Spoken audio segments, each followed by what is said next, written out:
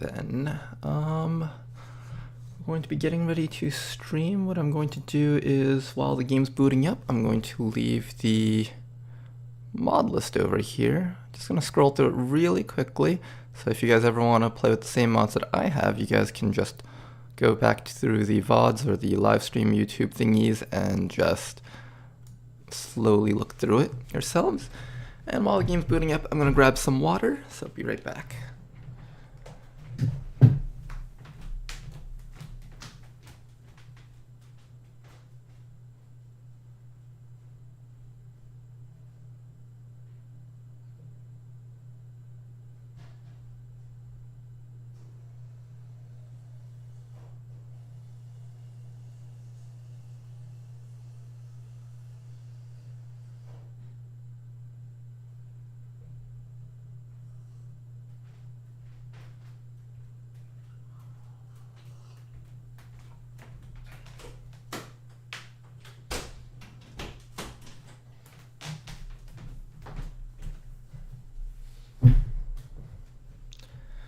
Alrighty then, and is the game done loading yet?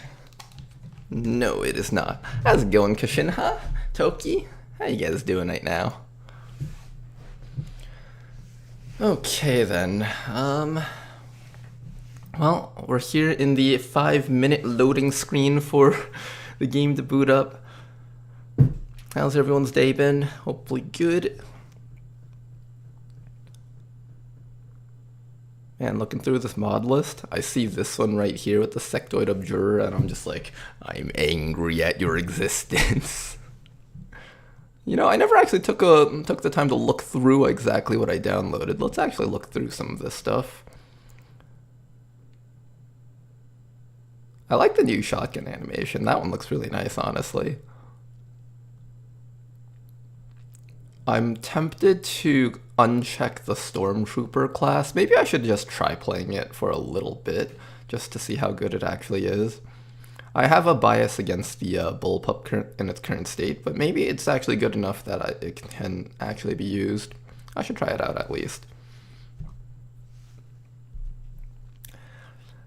I just finished my first encounter with the Chosen, the Warlock. I lost 4 rebels, but no soldiers. Hey, it's something. The Chosen are definitely really tough in Long War the Chosen, so it's one of those things where if you're doing this for the first time, losing a couple rebels isn't the end of the world, but as long as you make sure that your rebel region still has rebels to work with, I'd say if you can manage to come out of it with like 6 people in your region working still, that's honestly kind of solid. It's not the worst. When I first started out, I had to lose like maybe 2 or 3 people also. I don't remember the exact amount, but I lost a couple of rebels the first time through. I started realizing that the best way to do those types of missions is to just dash, pick a team composition like Shinobis, where you just have a bunch of stealth people that can just run straight down the map just to reach the guy.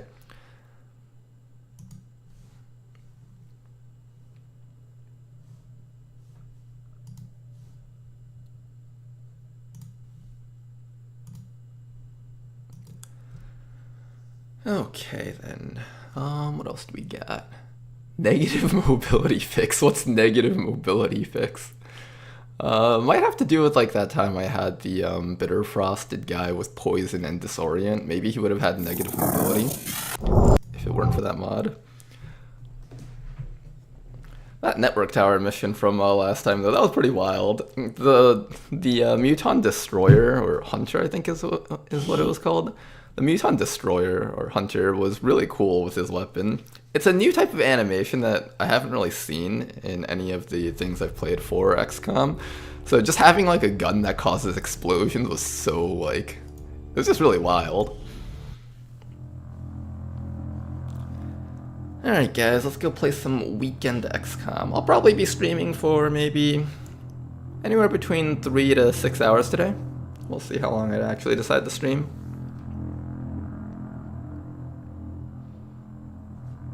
I actually just woke up now because I was up till like 4 or 5 yesterday playing BattleTech.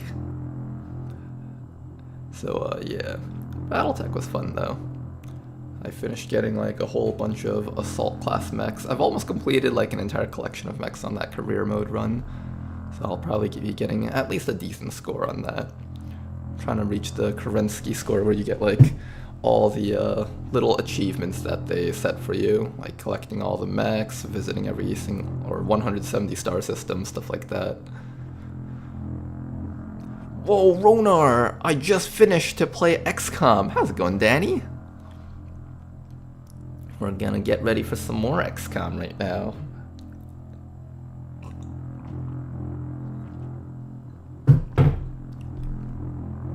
So today I think is going to be mostly a preparation day for the HQ assault on the Advent headquarters. I'm not sure if we're going to actually be able to get to it by today, but we'll see. I feel like we're just going to be coming across like dozens of missions that interrupt us midway through today's stream that like we just won't be able to do it, but we'll see if we can handle it.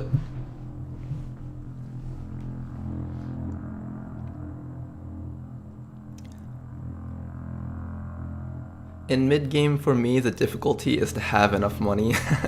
Yeah, I find especially in Mod Jam, money is a huge deal because there's so many more different types of items for the player to make that there's just not enough supplies because the base game supplies never got boosted or anything. It's not like the rebels collect more supplies or anything like that. So I find that getting your first liberation done as quickly as possible and then multiple liberations after that is super important to generate yourself a proper income.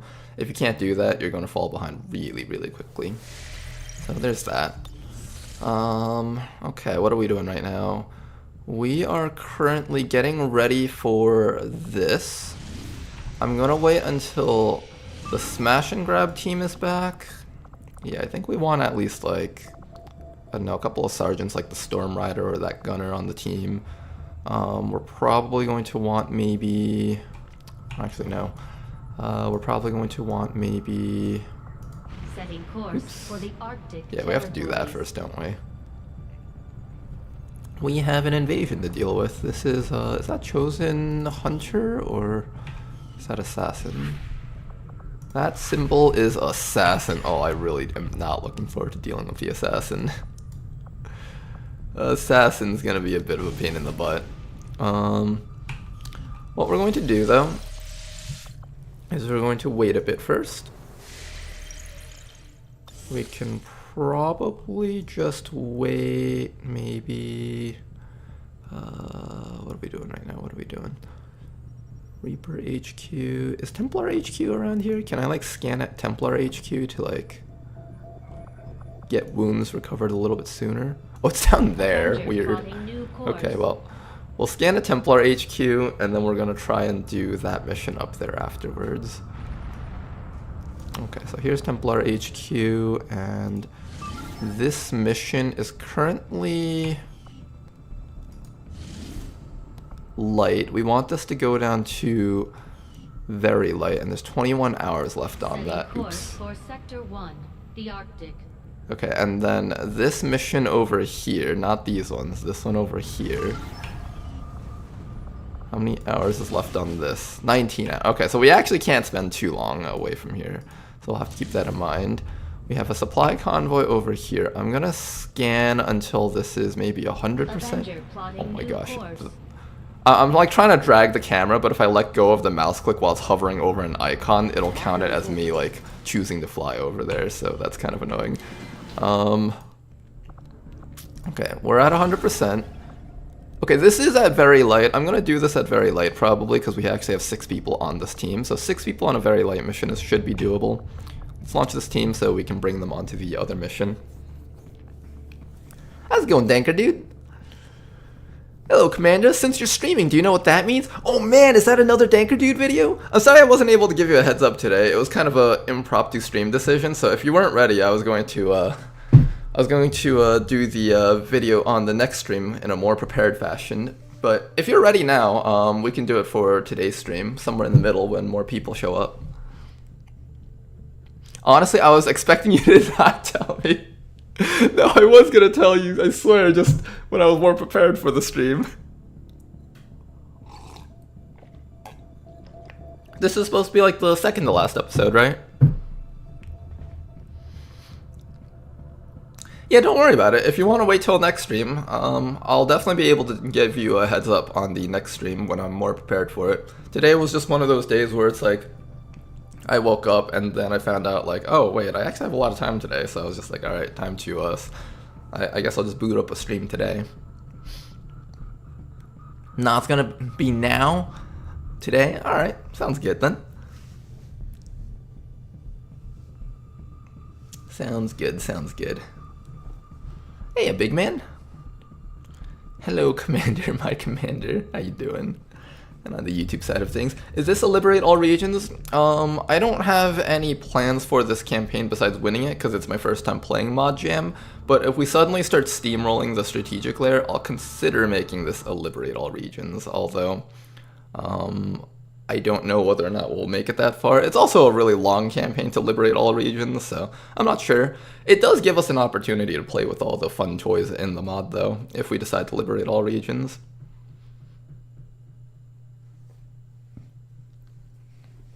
Advent really be hitting hard supply raids and intel raids. Yeah, I don't mind the supply raids. The supply raids give me like a lot of free resources, but the random like attacks on our bases though, there's a lot of attacks on our bases.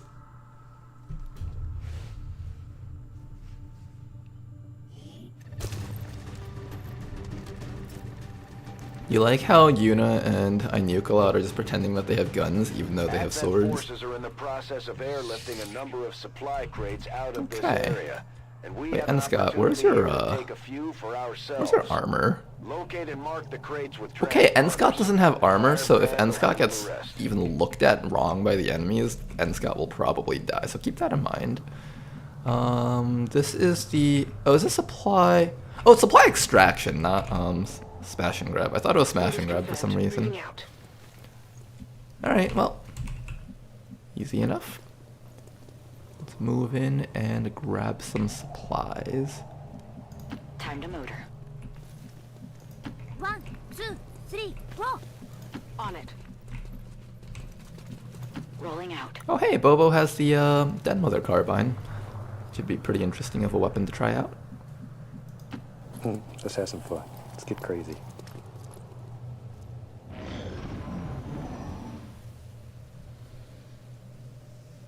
Okay. Nice and silent here. What we're going to try and do is we're going to try and make it to the middle-ish of the map, and then from the middle of the map we will be able to try and grab every single supply crate while hopefully killing as much Advent as possible. Ideally we don't get revealed by the drone, Location confirmed. although if we do get revealed by the drone, so be it, I guess. We just fight the drone. Go, go.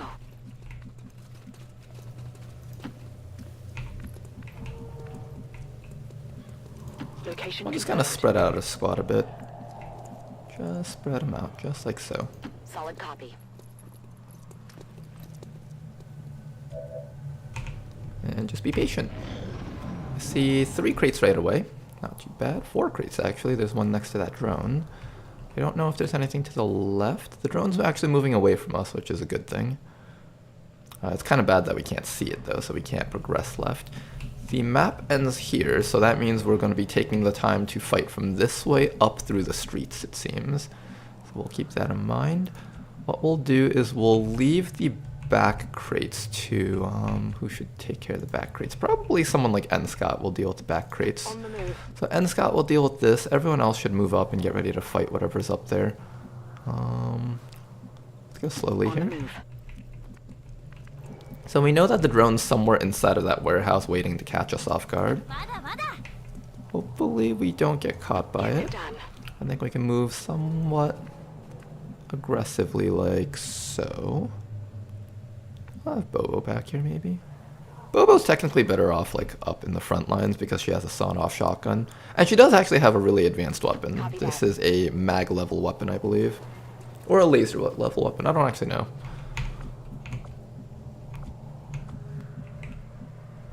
Maybe we'll run Bob Ross up to here. There we go. Okay. More patience. Oh, there's another crate back. Oh my gosh, there's like 3 more crates there. 1, 2, 3, 4, 5, 6, 7. We found 7 of the crates. There. Basic troopers, not too bad. 7, 8, 9. Okay, so we see like almost all the crates, in fact. This is really nice. What we will do then is we will start taking our people and moving them around here. So let's start with a little check over here with Inukalot.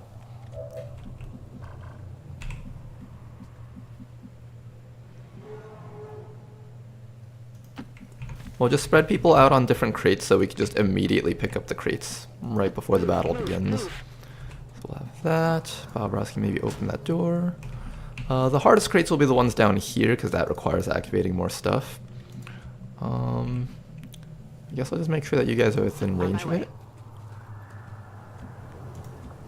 Make sure there's nothing inside the truck maybe. Nothing. Good. Okay, there's one all the way up there, plus some Vipers down here. Interesting. I don't actually mind just fighting all the enemies on the map right now. Yeah, I honestly wouldn't mind that. Maybe what we do is we just bring like... Ooh, up there. Is that too aggressive of a move? I think that's fine. Closing on target position now. That should give us vision on things. Ooh, what is that? A floater? Wait! Get out of here. You're supposed to be back in XCOM 1! That's cool. There's a floater around here. Alright, we will get ready to try and fight that floater, maybe. Ooh, what if we use the, I have an idea. What if we use the frag launcher thingy, and we set a trap for the, yeah, I think we'll set a trap for something. That's something I haven't really done before yet. These mutons seem a little more agile. What's a muton fantassin? They're still serving as the aliens' front line, though. Okay, I think that thing self-destructs, but they have to be like right next to it. Okay, maybe if they walk upwards a bit more, we'll set a mine trap on them. We'll leave you to pick up as much of this as possible, so you can like pick this one up, blue move, pick this one up, yellow move, pick that one up. So N Scout will stay all the way in the back where it's safe. Yuna will be in charge of picking up these, and we found that there was one floater, 2 drone, 6. So that's 8 enemies so far. There's still one more group out there that we have to be aware of. So just something to keep in mind. I kind of want to keep the team together. The stuff here is actually looking pretty dangerous. I'm going to keep everyone together. If we miss some crates on that side, it's fine. Some of these purple HP barred enemies, they don't seem like the kind of stuff we should mess around with. Let's go. Yeah, I don't feel safe around these purple HP barred enemies.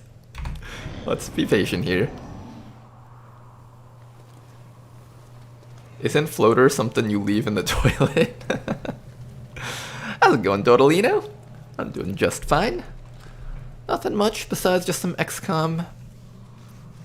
Today's just gonna be a nice and relaxing weekend. I was kind of hoping they'd stay together so I could just blow them all up together.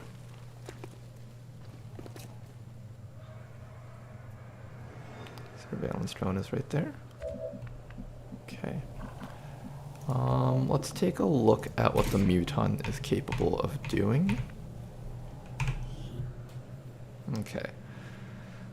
So he has the usual stuff. Noticing over here, he does not have the massive graze chance that a standard muton has. So this type of muton does not counterattack. 3 to 6 damage, 3 crit. I believe that's penetration as a stat. I don't remember exactly what that is. I think that's penetration, not shred. He's got the standard fire weapon, suppression, ravage. Attack a target in melee range with the corrosive rip claws. What's a corrosive rip claw? Cosma grenade. Inflicts requiem corrosion. These mutons have been repurposed for their role in the Requiem Legion, primarily as the less heavily armed, mobile, and most importantly, expendable frontline legionnaires. Fantassin tactics. While more than one member of this squad is alive, low cover counts as high cover for all members of the squad. If the squad has 4 or more living members, all members gain an additional 5 cover defense for each living squad member. They're really tough to kill. That's interesting. This unit has free reloads on their primary weapon. That's part of the Dark event. Once per turn, this unit will react upon taking damage if not suppressed. Oh. It's a good thing we have a gunner on this mission. Okay. So what we're going to do is, I believe grenade trap does not reveal us. Just let it bounce right along. Good. And then everyone else is just going to sit still and overwatch, I think.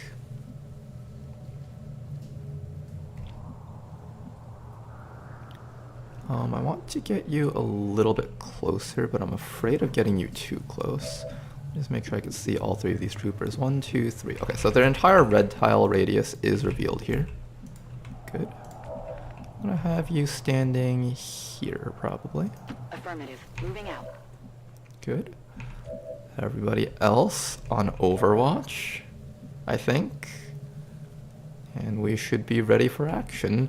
Do I want Bobo to stand still and shoot or move into sawed-off shotgun? She's got 13 mobility. It's respectable enough that I could put her here, have her on Overwatch, she'll shoot something, and then she can maybe move in and sawed-off shotgun. Probably better than standing still and shooting. Moving. I'm gonna move her to this side so she has a bit more distance to cover. And the scout over here is fine the way they are, I think.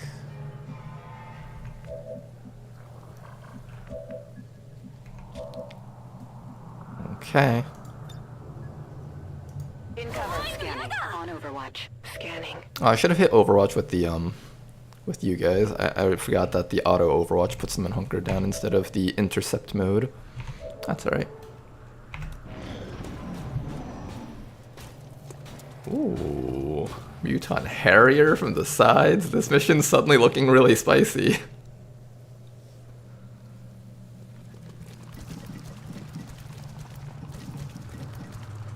Why are they suddenly moving around real quick? Floater.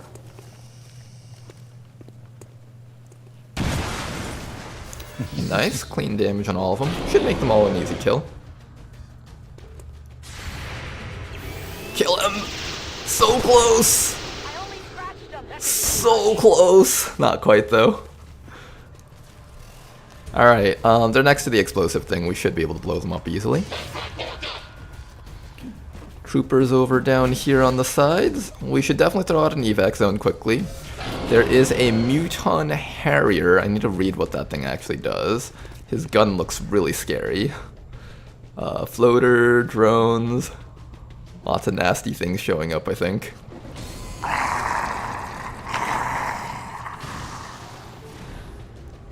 Oh man, it's been a long time, Floater. I wonder how this game's gonna handle the Floater's flying abilities. Okay, that's the entire map at once, isn't it? Of course it is. Alright, start marking all the crates that we pick up. From the transponder. Firebrand is en route to make the pickup. Okay, so we're just gonna grab as many of the crates as we can right away. Good, mark all those crates, and let's get an evac zone, probably somewhere right about the middle of the map here. I would say like, here's good. This is Firebrand. Alright. Request confirmed. That should kill all of those guys up there. We're gonna miss out on that loot, but I don't think I care enough to complain about that. So we're gonna have Bobo take cover. Oh, there's stuff on the sides. I forgot about that. Let's read what this Mutant Harrier does. Harrier grenade. Single target grenade with a small area of effect that ignores cover bonuses and some basic damage. Can I slash the Harrier? Yes, this guy does not have deflection abilities either. Okay, so at least most of the modded mutants aren't like just straight up immune to melee damage. That's good. Yes, this is a one tile wide explosion, so as long as we hit that with someone, it should be okay. I'm thinking we just have Bobo hit that probably. Yeah, Bobo, just tag that. Free kill for you. Unless they leave us no choice. We should try to avoid damage. Okay, and then Bobo can get to safety with her next action. After that, what are we doing with you guys? I don't like that mech very much, but we can't actually hit it with like a majority of our team. Let's read what this floater does. Airborne. Height advantage gives bonus defense against attackers. Okay, so they just give him like some sort of passive height advantage thing. Once per turn, this unit will react upon taking damage, if not disoriented. Oh, interesting. The other one was suppression. This one's disorient. So you basically need like a variety of tools to ensure that these guys can't do their things against your team. Interesting. This doesn't do too much damage. See, first seen during the first invasion, these cybernetic monstrosities are fast, highly mobile, but fragile. I don't know, 10 HP and 2 armor doesn't seem too fragile to me.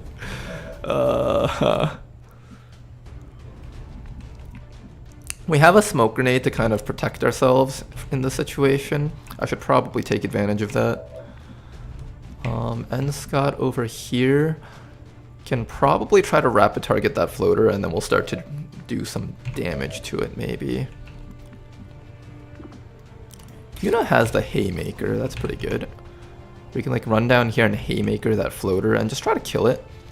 This would do 6 to 8 damage plus the crit, minus the 2 armor. So essentially we're doing 4 to 6 damage on this floater with the haymaker.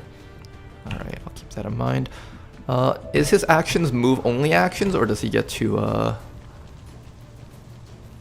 will react upon taking damage? It doesn't say whether or not it's like a shooting react or like just a basic react. I'm actually not quite sure. This is kind of spooky now. Does he actually shoot? Like, what does this guy do to us? I'm scared.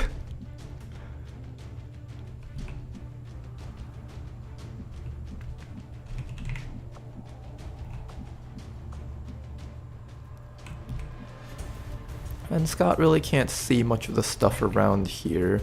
I'm scared of the Muton Harrier. I think I'm just going to have you come up here, activate that, and then hunker, probably. I should be out there hunting. Without armor, you're going to die in one shot to that floater hitting you. Definitely not something we want to mess around with.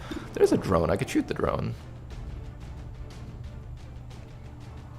Well, if we can max roll it, that would be really nice. Maybe I try to kill the floater this round, and we'll just back away from these guys and just pretend they don't exist. I like that plan. I think we're just gonna do the pretend they don't exist plan. Yeah, we'll just run away from them and just pretend they don't exist. Okay, so first things first, we kill the sectoid. Nice. And then you can relocate somewhere else where it would be safe. Yuna can probably run. Maybe we kill everything except for the floater this round, and then next round we kill the floater. I think I like that plan. Yeah, okay, we kill everything except for the floater. I think that's the play here. Maybe. I'm still not quite sure yet. I have to think about this for a second, but for now, let's just shoot the drone. See if we can get the kill on the drone. I like the shotgun everything, says Healthy again. Yeah, shotgun would be nice. Having an assault would be nice. I really miss having the base assault class for a Long War of the Chosen, but we never rolled one of those for Mod Jam. Not much damage. Okay. On reserves. I want to see if I can like suppress the floater while standing behind full cover, but that full cover isn't exactly safe because I think the Harrier just comes up and shoots me in the back. Let me actually count the tile differences. 1, 2, 3, 4, 5, 6, 7, 8, 9, 10, 11, 12, 13, 14, 15, 16, 17. The Harrier has to move just up to... The Harrier probably can't shoot past this, so he probably has to like move to one of these tiles to actually hit me while I'm on suppression. I think he can, though, is the issue. So maybe it's better if we drop to low cover and then suppress him. That might be the slightly better choice.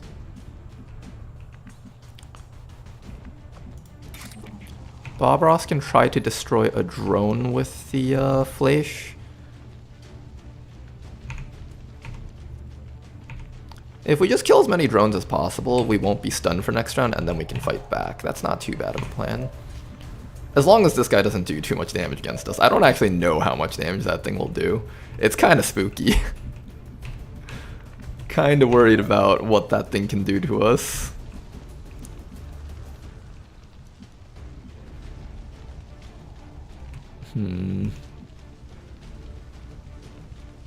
Maybe I'll drop down to here and suppress the floater from here. That'll take advantage of the possibly Blade Storm and easy handling against that drone. I think we'll try that. We'll see if that actually works. I'm not sure if it'll work. Yeah, well, I'll try that, I guess. We'll try like the close quarters, suppressions and stuff. And we'll do just basic suppression. Not using up too much ammo.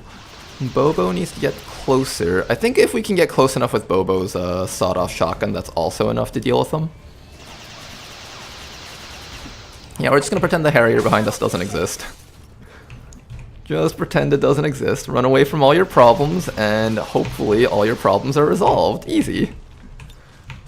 Alright, Yuna, we need you to slash this guy. That's 8 to 11 damage. I think plus the double slash, that should be a near guaranteed kill. But she has 2 swords, so I think it only shows the number for 1 sword. Oh, it actually shows the number for both swords. Interesting. Okay, that was my mistake. Launch those supplies anyways.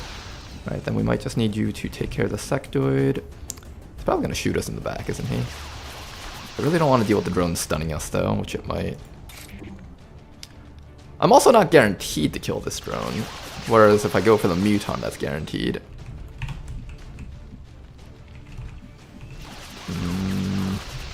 Spooky actions. I really would rather the drone be dead, but the sectoid can still be an issue. I think getting 2 people stunned, like if we get 1 person stunned by the drone, that's fine. If we get 2 people stunned by the drone, that's just super annoying. So I think we should try to kill at least 1 of the drones if possible. Get him, Bob. Oh, we couldn't get any of them? Oh, that's super annoying. This game's trying to get on my nerves right now, isn't it? Well, not much we can do about that. Let's get up here and just have as many people surrounding that floater as we can. Hey, I'll go.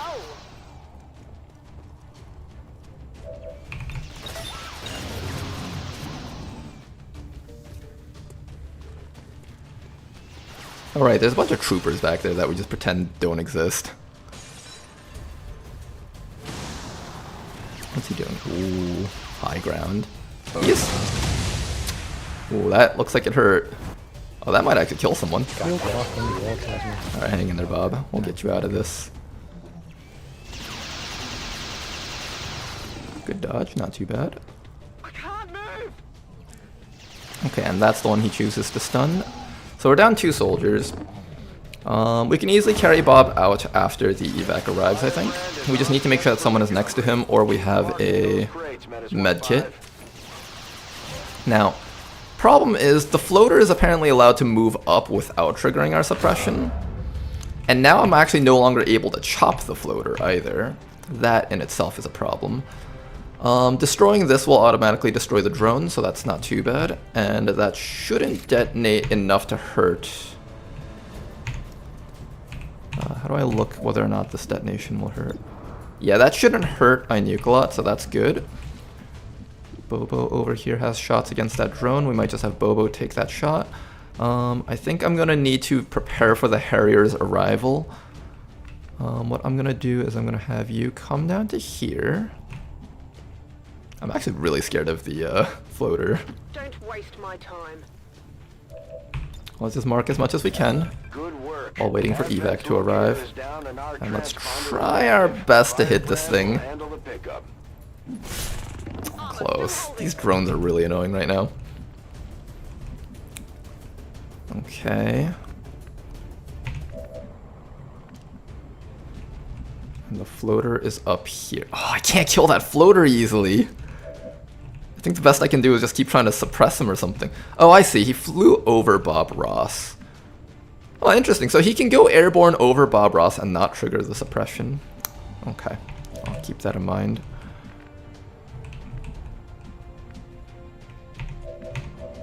Okay, Bobo, you need to get to a spot where you can hit the explosives and then get ready to start helping us shoot the floater, because that floater is a huge pain in the butt. There's also a crate down there that we won't be able to grab unless I use Yuna's action for it. I don't think I'm using Yuna's action for that. I think Yuna's action is better spent on killing something. Which means we're going to lose 2 crates maybe? We have a stabilize ready for Bob Ross. We just need to deal with the floater. I don't know how I'm going to deal with the floater. He's such a pain in the ass.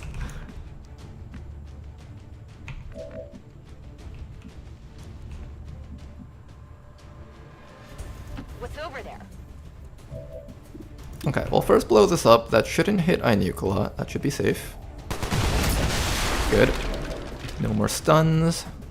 Really helpful, and we can take care of this sectoid at the very least. So we can deal with most of the things on this map right now.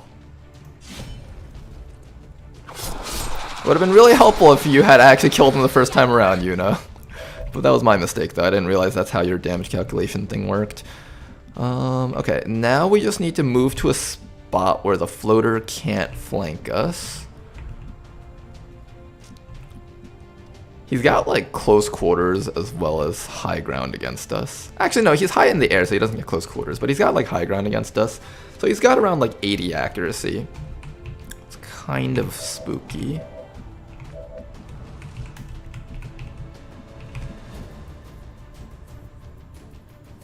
I believe if I put you back here we should be able to hit the drone maybe.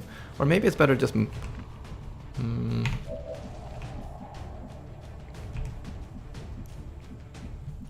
Where's a good spot for us to hide that won't get us hurt by the floater, but puts us close enough to help out against the trooper? I think worst case for this mission is we don't get to kill everything and grab all the stuff, we just grab as much as we can and take Bob Ross and leave. That's most likely what's going to happen with this mission. I'm going to put Yuna right here behind this full cover slot. Now Halshin has a couple of options. One option is to actually stand next to this floater and just use like Blade Storm to kill it, or stand close to it. I think, let me look at this. Not that one. Which perk is it? Reflex Shot. Once per turn, fire a reaction shot with your semi-auto pistol at any enemy who closes within 7 tiles. So 7 tiles would be like 1, 2, 3, 4, 5. Yeah, this should be safe. So I should be able to get that drone with you while suppressing that floater. And will closing this door turn this into full cover? No, it does not. Okay. We'll keep it open in case we ever need to run inside for whatever reason. And we'll just continue suppressing that floater and see if we can get something done here. We're going to lose some crates, unfortunately, but not much we can do about that. Advent just airlifted out their first crate. I knew Kalot's going to be in some trouble if the Advent troops behind her can actually reach her. Oh, the Harrier's already here. Oh, he's going to cancel my suppression. That's so annoying.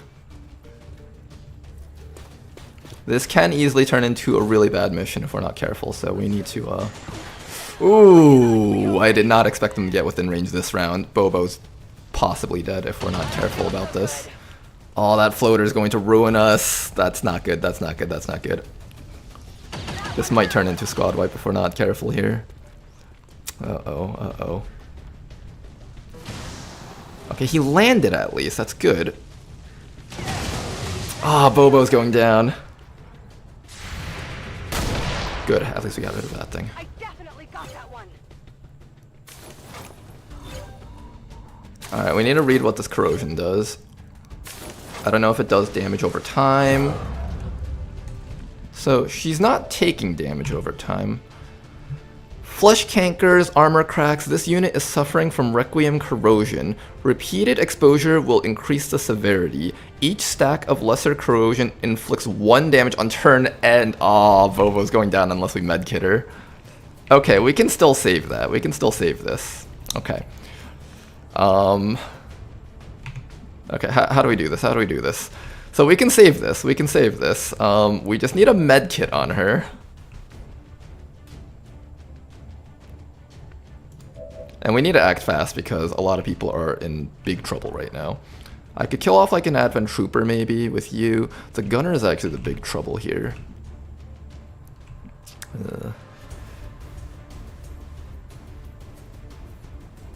Medkit Bobo and then try to sawed off shotgun this guy from 1 tile away. The 1 tile distance does make a big difference though. I'm actually kind of curious whether or not both barrels will suffer. I need to see the range table for the sawed off shotguns. Give me a second, guys. Long War, the Chosen, Wiki. Okay, let me look this up on stream so you guys can actually see what's going on here. Oh boy, things are getting spicy right now. Things are getting a little bit spicy. You don't have any snipers in your team? Not this team. This team was meant to be a quick smash and grab kind of team. Let me figure out how to get OBS to share the... Here we go. Okay, I need to see weapons. Where is the sawed-off shotguns? Range modifier. From 1 tile away, we get 60 bonus aim. So from 2 tiles away, we get 30, and then 3 tiles away is 0. So let's just go back to our game really quick. So if I were to stand here, we get plus 60, so that's a 134% chance to hit. From here we get 30, so that's still a 104% chance to hit with like probably some grays. Here is where it gets iffy, then we only have a 74% chance to hit. But then Bobo is going to get shot to death by those guys up there, that's the problem.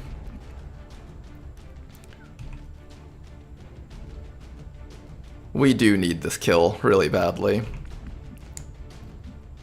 We need this kill very, very badly, in fact.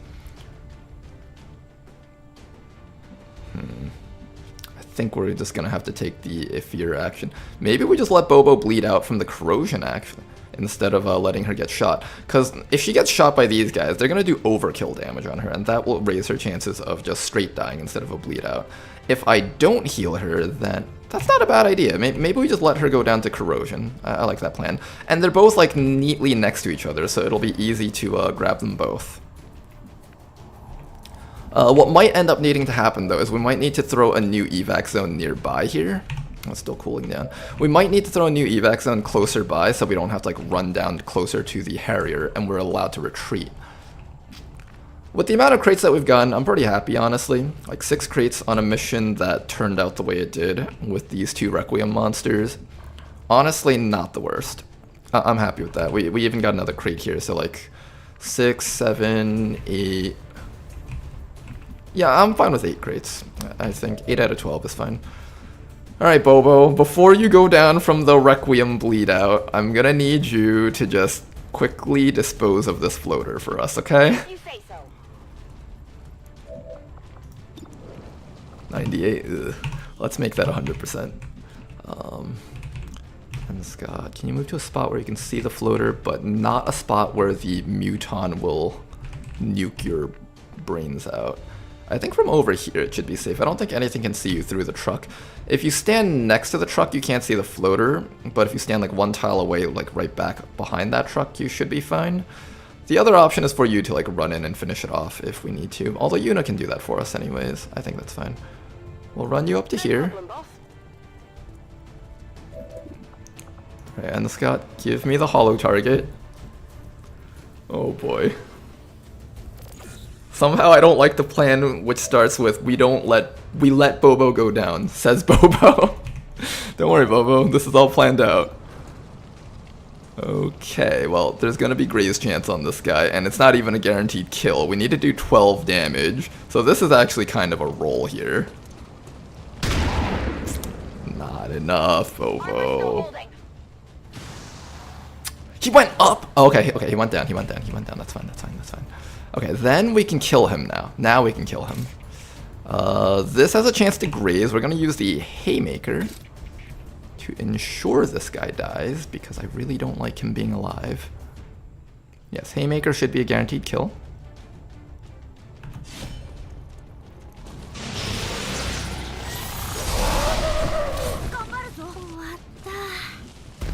Requiem Essence, interesting. Okay, and then you can use Windcaller's Legacy to like escape somewhere. Maybe get next to these guys so you can get ready to medkit some of them. Bob Ross will need a medkit for sure. Halshin needs to get in place to Halshin needs to reload. Lots of things need to happen right now. Gonna place Halshin here to grab that crate maybe. What's over there? And so you can reload. Let's do this. I might actually stand Yuna out in the open just so she could tank a bit for I nuke a lot maybe. If I stand them together, there's a chance the Advent Gunner might suppress instead of just straight shoot at us. I don't know. I honestly don't know.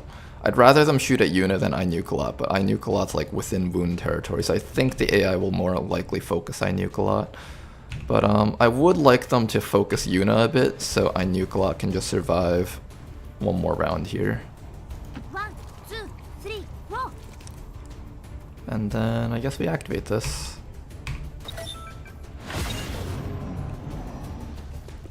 Wait, Bobo's no...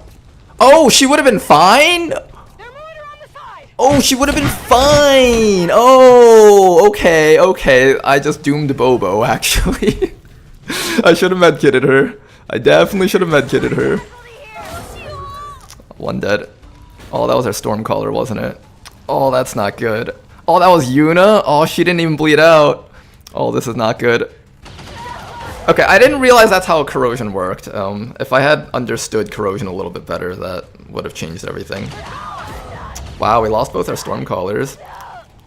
That's unfortunate. Suppression. Gross. Okay, this mission is quickly devolving into something really nasty. We need to get ready to leave. Can we get to Bob Ross on time? The answer is probably no, isn't it? I think we just save whatever we can. Ooh, this mission turned out really badly.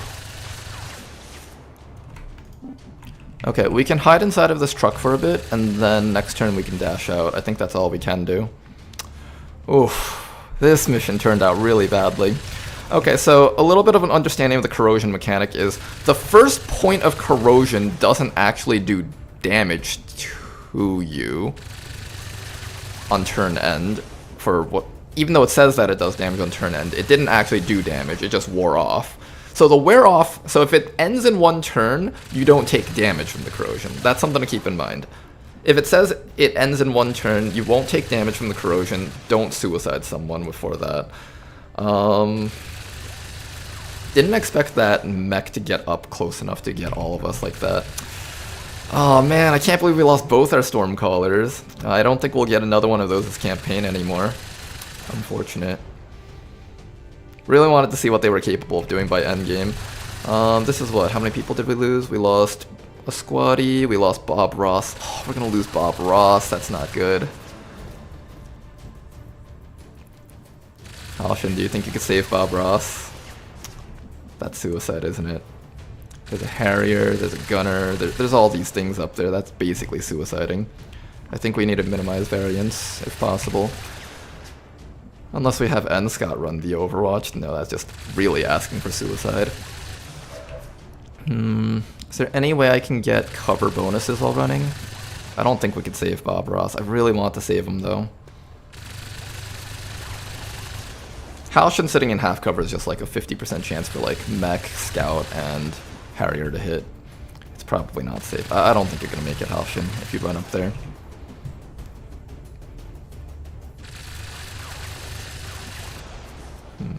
Let's see. Maybe we... No, we're not going to gate crash. I think this campaign's gone on long enough that like we should just play this one out at the very least. A bit saddening that we won't get a Stormcaller for a while. I believe someone did mention, though, that you can find them in the stores.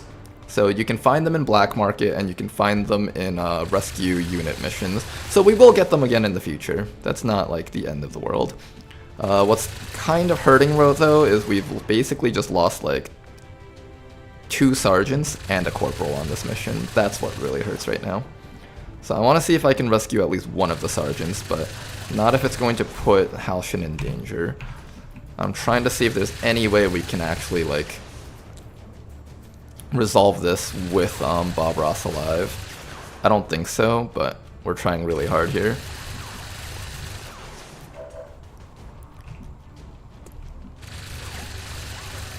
Alright, Halshin, I'm gonna run this Overwatch.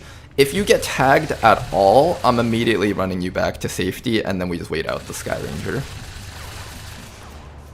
If you get hit, we're waiting out the Sky Ranger, and we're just gonna leave Bob. If you dodge the shot, though, I'll take the medkit chance. If you say so. This looks a little ugly.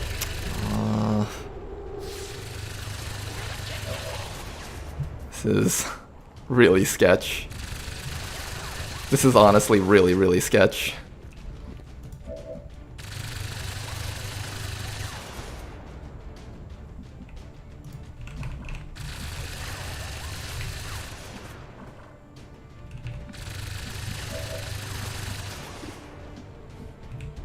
This is super sketch.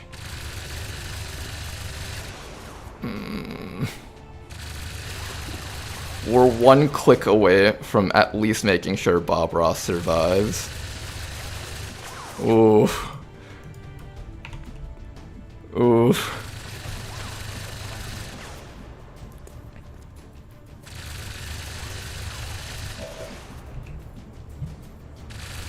Ooh. Yeah, this mission is quite a bloodbath already. Oh, apparently I can blow that up. Ooh, ooh, ooh, ooh, ooh. Wait a second, wait a second. Don't slow me We down. got something we can do here. I didn't even think about this. I didn't even have to take that Overwatch. Wow, okay, that was... Weapons dry. That makes us a little bit safer. I'm willing to try this now. Come on, hold on. Hang in there, Bob.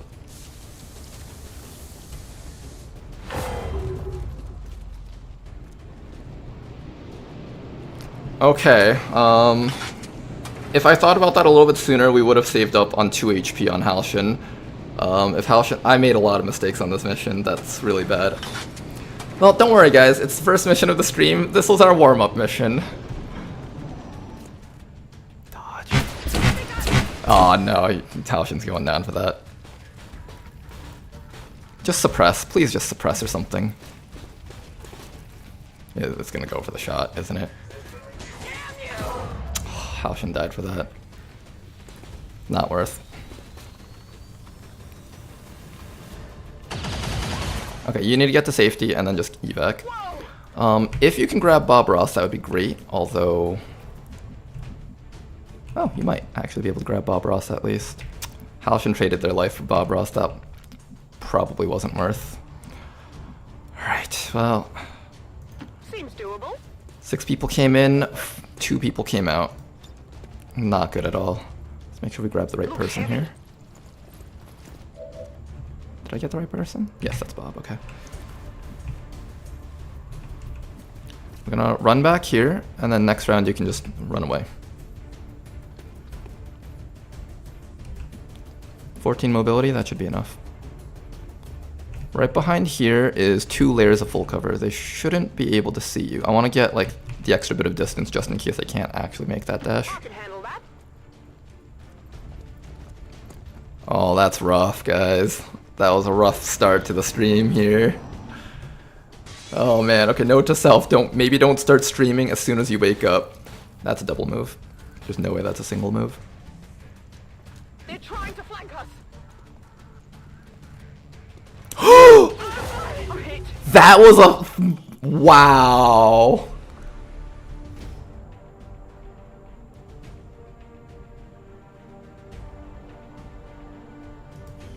That got everyone. Damn. That actually got everyone.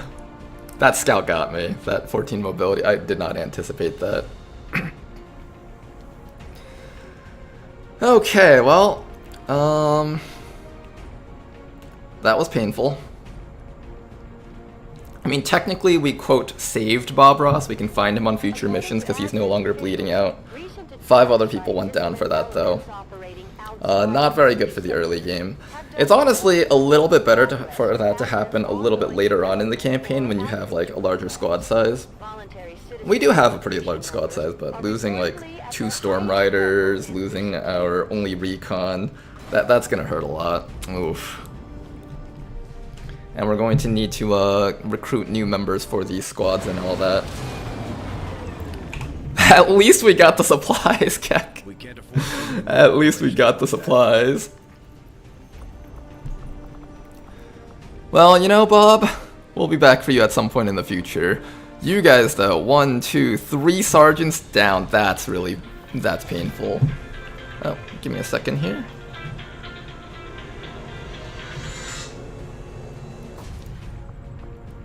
Okay, let me just mute the stream real quick.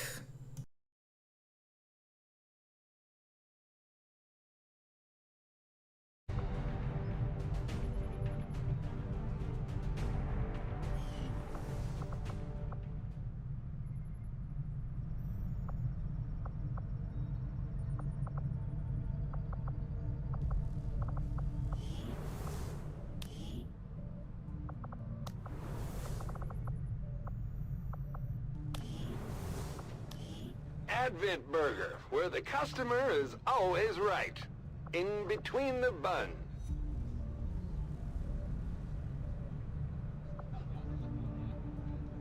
Okay, sorry about that. Alright, so first we need a recovery plan. That is 1 entire squad of soldiers that will no longer be going on missions, which means our entire team has slowed down a significant amount. Hopefully these rookies will train up quickly and we can get some replacement units. Looking back at this, we should probably use some of these units to replace the ones that have fallen. So I'm going to need Big Smoke, probably with his good accuracy, to become the ranger that Bobo was supposed to be. So we're going to be changing that up a bit.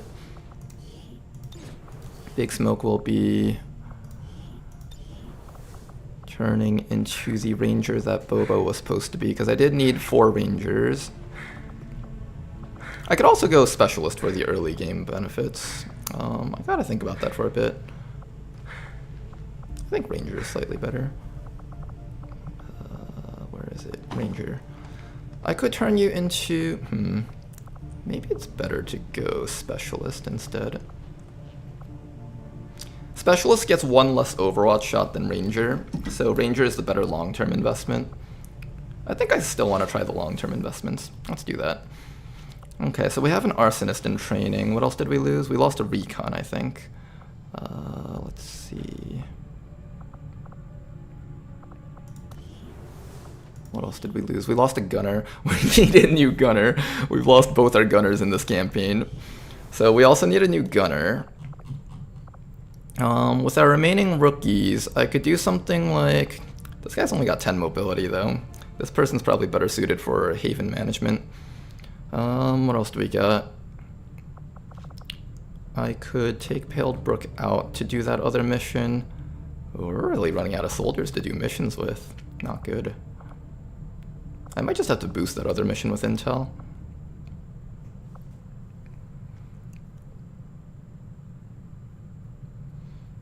Five sergeants, gotta be a new record. No, we've lost 8 master sergeants in a campaign before and still won, so... Actually, no, I think it was, how many people can you take on in Haven Invasion? I think it was like 10 or something, right? So I think we've lost 10 master sergeants before with full gear, and we have won a campaign before. But that was mostly in the late game when we were already set up. Alright, I think what we're going to do is we're going to double down on buying units from the black market for the foreseeable future. So let's buy another soldier right now. And we're going to spend more of our supplies on soldiers for the next few months at black market, where we would normally just stop buying soldiers. New supplies coming in. We'll need to seek out new means of... Ooh, this person has actually pretty good aim. Let's take a look at him. Okay then, what is that outfit? That outfit looks wild. 80 accuracy, that's like... Oh, 75 because you have a gun, that's right. 75 at corporal, assuming you gain like 2 or 3 per level, that's acceptable. As a rookie, I think you had slightly above average accuracy. That's pretty good. I think we already have one Juggernaut. Let me take a look at what the other Juggernaut built, and we'll probably build this one to be kind of the opposite of this one. So level 26 went full flamethrower. So that means what we need to do with you is probably rockets. That might be fun. You do come with Bring 'em On. That does give us a reason to use. Do you have that perk that makes it so that explosives do bonus crit damage? No. Okay, we don't have that perk. Traverse fire, return fire, full kit. This does not boost the number of rockets you own. Hard target. You're also not the smartest tool. You're not the brightest tool in the shed. So maybe we'll give you... We'll just give you something simple. Maybe we'll do something like salvo. I kind of want to try burial shot, but fire in the hole is probably slightly better just to boost our rockets. Overkill. Rocketeers usually use their rockets on things at full HP. You're usually using the rockets at the start of the turn rather than the end of the turn, so this isn't as helpful. Between Lone Wolf and Focus Defense, this row kind of sucks for the Juggernaut, the Sergeant row. Usually you expect the Sergeant row to be like a power spike for the units. Usually I think it's like Sergeant and either Tech Sergeant or Gunnery Sergeant. You get like usually multi-shot perks here or like some sort of super strong perk here with like a final really strong perk here, but for some reason this row on Sergeant is just kind of really lackluster. I guess we just take Focus Defense. Probably take Focus Defense and maybe...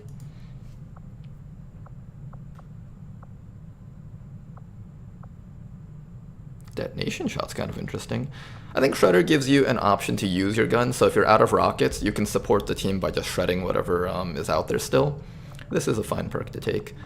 Then after that, we'll probably take Javelin Rockets, Rocketeer, and most likely Devastation. Just for like a full Rocketeer build. We don't have any technicals in this campaign, so I just wanted to have like a class that kind of acts like a technical. Oh, Bobo remembers that invasion that I was speaking of. Yeah, I think you were, weren't you? What makes the evac take several turns to come? Is this part of Long War the Chosen? That's right. Evac is not immediate in Long War the Chosen. You have to pre-plan where you want to throw your evac zone. It's part of, there were multiple reasons for that. The first reason is because it'd be too easy to stealth missions, because what they did was, in vanilla, enemies' pathing wasn't random. They'd actually like focus on some center point between XCOM and the objective, and because of that, you'd oftentimes have like the enemy pods patrolling directly into you the closer you got to the objective. Long War basically took that out, and now they're back to like random or semi-random pathing. I think they have like some initial pathing that they follow. But basically they patrol certain areas instead of just like move in relation to XCOM. They have no knowledge of XCOM's position. But because of that, it's too easy to run up to the objective, hack it, and just immediately leave. So what they did was they made it so that there was a timer to it. That way you couldn't just run up to the objective and hack it and leave. You still have to do some fighting at the very least. That was like the balance change that was made. Okay, I think this is what we're going to do with this person, and we'll just take one of these perks down here. I'm thinking Traverse Fire isn't too bad. Traverse Fire with Shredder is actually... I don't actually know if Very Low can learn that. I think Very Low only gets like 25 points or something. We could give you like Concussion Rocket. I know this was reworked in Long War the Chosen to be better. So this always disorients organic targets, and additionally each organic target has a chance to be stunned instead. So this is like a mass disorient. I'm okay with this. Requires one action and ends the soldier's turn. Yeah, I think we'll just teach this. It's only 10 points, so that's kind of worth. If you have enough points to pick up something else, we might pick up Hard Target. And that would be 25 points total, which should be enough for a very low intelligence soldier. I'm gonna take all of that. And that should be that. Okay then.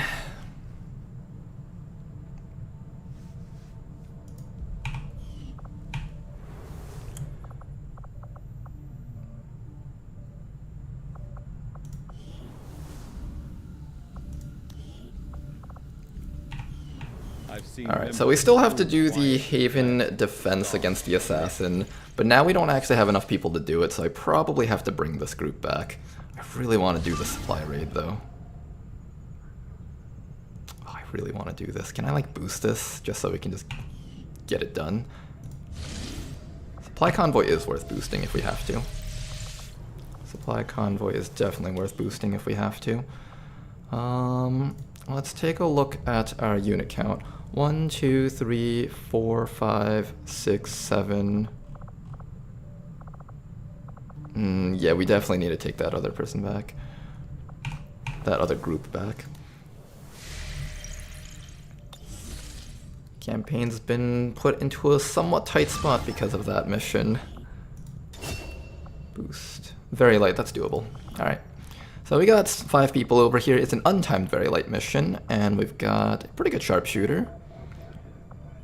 I think this should be doable, especially with a good engagement with the Grenadier.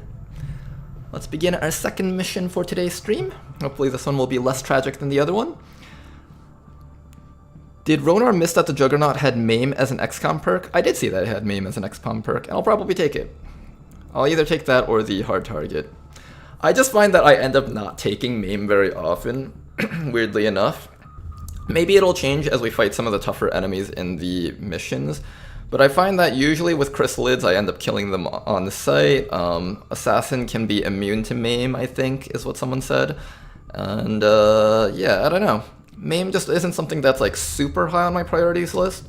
It's not bad, don't get me wrong. Like, I still think it's very solid against certain things. Like, for example, if you get like a really strong beefy boss unit out in the open and you just can't kill it this round, you can MAME it and just keep it out in the open. But overall, it's not something that I'm super excited to take, because usually by late game I just have my snipers kill everything and then everyone else just kind of watches from far away.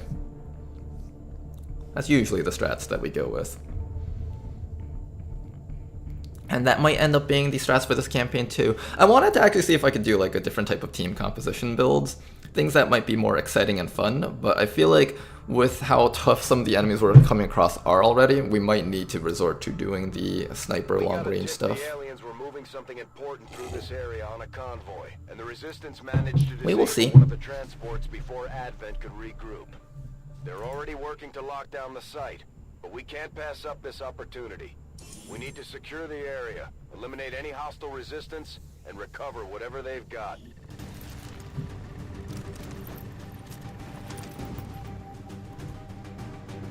Menace 1-5. The disabled Advent convoy is Alright, just ahead. convoy just up ahead. Engage and eliminate all hostile forces. Let's get ready for it. So, somewhere up there in the fog is our enemies. We got a high ground spot for our sniper here, but it's not exactly a safe spot. So we would need to do a bit of combat around here, probably up in front at least, to secure the spot for the sniper. So let's take a look around here with our Grenadier first. With the boosted cores, our Grenadier should be able to just wipe a good group of enemies. Hey, maybe we just start engaging on these guys right away. Honestly, not the worst idea. I will consider that. We'll put our sniper back here. And what I want to do is just make sure there's nothing on our flanks. So I'm actually going to run Apple all the way down to the sides. Nothing good.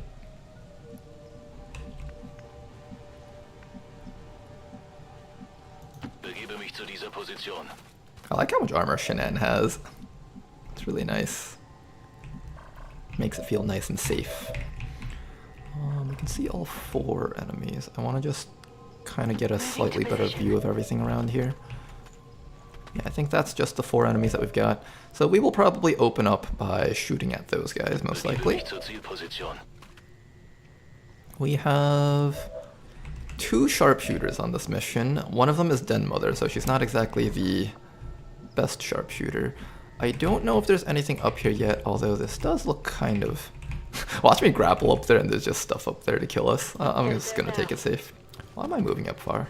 I should have stayed back, that's fine. Steady your weapon, steady your weapon. We'll just wait, be patient. Chosen aren't immune to MAME. Their combat readiness action can remove it. Oh, that's how it works. I see, I see.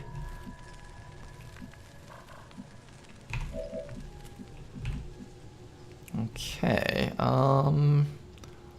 Understood. Moving out. how do we start this out? We can lead the target on... No, the snake's already too far back. Well, we'll wait for them to go here and then come back, maybe. Well, let's just be patient. Meanwhile, this will give us a bit more chances to scout with Apple.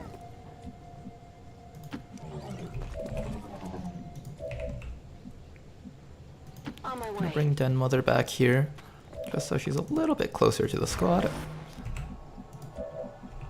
And everyone else can just hold still here. Just be patient. Patience. Okay, there we go.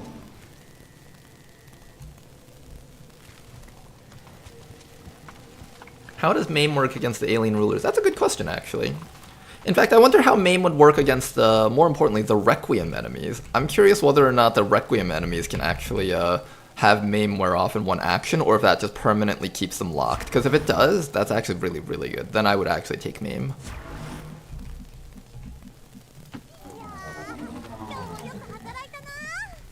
I hear so many snakes out there, but I don't see any of them. That kind of worries me. I hear so many snakes! Nothing. Moving. Enemy sighted. There we go. Okay. If we get an engagement where both this pod and that Viper pod are mixed together, I will definitely immediately AP grenade it, regardless of which position my snipers are in.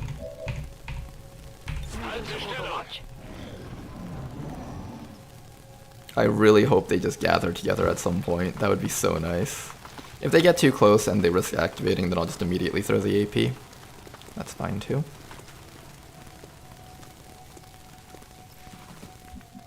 Where did that pod go? Wasn't there like a snake group back here? Did they just leave? They might have just left.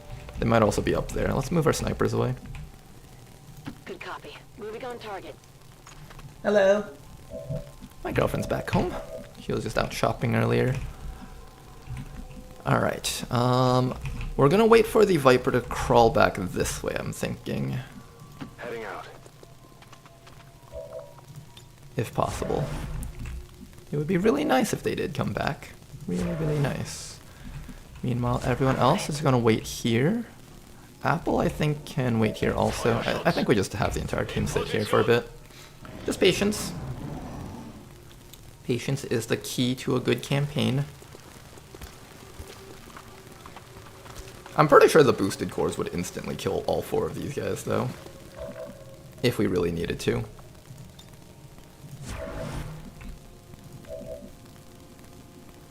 On my way.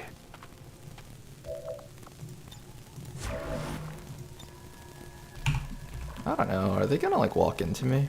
If they risk walking into me next round, then I'll just go for it.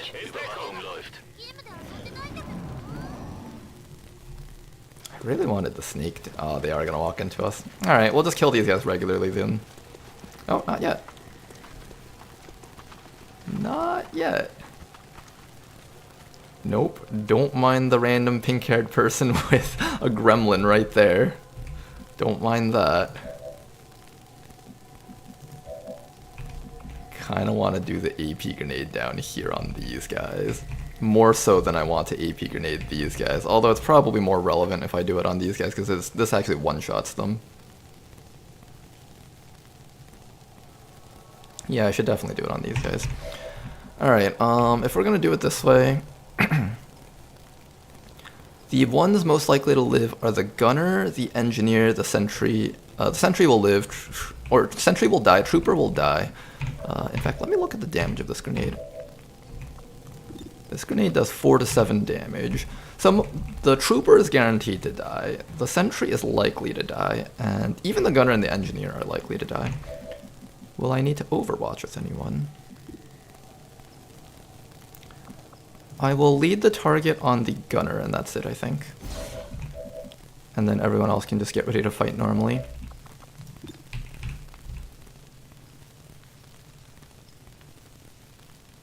think we want it... I want it a bit more centered on the group, but I think this is the best we've got. Throwing grenade. Let's go with that. Let's begin. Oh my god. Toast. We're spotted. Almost killed all of them. Both the 6 HP guys survived with 1 HP. And our lead the shot didn't go off either. Oh, what? They saw me? Ooh, that's not good. That's actually not what we were expecting. Okay, that's a problem. Oh boy. 2 bad missions all in one day. Not good for us. Let's see if we can resolve this without this one being a tragic mission. We can at least remove 1 duelist, I guess. Let's start with that. Okay, we'll let the Viper bind someone. And then we just need to kill off... I don't want to progress too far forward though. This is what? This was a very light mission and we found 8 enemies. Stun Lancer would be a problem. You could definitely take care of like the gunner, I think, with a double move. And then you can take care of the engineer and we'll just call that a turn, I guess. Not the cleanest turn. I might actually want this guy to move up this way so we can have him get bound by the Viper instead. But somebody does need to take care of the gunner, so that'll probably be your job. But you need to do it in a way that doesn't get yourself exposed and shot. I really wish you could move up to there, but you can't. And I need to move in a way that doesn't expose... Well, the last pod is command pod. Command pod's probably all the way down there, so this is honestly a little bit safer than we might expect. What was in that group? Duelist, Sectoid, Viper, and... Yeah, okay, I think this is safe. Up to here should be safe. Viper is most likely going to bound someone. Sectoid will probably summon, maybe do P damage with a shot. She has a lot of HP, and then Stun Lancer will just hit someone regardless of cover, so cover doesn't actually matter in that situation. So this is actually an okay turn for us. It's not the worst. Ooh, I could bash the Sectoid for a lot of damage. I kind of like that. Yeah, let's do this. If I can't hit the Stun Lancer, that might be what I do. I really want to know where the Stun Lancer is, honestly. Stun Lancer, where are you? I'm going to take a blue move here. Oh, hi. That's where the entire enemy team is. Okay, so if that's the case, then what I'm going to actually do is I'm going to bullseye the Stun Lancer so he has the least chances of hitting us. That will debuff his accuracy so much that he should have a very little chance of actually doing damage to us. Yeah, he's only got 45 aim now. Engineer. What's Engineer gonna do? 3 damage, that's fine. Sectoid, maybe do a summon? Ooh, Mind Control. That's a nasty one, actually. Did not expect the Mind Control. We'll have to do a combination of boosted cores and maybe something else to deal with him. That's really not good, though. Sniper should be able to get the Viper. Oh, hang in there. Just don't get hit. Oh, God. Are we going to have 2 bad missions in a day? If we squad wipe on this one, then the campaign is actually over. Okay.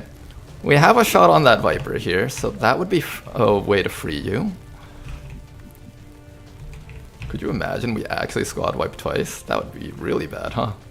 Let's see. I can also free you with this person. We have to deal with the guy down there. That's a big problem. Okay, Apple, you're gonna ignore this guy behind you. We got a combination of bad things going on here. Let's see if we can fix this. Okay. Den Mother might be able to grapple up and... No, not within range. This guy's a bit of a problem. Worst case, we just have Liu take care of him. Liu can use the stun mind-controlled unit perk thingy. There's a perk for that. You have the point-blank sawed-off shotgun.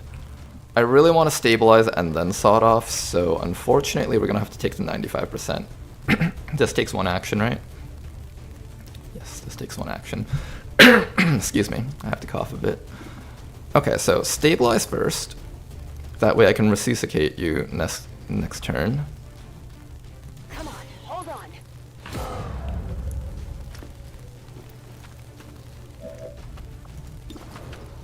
Could you imagine this misses? Okay, so we have that. Disabled. Then we have to stun this guy. And the Viper will be left alone, but it will most likely just go for a tongue grab. And I'll put you like here.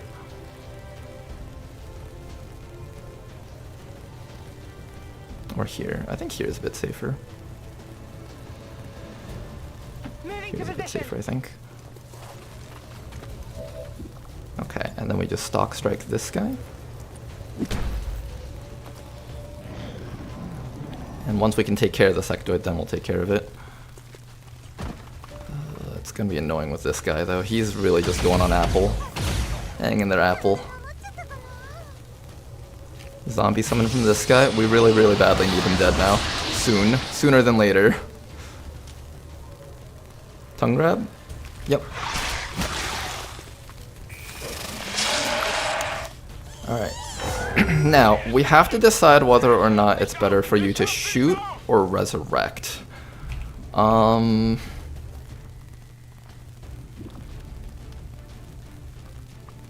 believe he gets both his actions back and then he can immediately shoot, maybe?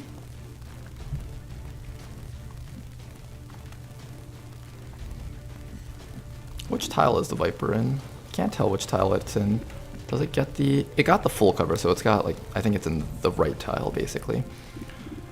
Do we take the 78? Do we take the grapple so we have a better accuracy shot? No, then we have to shoot through half cover. So probably the best thing to do is actually to resuscitate you, and then take the shot so we can liberate. And then after we liberate you... is there a ladder here for the zombie to climb up? Might be. I'm worried about Shinan and the zombie, honestly.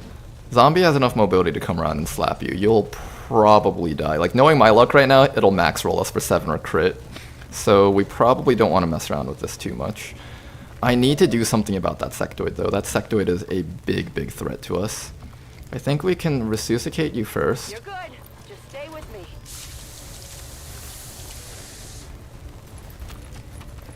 Alright, Nyan, you're back up. Yes, you do get both actions back. You're not... Okay, you can shoot the Viper.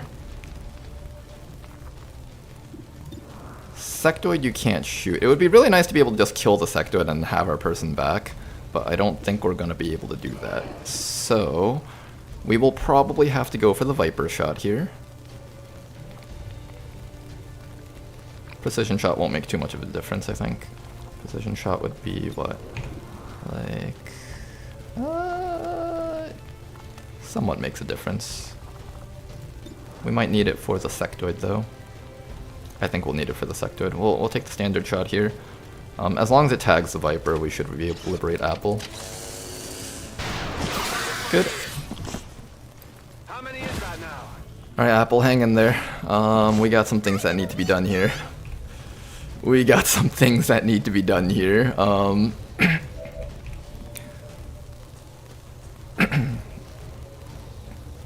I'm trying to think about how we can best handle the situation in a way that we won't die. I will probably have to stock strike Shinan again, just to keep him stunned for one more round. How many rounds are you mind controlled for? 1 turn remaining. Okay, that's not the worst, does it? Let me read this a bit. Ending this turn. Actions available on unit's turn start. Okay, so on this turn it ends, I think is... Ends on the start of the player's turn. Okay, on the start of the player's turn. So basically, next round start, I'll get control of you. So I do have to stun you for 1 more round. So now the question is, how do I keep Liu alive versus the zombie if we're going to stall for one more round? That's a good question. How are we going to keep you alive? How do we keep you alive in the face of zombie? I think we just have to risk the roll. You just have to risk that the zombie either grazes or misses on the 75% strike, or it doesn't roll 7 damage, and the sectoid doesn't also shoot you. Those are really high demand actions here. I don't know if I trust that. Alright, what would Shinan do to us if Shinan came back up? He'd probably run next to us and shoot us with a laser rifle, right? Or laser pistol. So that's like 5 damage at most. Funny enough, this person can't actually kill anyone. Actually, no, that's a lie. He can shield bash all the way across the map. So that's a complete lie. He can definitely kill Apple. Or Nyan. He can actually kill a lot of people. It's actually better for you to stock strike here. Definitely better for you to stock strike here. Okay. I'm going to run you down to here.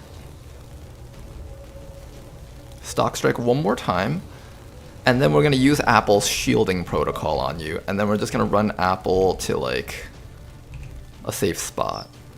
It's either shield protocol, run to a safe spot.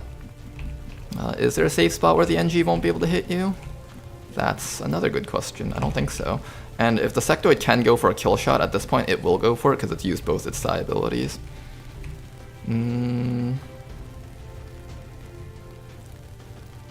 I can also just shield protocol you. And then as long as he doesn't crit, you'll stay up. Double shield protocol. Okay, I like that plan. Or medkit heal.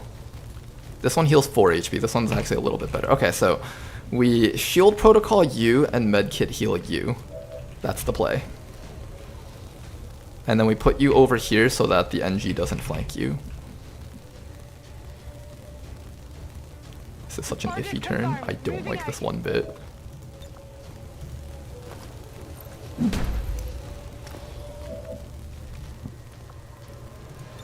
Okay, and then you're going to shield protocol Liu.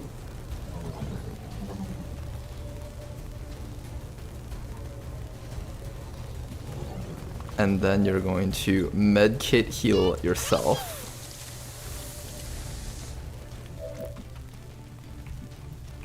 Did I ever mention how sketchy this turn was? This turn is so damn sketchy. Oh, we actually have a smoke grenade. Wait, we can do things. Oh no, but then we'd be giving the zombie smoke. I think we just steady up our weapons so we can kill things. We don't want to give the zombie smoke. That would be really, really bad for us. Hang in there, Apple. She's just taking shots to the face right now. Okay, got you protected. That should be enough to survive as long as the zombie doesn't crit. The zombie just can't crit us. Don't crit, don't crit. Okay, okay, no crit, no crit, no crit, no crit. Good, good, good, good, good. Welcome back, welcome back. Alright, Shinan, that turn was a bit of a fuckface turn, but things are hopefully okay now, and we are going to dispose of this piece of shit for what he's done to us.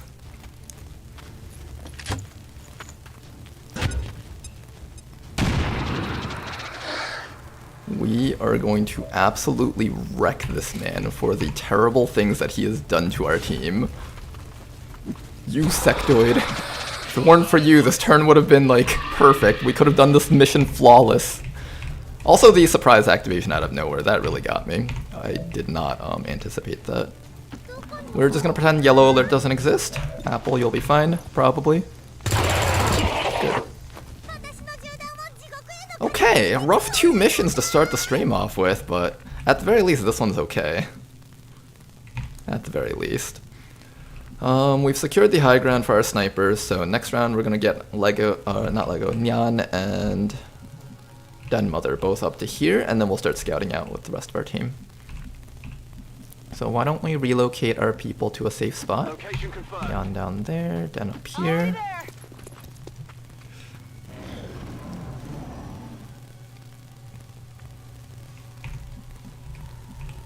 Sorry, my weak will almost ruined the mission. It's okay, Shin. You're back, and that's all that really matters. Okay, so for this turn, we want to just make sure the entire squad is up and available. There's Den Mother. I'm going to make sure that our snipers are up on the high ground. Apple, you did good. You tanked like 3 shots on the flank. Even though it is just a basic engineer, it's still a lot of damage to take 3 shots on the flank with no armor, so I'm proud of you, Apple. Got it covered. Waffe geladen. Bleibe Gebiet. Okay, once our team is steadied up with their weapons, we will get ready to Let's move already. go in. I won't have my I won't have most of the units that I want available for the next mission. Let's see. I think we'll have Shin available for the next mission, but we won't have our sniper. Oh my gosh, we won't have our grenadier. We won't have anything for the next mission. The whole point of going on this mission now was so we could have them. Overwatch. Not good. Not looking good for the campaign here. Biete Feuer für Aktivität. Halte Stellung. Is the engineer not a big flank threat? The engineer is actually among the lowest flank threats. It's got 65 aim, which is basically an XCOM rookie, except unlike an XCOM rookie, which can do like 3 to 5 damage plus 2 damage crit, the engineer only does 3 damage plus 1, as you saw. So he could only do 3 to 4 damage per shot on the sides, and there was a high chance that he would miss anyways. So it's one of those things where it's like, yeah, I take my chances with the engineer rather than the sectoid.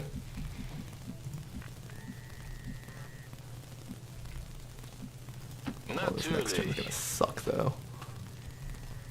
Alright, everyone just move up nice and slow.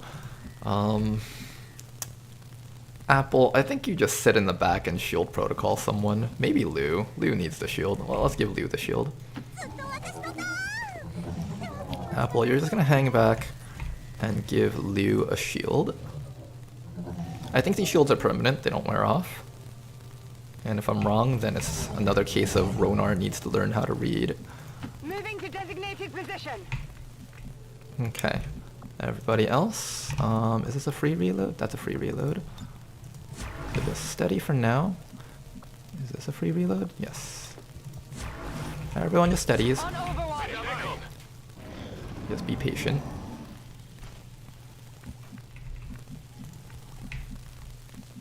Headed there now. I hear snake movements. I hear lots of snake movements. Klingt machbar. Gebe Feuerschutz. We're gonna pretend yellow alert doesn't exist as usual. What I'm also going to do is I'm gonna start moving the snipers a little bit closer to this side because I think most of the stuff is down there. Let's do this. I like this should be fine. Be patient with our squad. Just be patient. Come get some. Grabe mich ein. Smart Overwatch doesn't reload the free reloads, right? No, but it doesn't steady their weapons though, I believe. Here, I'll do a quick test. Bestätigt, Moving Überwachung to läuft. Overwatch. Yeah, it causes them to go onto Overwatch. I want them to steady their weapons.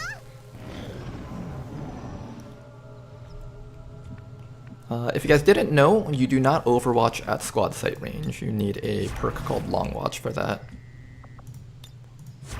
Steadying their weapons gives them more accuracy on the following turn, which I find more valuable. Verstanden, halte Position.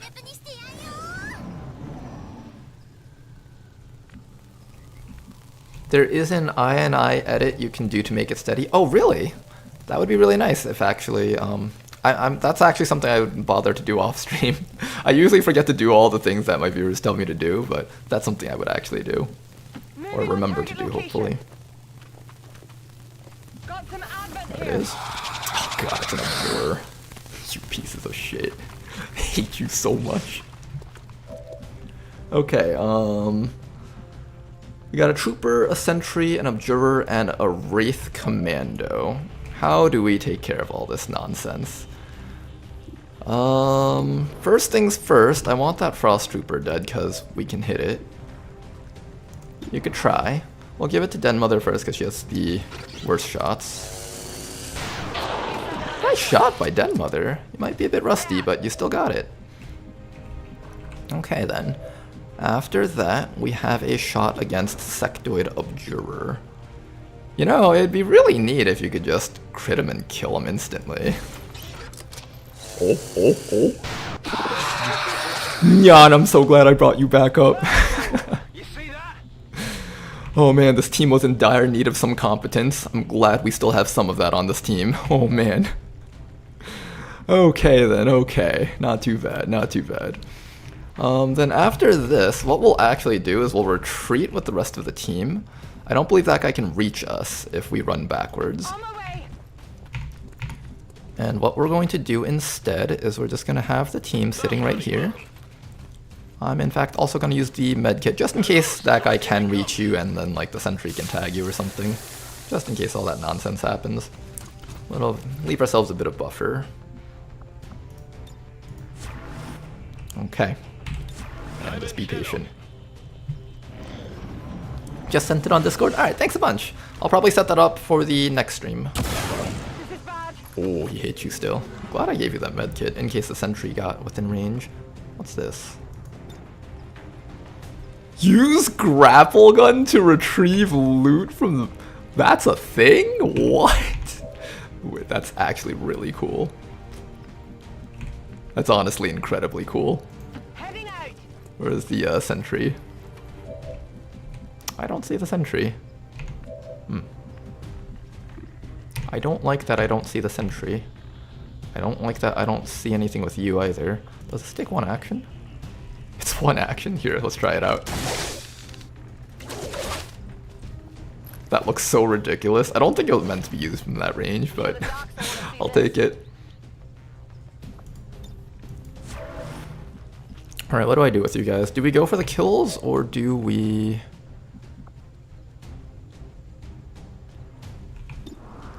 Alright, if this hit tags him, then I will go for the grenade.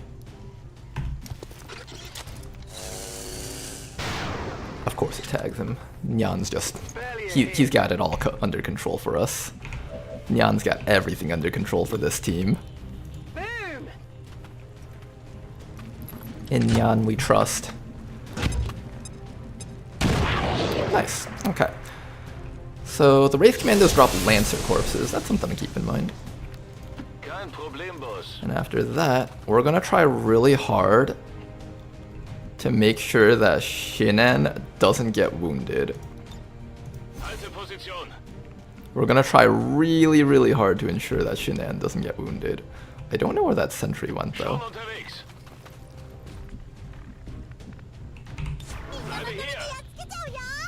Okay, he's got plenty of guard points. What the heck? He was back there? Oh, Liu's just taking hits left and right.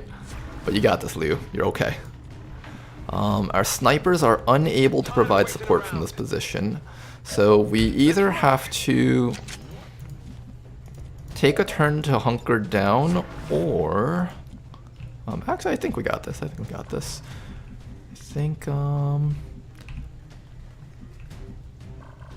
yeah, I think we have this, actually. What we need is for you to come back to here. I don't want you getting flanked, so I have to move you like this, and then that. And that shouldn't trigger the Overwatch. Heading down now. Good.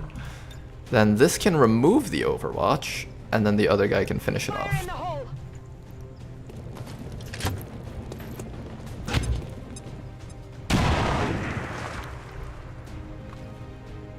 Okay, then this mission was kinda iffy, but we got this. I'd rather not put you in full cover, because then he gets to choose between the two shots, and he'll always choose this person if he gets to choose, most likely. So I'd rather put you out into the open and force him to shoot you instead. 94. Go for it. Nice.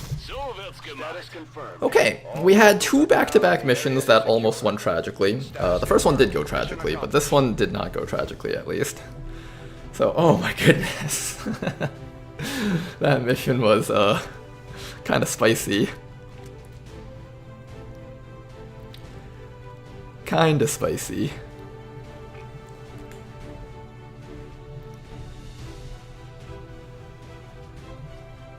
It even has intercept for some mod. Oh, that's really nice actually, iNucleot. I needed it in I edit for that because I kept hitting Smart Overwatch all and my Stormcallers kept hunkering down instead of intercepting. Although I guess it doesn't really matter since both of them died. Brings up a bad taste in my mouth. I'm sure we'll get more Stormcallers from the store or something. At least that's what Tedster said, I think. You can get them from rescue missions as well as from the black market. In our ability to overcome any and all threats to our peace.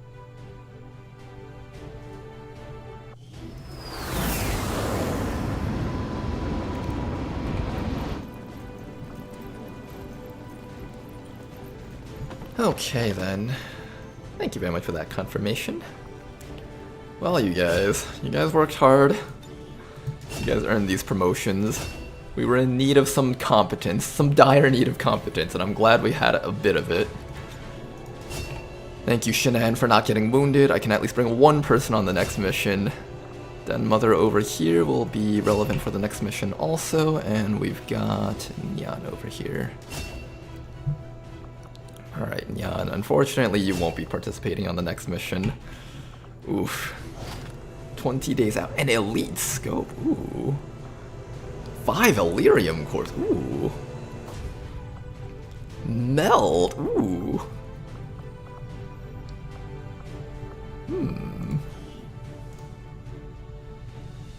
Interesting, interesting.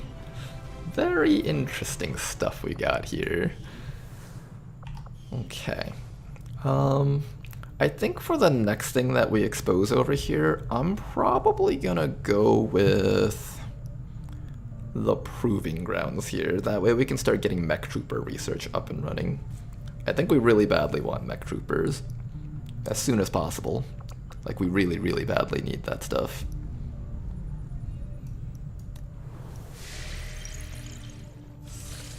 Alright, we got 2 soldiers back from that mission. Do we have enough people to actually run the...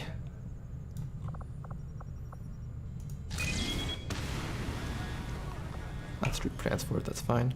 For a moment I thought we had another one of these over there. I was like about to be like freak out, like what the heck? Okay, I can't take you out. Okay, so we got nothing else left to use. We'll see what the best team that we can scrounge together is. For the Arctic. We will see.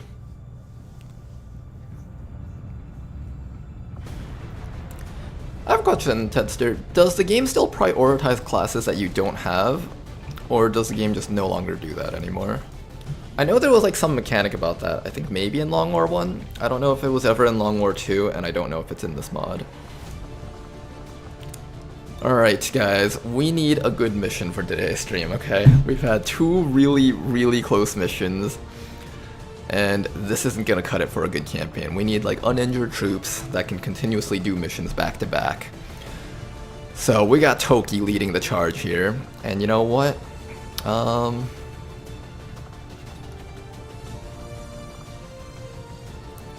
Send in the best squad we've got.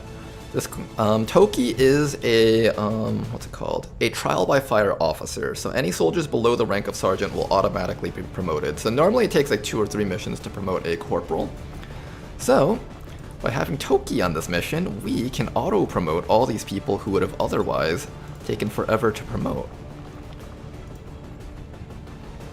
And that is going to be the plan. We're just going to train up a whole bunch of babies. And hopefully these babies will also be able to fight the assassin, because the assassin is kind of a big threat.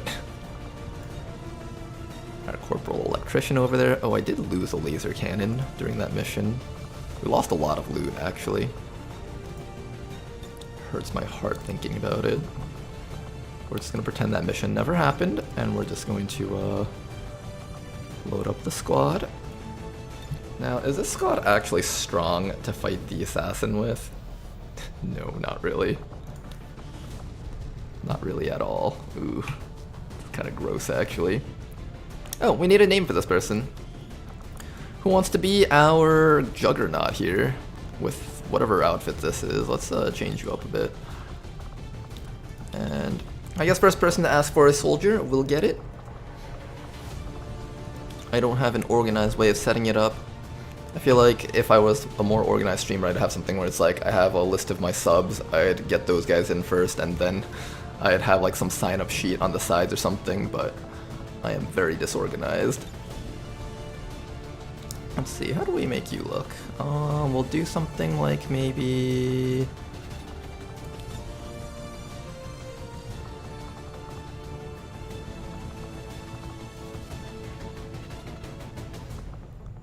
Maybe we'll do something like this. This jacket looks pretty cool, actually. We'll keep that jacket and we'll remove like the padded arms stuff. I think that's causing it to look weird. And then we'll find wherever the bare arms are. I think it's right here. There we go. Alright, that looks okay. Then after that, we remove that gauntlet because it's clipping through stuff. Pearl necklaces, that's fine, we'll leave that on. Yeah, the soldier looks pretty neat. Just the helmet looks a bit weird. Let's change up your helmet. All volunteer? Alright then, Fox Rezard. We'll get you the soldier right away. Let me just give you a helmet that makes more sense. Or maybe we don't go for a helmet. That hairstyle looks kind of cool. Like, that kind of fits for the soldier. Like, that kind of leather jacket with this kind of haircut, that kind of fits. Or we can make you look absolutely stupid. Oh wait, I like the stupid idea better. What do we do with you? What do we do with you? We can do something like... What animal don't we have? I don't think we have a crocodile yet for this campaign. Let's do a crocodile on you.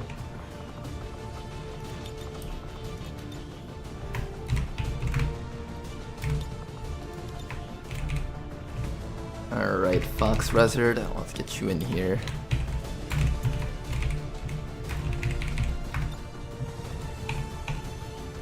Welcome aboard. Now, we are fighting the Assassin on this mission. Assassin is going to absolutely tear us a new one if we don't have proper damage to take her out. We have a nice laser cannon here on you. We'll probably need a second one on someone. Let's deal with small items first.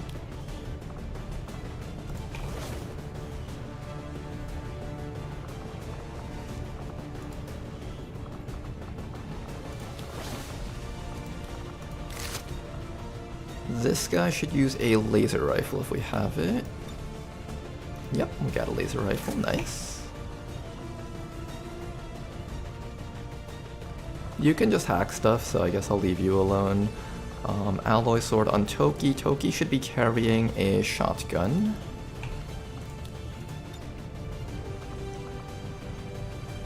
I think we could do a hunting shotgun. Where's the hunting shotgun? 5 to 7 damage, solid. Okay, now, unfortunately, Toki is actually really weak against the Assassin. Every action the Assassin takes while standing next to someone, she gets to slash at you. So Toki will unfortunately not be able to participate in the fights against the Assassin, but Toki can kill everything else on the map. And then units like our machine gunners, I guess, will be the ones in charge of dealing damage to the Assassin, most likely. What weapons do we have?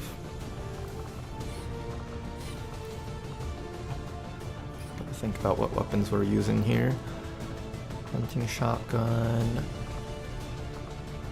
Ooh, you know what we should do? Do we have... We need to build a pair of laser shorties. The laser shorties will definitely do a ton of damage to the Assassin. That'll probably be the way that we finish up the fight. We can also build a plasma edge sword. I think we built one of these actually. This is really good. I'm going to build a plasma edge sword. One plasma edged sword, followed by... Ooh, a vibro knife. I don't think any of our units use this right now, though. Laser shorty, there we go. Alright, so we have the laser shorty. This laser shorty is going to carry all the damage that we need to kill the Assassin, I think. So the regular sawed-off shotgun does 4 to 8. With both barrels, it'll do 8 to 16. This thing does 12 to 20 damage in one shot. So that is going to be really nice to have. 12 to 20 damage in one shot. We've got the laser sniper. We got the new plasma edge sword. Let's take a look at this. Oh, that thing looks cool. It kind of looks like it fits through like a slot on the side of the backpack thing, kind of. Yeah, it's kind of cool. Alright, I can dig it. Okay, so we got that going. The plasma edge sword, let me explain to you guys a little bit about this weapon. I got to play with this during my off-stream campaign. This does 4 to 13 damage, so the variance on this is much higher than the usual stuff. It can do a lot of damage or very little damage.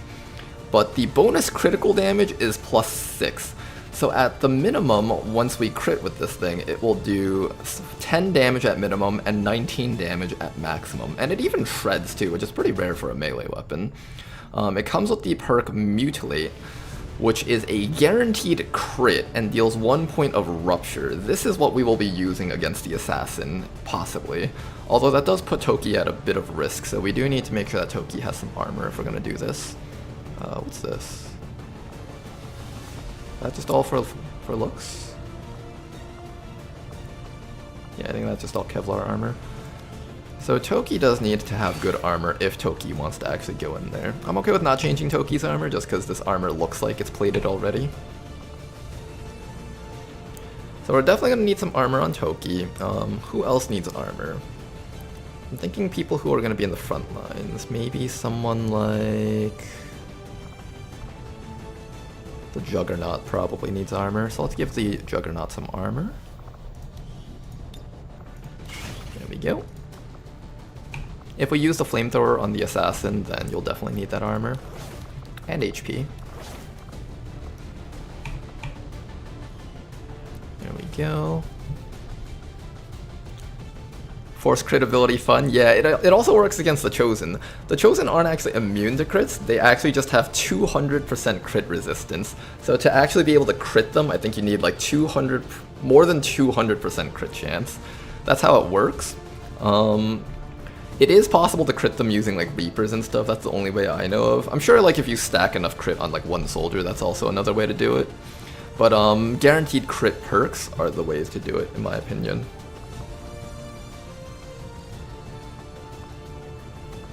Okay, so we got a lot of ways to front load damage onto the assassin. So we got Toki's Plasma Edge Sword that can do 10 to 19 damage. We got the Laser Shorty, which can do 12 to 20 damage.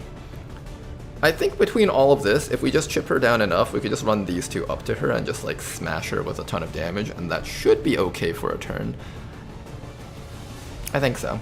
I think we're good. We also have an elite scope. Just out of nowhere, we have an elite scope. What do we do with our elite scope? I think we give the elite scope to Den Mother. That way she can actually hit things. She kind of needs all the help she can get. Then our side units will probably just grab like medkits and stuff. Maybe I'll build one more gun. I think that's fine. We'll build one more laser gun.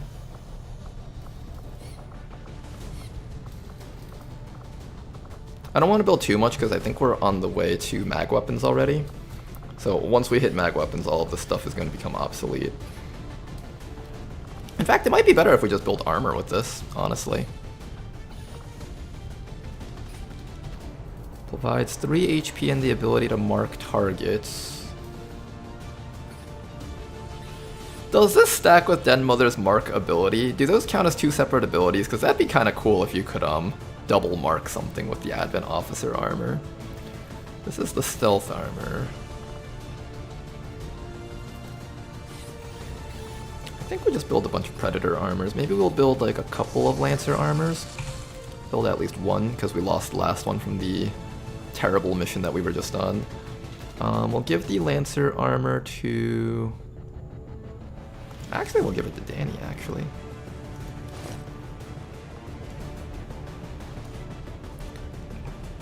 Alright, Danny, we're gonna give you the Lancer armor, I think, just for the extra mobility. How much is that?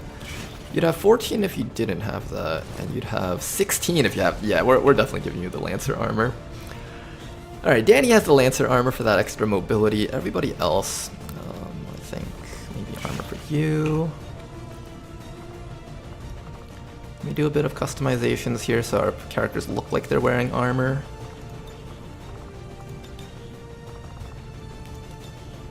So I think I'll give you the basic plated stuff maybe.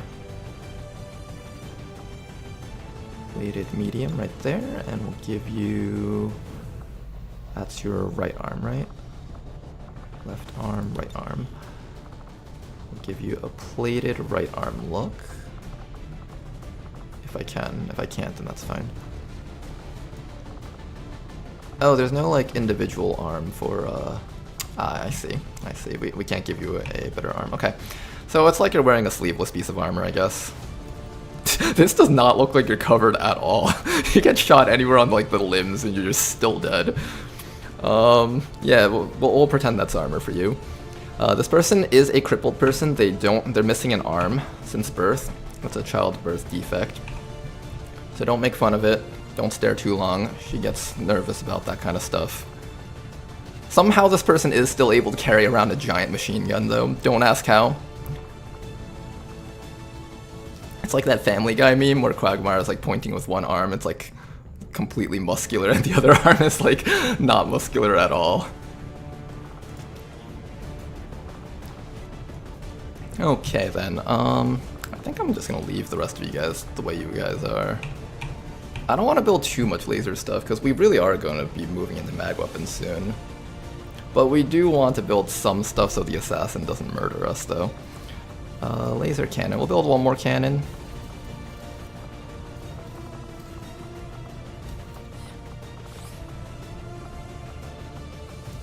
Alright, one more cannon at least. And we'll give it to... I think we give it to the Dragoon, because the Dragoon really isn't going to be doing much on this mission besides shooting, so... that should be fine. And then we'll just give him, I don't know, like... ooh, we actually have some good mods. Let me switch up some of the mods that we have. This is our suppression gunner, so I definitely want this person to have like the advanced tear trigger, advanced expanded magazine, and I guess turning the shots to grazes, that's good.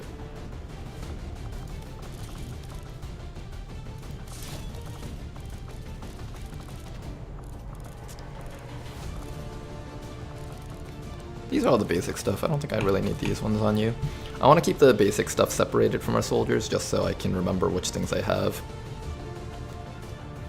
Alright, then after that, the side units that don't really have much else to do besides shoot. They're going to carry medkits just in case someone goes down and we need to fix them up.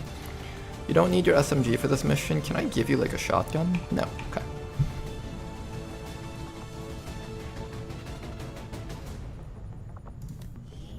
Just adjust our soldiers just a little bit more. And I think we're about ready. I don't think you need too much mobility. I'm going to give you the nanoscale. Alright squad, let's get out there. Toki, if you manage to bring everyone back from this mission safely, we're going to have a bunch of promotions due to trial by fire. Let's do it. Surely we've set up a modless command. No, you think this stream is organized, Tedster? You think we're organized at all? What I did was I showcased the mods that I have installed at the beginning of the stream, and I'll probably do it again at the end of the stream. That way anyone who wants to know what mods I have installed can just watch the VODs and just quickly go through just quickly fast forward through the parts they need to fast forward through to see which mods that we have installed. I guess since we're in the loading screen, I might as well show you guys really quickly right now one more time. So let me just make sure that this is display capture. Oh, close off the game capture. There we go. Here, since we're in the loading screen, you can print screen each part of this or something. I don't know. Or just take a quick clip of it.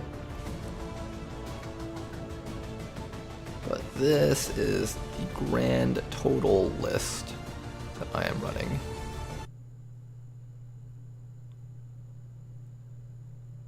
Just like that.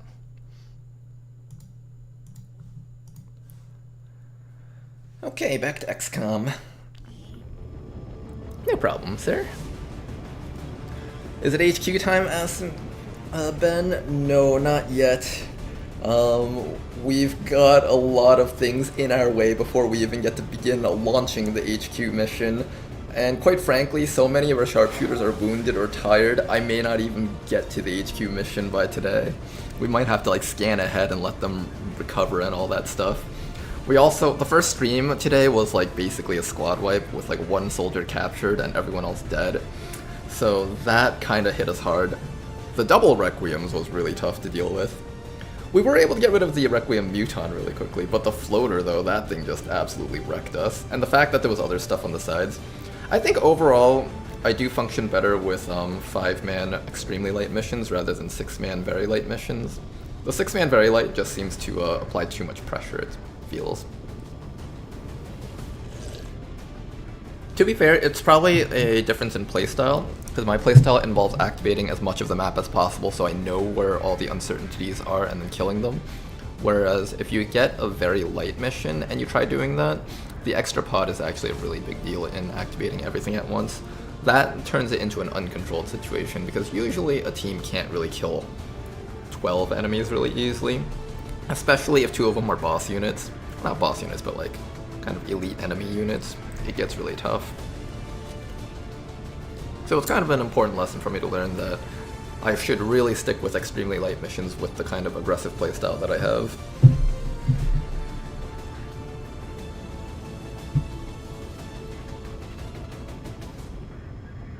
It would be easier to use alternative mod launcher, make a profile, and people can just load up that mod list themselves. I don't know how to do anything technical with alternative mod launcher, but if you just write up a simple step-by-step instruction for me on, like, I guess the Discord, I could probably set that up. And then maybe one of our mods can just turn that into a command for us. I don't actually remember if any of the commands even work. Like, these commands were set up so many years ago, and I haven't updated anything for this. I literally just like came on one day and was just like, let's just start streaming XCOM again. So there's no organization right now. Oh, somebody made a clip for that. Thank you very much, Max. We can use that for now at the very least. I'm honestly surprised half the Nightbot commands still work.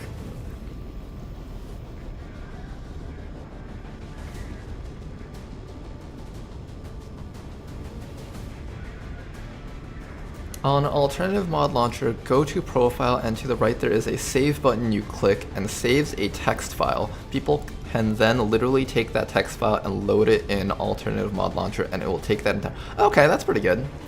Yeah, at some point I'll set that up. Maybe I'll just like post it on the Discord right now and let me see if I can do this easily. So there is a button to save. This mission's taking a long time to load, by the way.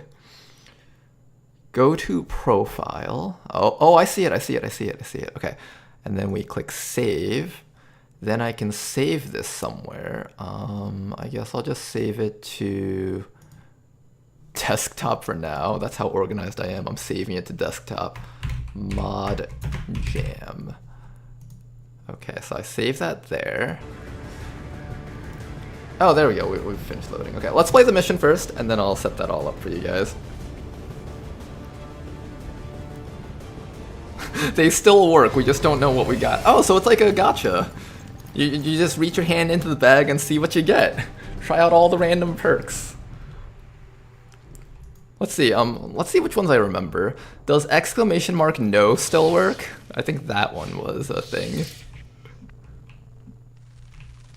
I'm assuming the sound commands no longer work, like deja vu and stuff. Okay, on this mission, these people are in danger. They are about to get absolutely mauled by the assassin. We need to get up there so they don't get mauled by the assassin. We have one stealth unit in the form of our hijacker, and this person is going to run probably up through... I'll run you up like that. Are you ready?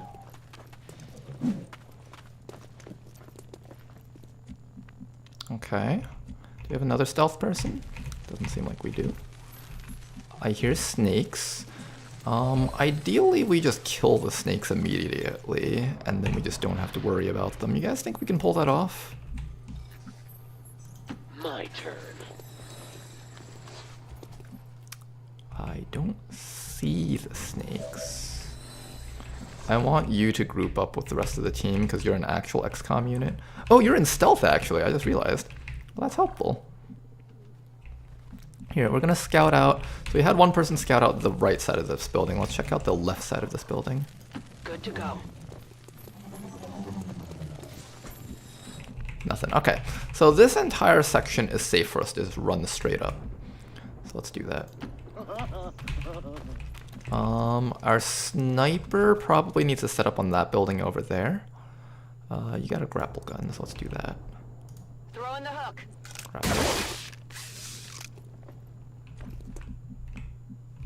Okay, so most of this spot is safe. Affirmative.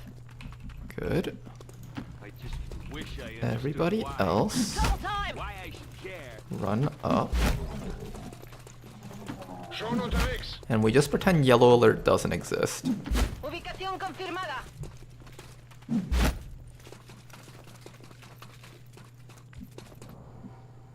Okay. Then everybody else over here, I guess, can No just problem, boss. come up the sides. Ooh. Oh god, it's a flame viper. Oh god, it's a flame viper. Oh god. Oh god. It's the flame viper. Anything but the flame viper. Grenade on sight. Everybody just start throwing grenades. Oh god. Everybody just start chucking grenades. It doesn't matter where, how, or when. Just start throwing grenades, everyone. Don't worry, guys. Here is how we weed out the strong from the weak of XCOM, okay? We're just gonna start chucking grenades. If we fail to grenade that Viper down, then it will just breathe fire on every person here. And that will be a lesson to them. Oh god, they really can't hit it, can they? Oh wait, we got a flashbang. We got a flashbang, it's all good. A dizzying blow to body. Okay, this is slightly better. This is slightly better. We have a flashbang. Okay, I was worried for a moment. Alright, then we can just YOLO shots. And my life. Yeah, I know, man. I know that feel. Okay, what we're also gonna do is we're just gonna throw a nice smoke grenade down here just to protect you guys. Probably shouldn't be throwing down smoke grenades when the assassin is still out there on the loose. I probably should have thought a bit. I should have used the flashbang with the guy in the back, and then everyone else in the front should have done stuff. Hi there!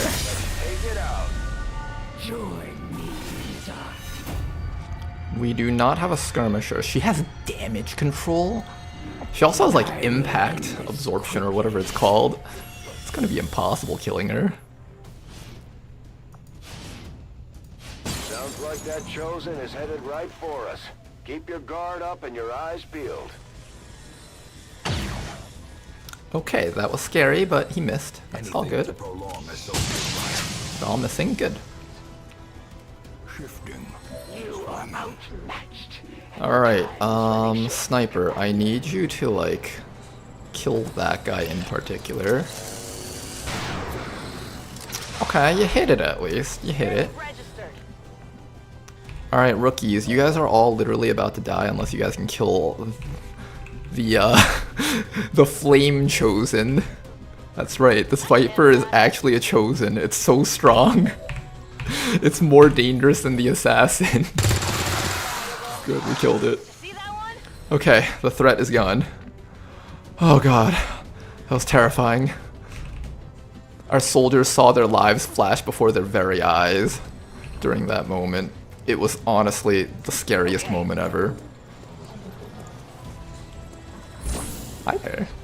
Okay, we found the assassin. Now we just need to find a way to kill her. We don't have an easy way of killing her right now.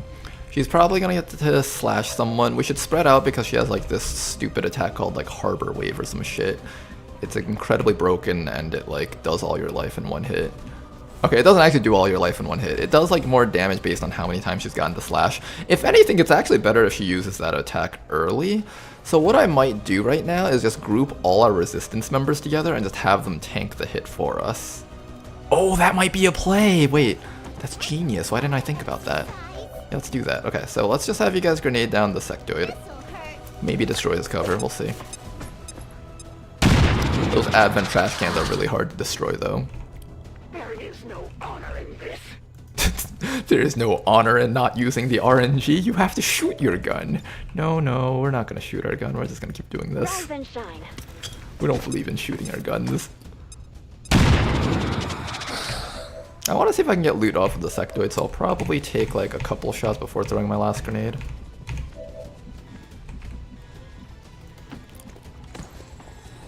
Alright, Stanislav Petrov, can you get the kill? Oh, nice! Stanislav Petrov, and he does get loot. Awesome. Okay, so we're just gonna keep all of you guys together, just like so. We're all just gonna hang out right here. I think the assassin's right down there. Yep. Okay, so all of you guys just hang out right here together. Pace out the halls of your lineage once familiar. I don't know if the assassin knows that she's flanked to that yet. Danny needs to get ready to use his sawed-off shotgun on the assassin, though. So I think what we'll do is we'll just kind of split apart our team. This is kind of iffy right now. Think about how we would do this. The guy with the rocket can stand back here.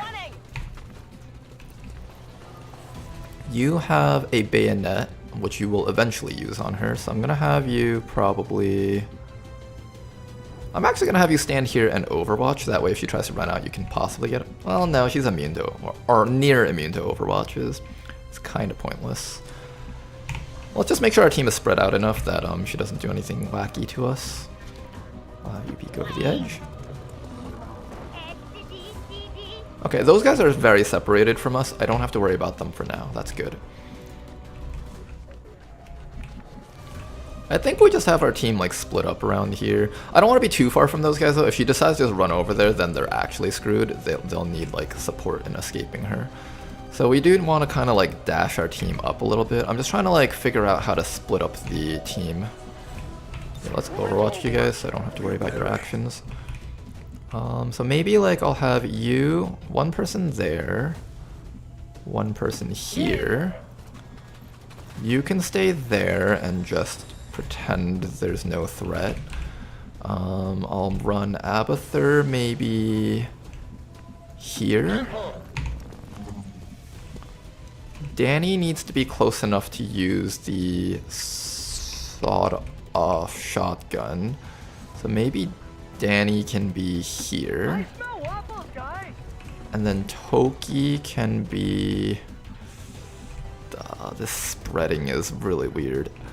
I guess Toki can be here in the middle of the squad and ready to issue commands. And then Yubnub doesn't have a lot of HP. Yubnub should actually be one of the people that stays a little bit further towards the back.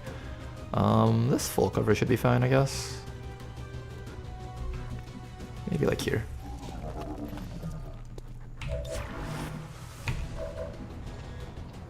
I could even chip down the... No, if I shoot the assassin, she'll run towards you. So the assassin, I'll explain the assassin combat a little bit. So in this mod, the assassin has an ability called, what is it called? Is it Parting Silk? Assassin Slash, okay. Attack an adjacent target with your sword, uses one action and is guaranteed to hit. She is actually allowed to use this ability. So normally like within the Chosen, when you hit them, they can only move or use their combat readiness. However, with the Assassin, she's allowed to use the Assassin Slash every time she gets an action while she's next to someone. So if I take... So each action that we use to shoot her, she's going to start approaching your team. If she gets next to someone who doesn't have an action left, you should end your turn, or you should stop attacking her there. Because if she's next to someone and you shoot her, each time you shoot her, she's going to keep cutting them until they die. So you have to be really careful about the assassin in that regard. And if she starts her turn next to someone, she also gets a free chop. So it's just one of those things where you got to be really careful. See what she does. Yep, she is going to use the harbor wave like I thought. No rock can break this wave.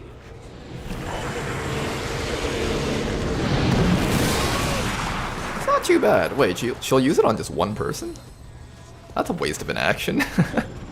We take those. Now that their time grows ever shorter. Okay, we just ignore these guys for a little bit longer I while we will deal with the keep your assassin. clean death.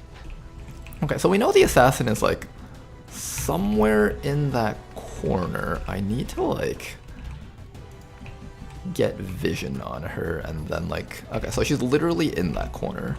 Can we like throw a grenade through this window in a sneaky enough manner that it hits her? Yes, we can. A blazing star is born. Well, let's just flush her out of that corner because I really don't like her just hiding there. How clumsy of you.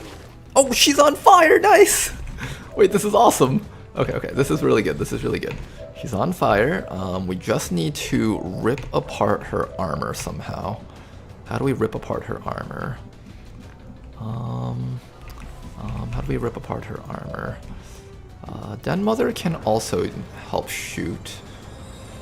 Do a lot of damage though. Here's what I'm actually gonna do with you, Den Mother.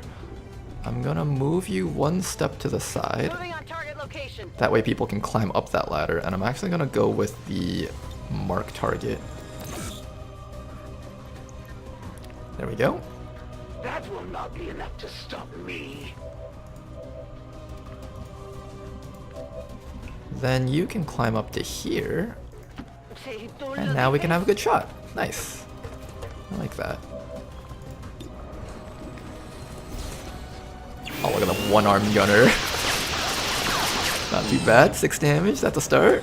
I will prevail, regardless. Oh, hi. They're on to me. Okay.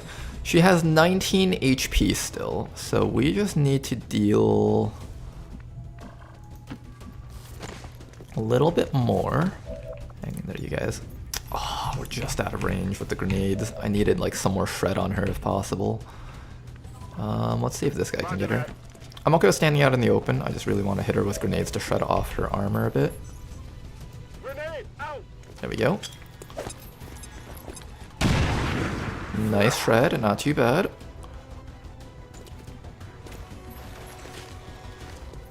Okay, now she's next to Toki. This is where things get a bit spicy now. But can Toki just mutilate her? This is what? 6 to 9. Oh, we don't do as much damage against her. I think she has, shows an immunity. She's like resistant against melee, I think. Prime reaction, bloodthirst, impact comp. Oh no, I think it's the impact compensation that's making it hard for us to kill her. Okay, Toki, you just need to back away for a bit. Just back away for a bit. We're just gonna keep pelting her with damage until she's low enough that we can finish her off with 1 slash from Toki.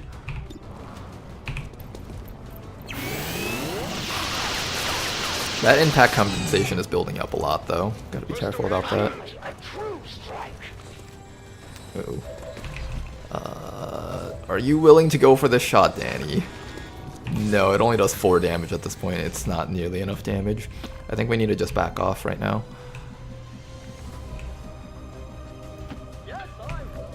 Danny's just gonna back up, and we're gonna back up with everyone, so... and give her another turn, I guess. We're gonna ready up the rocket, deal with those guys up there. It's okay to flank ourselves to the assassin, I think. I don't think she does too much in terms of shooting and stuff. Maybe she does? I'm not exactly sure. Yes. But let's center our team a little bit, so whoever she runs at, the rest of the team can react. You stay down there. Everybody else, just be patient. I'm gonna grab the loot with our person over here. Loot? Ooh, an underbarrel launcher. Bayonet and Elerium core, good stuff. Regroup. Okay, we did like about half the assassin's life. That's already pretty good, I would say. I think at this point, just overwatching with the rest of our squad and just staying safe. I'm gonna run you away from those guys down there. I don't want them activating this early yet. Sure thing. I'm on it. Okay, just in case she does whip out her shotgun, we're gonna have Toki take some cover around here. I think this side should be fine. On Overwatch.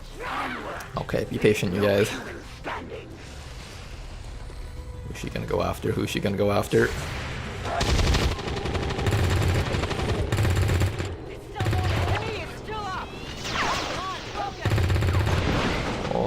tagged her with like 1 damage. Oh, she's going after Danny. That's not good. Danny's running low on HP. You will not suffer long. Hang in there, Danny. We're gonna get you out of here, alright? Oh, hi there. They didn't activate yet. Interesting. Dignity and death to a Okay. superior opponent. Toki, are you able to just one-shot her now? Very close to one-shot. I'm willing to take this. Go, Toki! Oh, he min-rolled. She does get 1 more strike. You will share in my pain. Bit of damage on Toki. He won't be participating on the next mission, but other than that, we should be good. Of your life. Finish her, Danny. Nice work.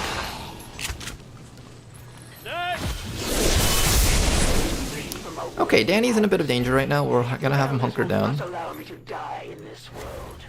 just in case the yellow alert happens, and then everyone else is just gonna get ready to overwatch those guys coming in. We could also just engage right now. We haven't seen the last of them. Not the worst idea to just shoot them right away. Plans today. Let's just do it. Whee! Hi there. They're probably a little bit upset about that. And we even get a free shot afterwards. Let's just take a rando shot against that sentry and see if we get a kill. Nope, nice try. Adjusting sights. Alright, I probably should have set up like an Overwatch with Yub Nub there before I did that. That was kind of not fully thought out on my part, but that's alright. Just take some YOLO shots. Hey, there you go, landing with 50%. Den Mother gets a shot too. Ooh. I'm gonna go after the gunner if possible. I want that gunner dead really badly, but we don't actually have an easy shot against him. 2-5. There's actually still more enemies out there, so I can't just break concealment and just run out there. We have to be somewhat conscious of the other stuff around here on this map. I'm gonna bring you down to here just so you can see the gunner. Supongo que está bien. And then maybe always gonna throw can take the, what's it called? How much ammo do we need to take the, what's that perk? Oh no, I took Stun Gunner, I think. I took a different perk. That's alright. We're just gonna take a YOLO shot with Den Mother on that guy down there. Oh, we got it. Okay, don't even need to worry about it. Hostiles pacified. Then if that's the case, I guess we just take a bunch of shots on that last guy and hopefully he's dead. Cool, nice and easy. Who can take these shots? Who can take these shots? Don't walk through the fire though. Don't walk through the fire though. On my way. Hey Kokoloid, you want to land a random YOLO shot? 35? 1 in 3 chance. If we take Volume of Fire, it's a 1 in 3 chance. If we take a bunch of 35s, eventually one of them will probably land. Volume of Fire! We're pulling off Advent tactics right now. Wait, she does have hit and run? She's just bad at using it, I see. That makes sense. I can't see him with any of you guys down here. Oh, you got him, nice. Correct. Some of the people, some of the time, but you can't fool all of the people. I think I've lost about 10 pounds. Ven y verás. Alright, I think at this point we just sit still, overwatch, the usual stuff. Nice and boring turn. Confirmed. Let me just make sure that I've used all my actions and repositioned the way that I wanted to. I think we have. That's the problem with these like large unit quantity missions where you just have a bunch of leftover actions from like people across the map that don't actually have anything that they can do on that turn. And it's kind of hard to like organize in your mind of what you should do with them. Oh hi, reinforcements. I guess we just overwatch for a round since I don't really care too much about dealing with the reinforcements. Do you have a medkit on you? You do not. We'll keep that in mind. Let's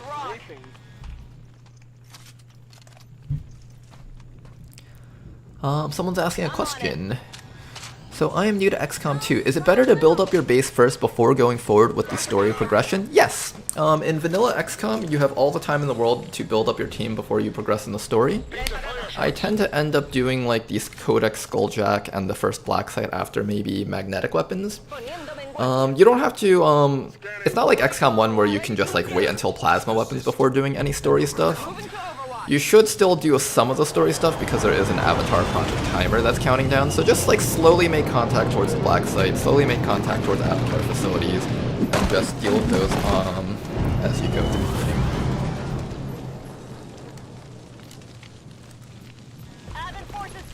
Like, you don't need to rush it, but don't take so long that the Avatar Project starts outrunning you.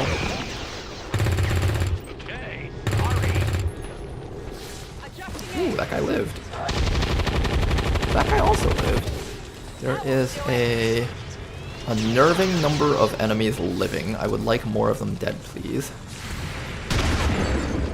That shotgun surprisingly had a lot of accuracy on it. Hi. Oh, look at that. Our one-armed gunner is the one to take out the guy.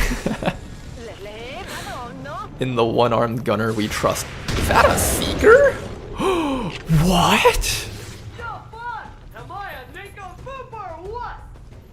That's a Seeker from XCOM 1! And a Pathfinder. It vanishes? Ooh, what's it gonna do? It's so secret. It's in stealth mode. It could come out of nowhere. It could shoot a person in the back of the head. But then again, It'll never be as scary as the Arvius Seekers, though. The ones that can reappear and insta-give a soldier. That's something that we'll never get to see again, unfortunately. Alright, Toki. It's time for you to do your thing.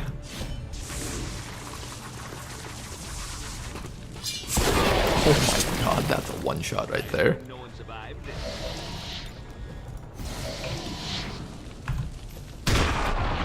Toki and the amazing double kill. Alright, one Seeker, one, two... Where's the other trooper? There should be one more trooper around here. Oh, you know what we can do? We can use our rookies to scout. I forgot about that. Alright then, you guys. Get out there and find some enemies for us. Oh, there he is. Hi. We need you dead. I think the grenade actually works a little bit better than just straight up shooting him, but I don't have an easy grenade. I'll just shoot him with the guns. That's really good damage, honestly. Good job.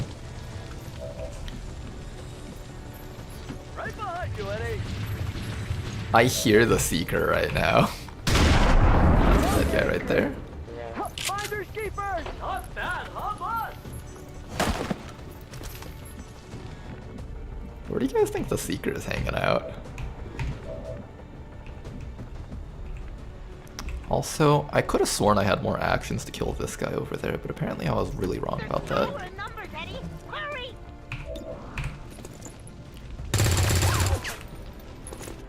Sometimes we just take these random YOLO shots because I know this soldier isn't going to be doing anything else better than just taking a shot, so if he does land the 30%, then that resolves the issues for us a little bit more easily. Yeah, I think we can hit him. Our way is made clear. Maybe I Overwatch with these guys. Can I see the Seeker if I use the cheaty strats here? Sometimes if you like hover over like an invisible enemy, the cursor will show them. Nope, doesn't seem like it. Alright, so we just need to take care of that one trooper and we're pretty safe for this turn, I think. I just need to figure out how we're gonna get him. I kind of want those guys to Overwatch the Seeker when it appears, so I'm gonna try and maybe nail him using some 1 damage shots here. Graze? No graze. Not good. Toss me some ammo. Worst case, the entire team does actually have to open fire on him. 45. Not quite. I got nothing.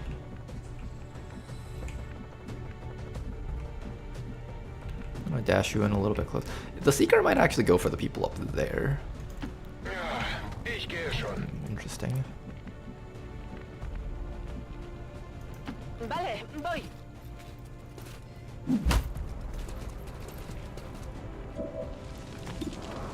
Can also go for the stun. I'll go for the stun. It's higher chance. Oh, we got him with the stun. Alright. Well, that's fine too, I guess. Alright, everybody else, prepare for the Seeker to show itself. We're just gonna overwatch the entire squad. Even Den Mother's gonna run into the middle of the team. Just in case the Seeker goes after her, she'll be up isolated on that roof. We want the entire team to be visible. Just within range of each other, basically. No problem. Everybody just stay within range of each other. Is there anything to, I don't think so.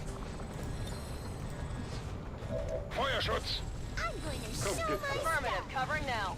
The rabble clearly is spilling of blood. The Gremlins scan? Oh, it probably could. You're right, the Gremlin scan. I always forget that I have a Gremlin scan perk. I should definitely remember that.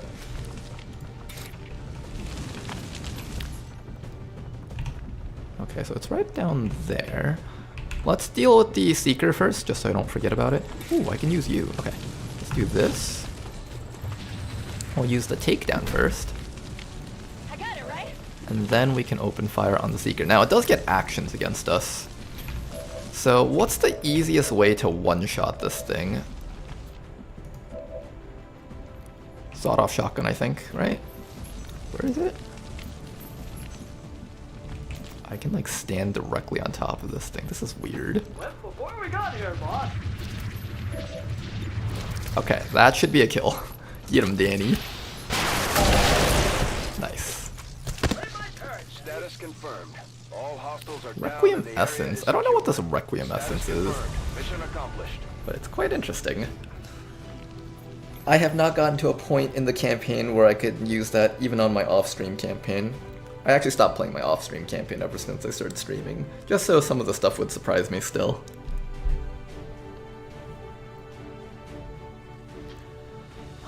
Let's read on some chat. It's Diz says, well, my main thought process was to get comms running pretty quickly to get massive amounts of income. That would actually be the proper way to play Long War, or not Long War, just regular XCOM 2, the vanilla game. Making contact so you get the income, and then using that income to buy better weapons. Most importantly, if you can set yourself up to just have better weapons and better armor for your team, you're basically setting yourself up to win the rest of the campaign. So more importantly than anything else, contact and then just weapons. That's usually how I do things. I know some people like to do things like go laboratory first. I've done that stuff like that before too. This just goes to show that the Chosen are vulnerable and we can take them. Ah, that boss seeker one time. Yeah, in Beyond Impossible, remember that boss seeker that would just reappear next to a soldier and then like grab them for like 20 damage or something and they would just instantly die? Or that one time it appeared next to like my mech and shot it for like some like absurd double digits number. I remember those. The Assassin Seeker. Alright, look at all these promotions that we got. Hold up. Look at all these promotions we got just from having Toki on the mission. I'm so glad I trained up Toki to be a trial by fire officer. I think I was gonna take resupply on you. Yep. Danny's gonna be out for a bit. I was hoping to get to use him a little bit more, but it's alright. Give him the pump action. Den Mother over here hitting Corporal. We're gonna be giving her resupply ammo. I'm mostly taking this perk because it just sounds really interesting. I think Nunshell Pass is actually a little bit better for her. But resupply ammo just sounds really cool, so I'm gonna try that out. This Juggernaut over here, getting his Sergeant promote. Getting her Sergeant promote, my mistake. Ooh, we got botnet here. Okay, this is gonna be quite interesting. So while active, standard shots from all allies before the next turn lower their target's hack defense by -10. If you have a bunch of people with SMGs on your team and you activate botnet, you can just have all your team shoot at like an advent, I don't know, a sectopod or something, lower attacks. It's basically like red screen rounds all over again. Except this time we have units that have multiple copies of full override, so this is gonna be quite interesting, I think. Abathur over here taking his promote. I never actually selected your perks. Let's do that right now. What am I doing with Abathur? Abathur is just a standard hacker, I think. He's got high combat intelligence, airdrop, hollow targeting, center mass. What's this one? Stalker. Ooh, plus mobility while concealed. That's not bad. Maybe we'll do something like Stalker, and he could also become like a Saturation Fire Center Mass unit. Oh, wait a second. Wait a second. Okay, I have a plan. I just realized that the Dragoon class is still allowed to carry a machine gun. So here's how this build will go. We have that bug where I can't click on some of our perks, but we're gonna go down the bottom row here. Maybe Phalanx, maybe Stealth, I don't know. We'll pick something here. Okay, so basically, this guy over here, right? He's got Phantom, so he'll stay in Stealth even when the rest of the team reveals itself. Then what he's gonna do is he's just gonna sneak up to the next pot of Advent and just mow them down with Saturation Fire. Center Mass plus like Stalkers plus 10 bonus aim, and just Saturation Fire down the entire group of enemies as like a secondary ambush kind of thing. So we'll have the initial ambush with our Stealth, then we'll have a secondary ambush with Abathur. I like this plan. Let's give you that promote. Well, we can't do that right now because of that bug. Danger Zone. Yes, we'll be taking Danger Zone. Remember kids, trial by fire officers early on is like the best thing ever.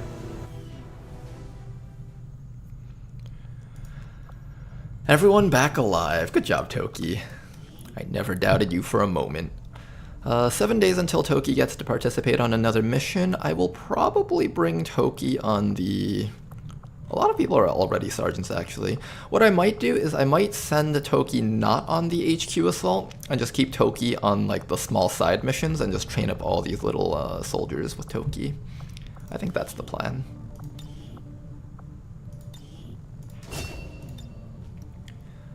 Alright, Abathur, I think we're adding you onto the... Let's see, I think there was a couple of soldiers that I was planning on adding to the Covert Ops, and I think Abathur was one of them, so I'm going to throw him in right now. We're going to have to change up his outfit to match up with everyone else. We still have the Juggernaut here. I don't know what to do with the Juggernaut. I guess the Juggernaut can be a part of the Chemical Division. So let's throw you in there. Oh, we lost both our Storm Riders. We're going to need a new Storm Rider to join the Ronar League. Hopefully at some point we get a new one. Hopefully. And I still have to figure out what I'm going to do with this squad. This squad might get disbanded if I can't figure out a team to deal with it.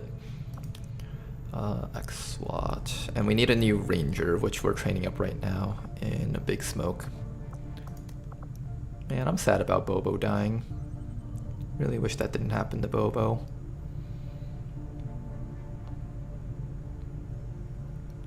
Okay. For the XCOM Covert Ops, I might actually take off the Shinobi. We don't really need 6 people on the Covert Ops, and maybe one of our other squads might need a stealth unit. We also need a new recon for the Elite Marksman. We lost our recon there. Oh man, all these things that we've lost. Unfortunate. I can't believe Ronar still hasn't killed me. You can really tell how the stream really believes in my ability to make sure they're not dead. Alright. For the HQ assault, that is going to be like a 30 to 40 enemy mission type. And we're going to be sending in approximately 8 units. For that type of mission, we definitely want most of our sharpshooters. So that's 1, 2... We have such a deficit of units. That's a problem. We have a huge unit deficit. We need more units on our squads, for sure. I guess for now we can just try to do all the little missions around here. We got a liberation right down there. That's something we should definitely be doing. East Asia.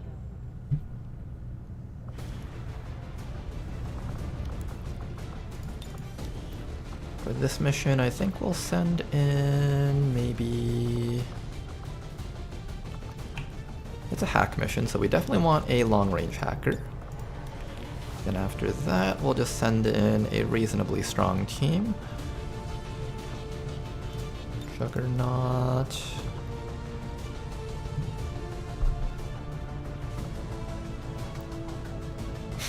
Do I dare train a rookie up on a liberation mission? It's not the worst idea. A hoplite is fine. I do need some melee damage just in case we run across those annoying sectoid types. Then after that we can bring along...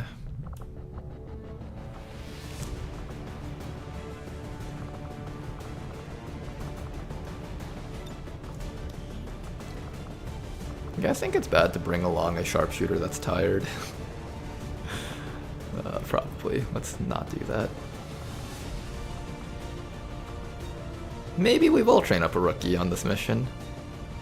I don't really care what this person promotes into because of the 10 mobility, so maybe I'll just bring this person. Oh god, what happened to your face? I kind of like that. It gives you a lot of character. Alright, how's this team looking? Not the strongest. We do have a flamethrower person, so it's not the worst either.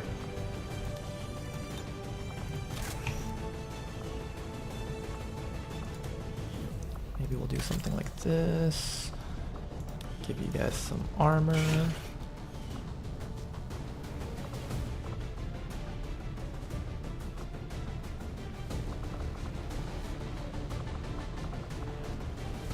Okay, rookie. What are we gonna do with ya? What are we doing with you, rookie? We'll give you a hunter rifle. You need a bit more mobility, so I'm just gonna not give you any equips, maybe. Or no, maybe we'll just do the usual SMG double grenades stuff. I think that's not a bad idea. Oh, you know what? This is your calling, rookie. This is it. This is what you were built for. To carry this rocket around and just blow something up. That's your goal in life. Your one aspiration, to bring that rocket up to someone and just blow them up. And that's all you need to do. If you can do that for your one action on this mission, then you've supported the team properly. Now, unfortunately, this goes up to 97%, so we probably need maybe a suppressor. Do we have a suppressor, or did I sell all of that? I have one suppressor. 98, still not enough. It's okay. Equipment is for the weak. We don't need equipment. We don't need equipment.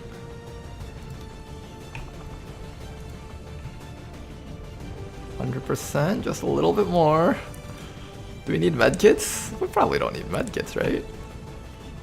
100%. Okay, so that's as close to 100% as we're getting with this. I think that's fine.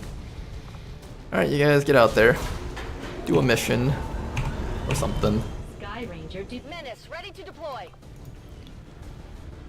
Okay, I think we actually go to Templar HQ and heal faster. We need our team back up. I'm just gonna have them go over here and do like some Templar yoga. Natural healing remedies.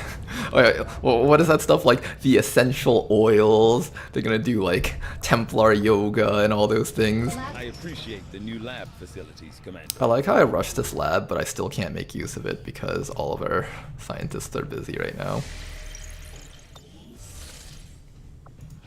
You can really just tell how well I've planned out my entire campaign.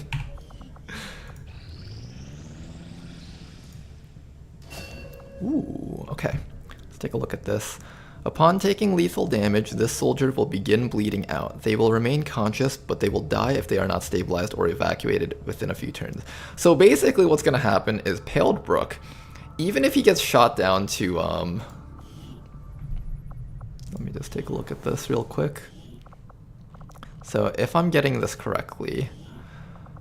Paled Brook over here is going to get shot, right? And even if he gets shot down to 1 HP, he'll still be conscious. It's not like he's gonna get... It's not like emergency life support where he falls on the ground and starts bleeding out.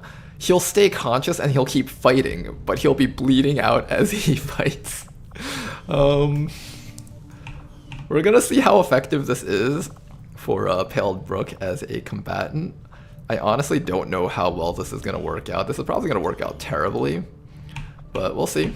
Maybe it's actually really good. Who knows?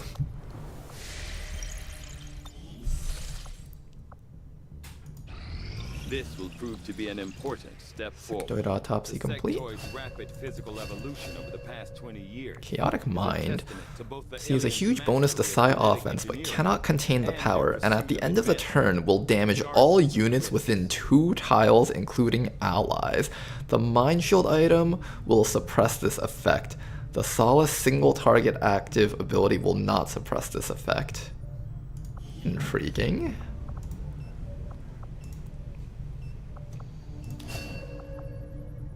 What's this one? Nictitating membranes, an enhancement for a soldier's eyes based on the eyelids of a sectoid. These transparent inner eyelids counteract the aim penalties of poison, disorient, and smoke. They also remove blind from the soldier at the start of their turn. Interesting, interesting. But even more interesting than that is magnetic weapons. I had assumed you'd make Alright, it that'll be the next thing that we aim for. Commander. I'll notify you as soon as the report is available.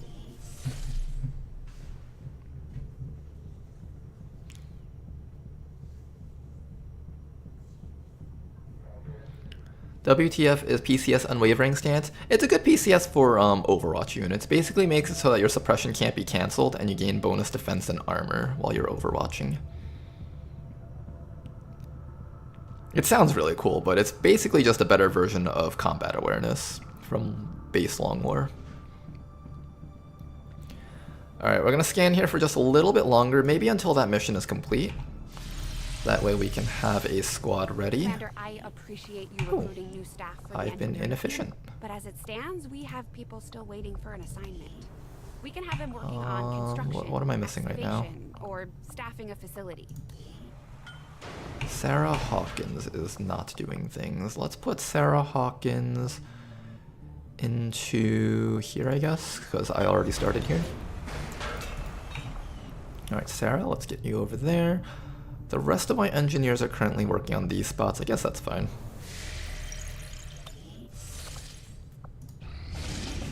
Oh my gosh, the game just keeps sending mission after mission. We're just not getting a break here. Oh, great! Another raid. They can really raid us this many times? Resistance data leak? Again? I could have sworn we just did a Haven invasion there. Or not invasion, a retaliation there. Okay, so we got one more mission for Toki to participate in and train up a whole squad. So that's nice at least. We're just gonna keep on scanning here so we can have the team ready.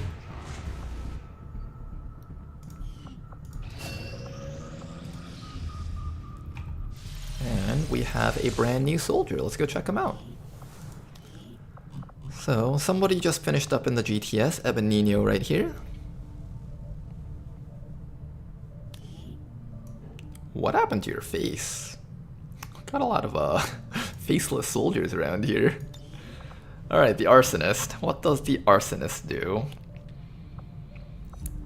Rapid reaction. Wait, you can overwatch with this? Wait, what? Hold on, let me read this weapon first. Okay, this is a really weird class. Flame Torch. A simple mechanical incendiary device, mostly unchanged. The Flame Torch provides a limited range cone of fire. So it's like the flamethrower, I think, right? Like the technical flamethrower. Used with caution, it can burn friend and foe alike. So gotta keep that in mind. This guy can burn allies. Canisters with diverse chemical agents can provide added versatility. Okay.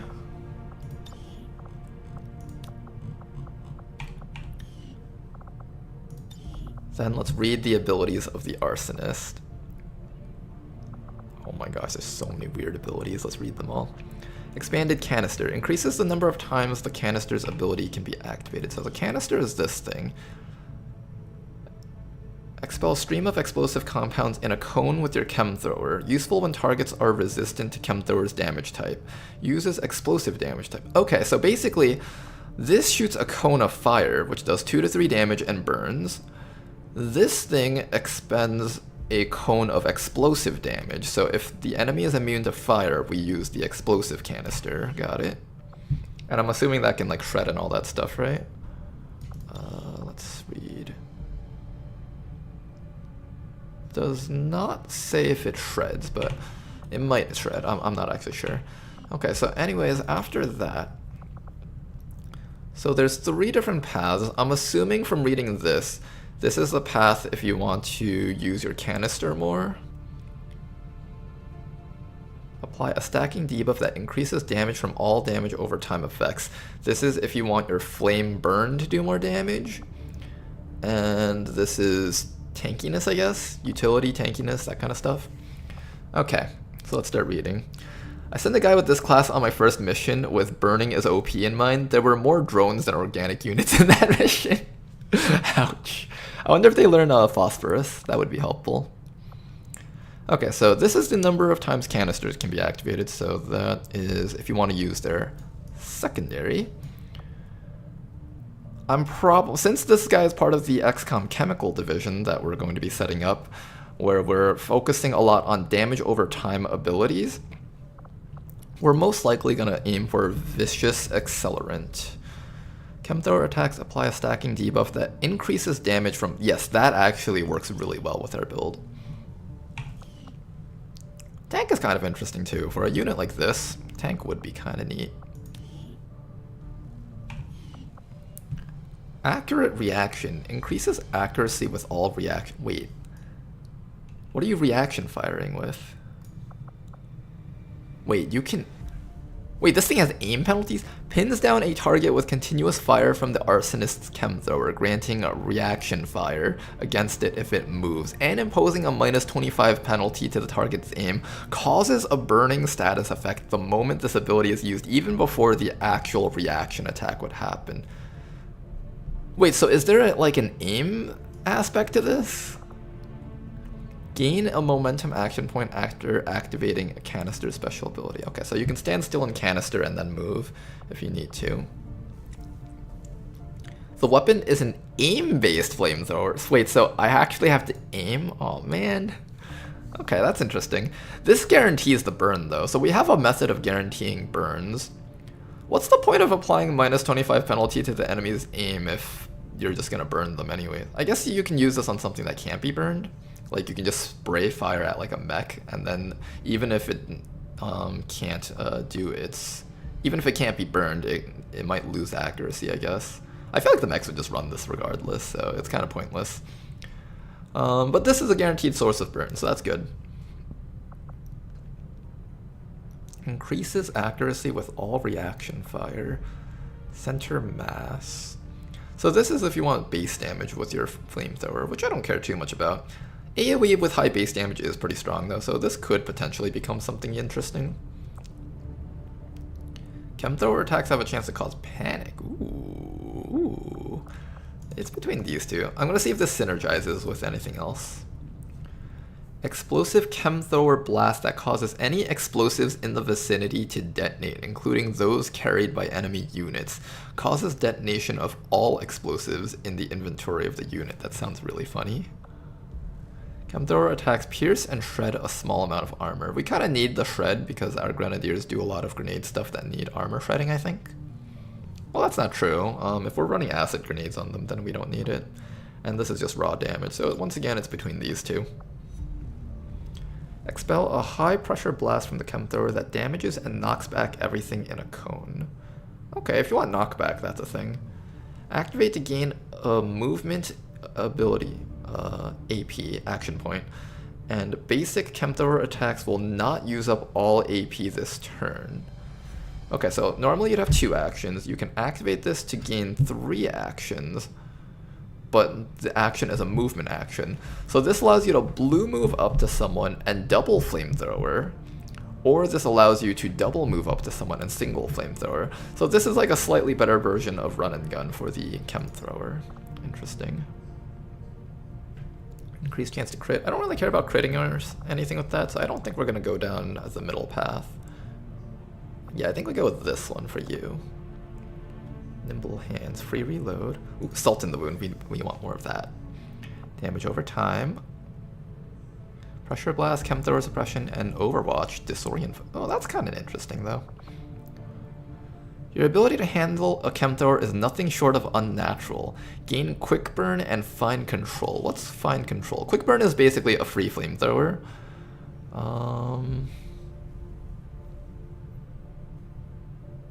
Okay. Fine control will ensure your chem thrower's offensive actions never affect friendlies, and will also ensure that the Medi Spray and Fumigate abilities never affect enemies. Ooh, interesting. Close Combat Specialist? That sounds pretty wild. Alright, so it's between these two. I might consider Close Combat Specialist. This guy actually has mobility. So if I give him like accurate reaction time as well as maybe like an aim PCS, I don't know if you can upgrade the future flamethrowers, but you might be able to do something wild with that where you like run him into the middle of a group of enemies and just start going to town on them. Then after that it's between Lightfoot and Chemical Storm. We're not going for base damage. Well, Heavy Hitter does affect increases damage from burning, poison, or acid caused by your attacks. So this isn't bad per se. Although I think I'd probably lean into either Chemical Storm or Lightfoot. CCS Flamethrower. Yeah, I know, right? I'm thinking that too. I'm just like, wait. Does anyone know what the burn chances of this thing are if it connects a hit? Because I know the Gauntlet was upgraded for Mod Jam to have 100% burn chance. Does this have 100% burn chance if it connects? Depending on how that goes, I may choose this guy's build differently. I wonder what all kinds of canisters there is. Yeah, right? Like maybe there's like acid or poison canister type builds. This one sounds really funny. Like if I use this on an Advent Grenadier, I'm pretty sure they just instantly die. Or maybe if I use this on like, you know those mechs that have like the micro missiles? Those mechs will probably just have all their armor shredded. That's really nice, honestly. I think it'll really depend on how much this does. Corroding pierces 2 armor and shreds 1 armor. Shredding an armor is pretty nice. But it's only 1.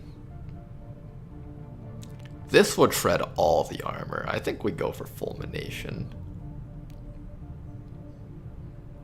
Maybe, I'm not sure. He already has a lot of ways to burn things between like Close Combat Specialist and stuff.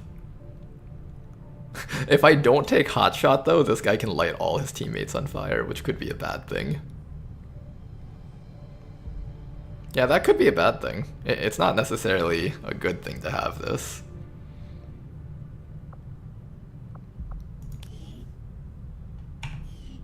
I wonder if there's like future flamethrowers that have like increased ammo capacity and stuff. That would be really interesting.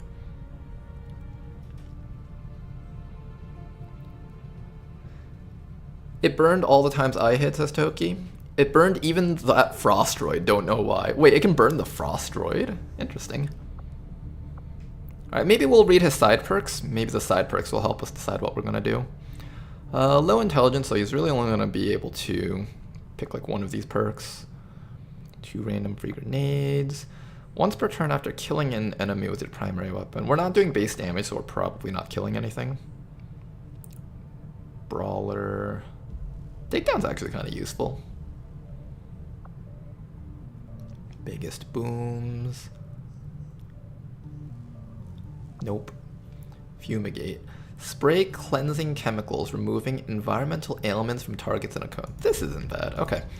We'll make you somewhat of a support unit. And if you accidentally light your allies on fire, you can use this, I guess. Yeah, don't accidentally light your allies on fire, though. I think Nightmare Fuel isn't as helpful because burns pretty much prevent enemies from doing anything at all, so there's really no point in panicking the enemies also. This kind of doesn't help. So I think it's, we take this, increases the, let's see, Chemthrower applies a stacking debuff that increases damage from all damage over time effects. The effect lasts for 2 rounds. The bonus damage is +1 per stack. So each time I flamethrower a person, they're repeatedly getting this applied to them. And then the poison, acid, and all the stuff from my grenadiers is going to increase. Interesting. We definitely have to take this if we're going to go with close combat specialist, and I think it's leaning towards we are going to go after close combat specialist. I don't really have the aim to support it, unfortunately, but it just sounds so funny that I have to try. And then it's between Chemical Storm and Lightfoot. We can either give this guy 20 mobility, which would be absolutely hilarious. Also gives him slightly better concealment, which means I can actually sneak up to enemies and try to flamethrower them. That's actually kind of interesting too.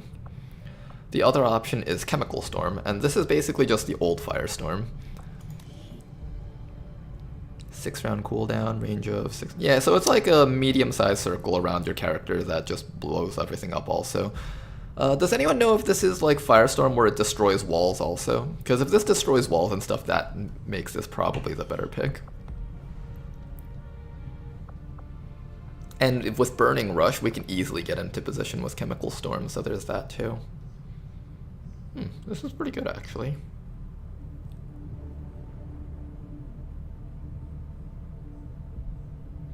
Arvius lost his Beyond Impossible campaign yesterday. How far did he get this time?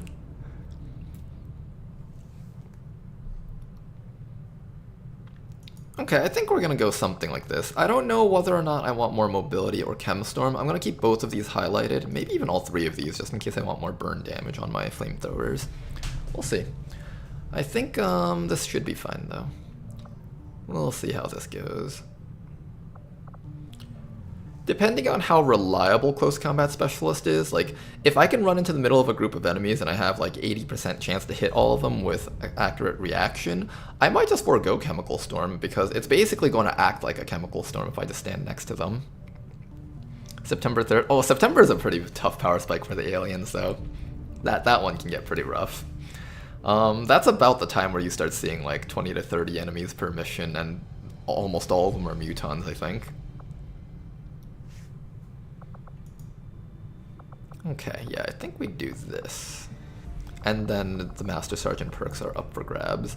And I don't think we really do much here. He's got low combat intelligence, so it's not like you can learn too much.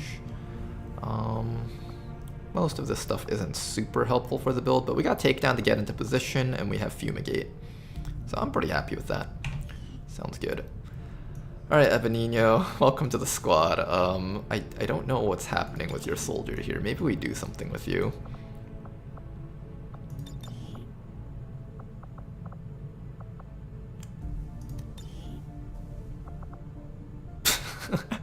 That looks so weird. Oh wait, I think there was a different type of head. Hold up. I think it was part of the other races. Which one had the weird faceless head? I think one of them was... Which one was the weird faceless head? Was it this one?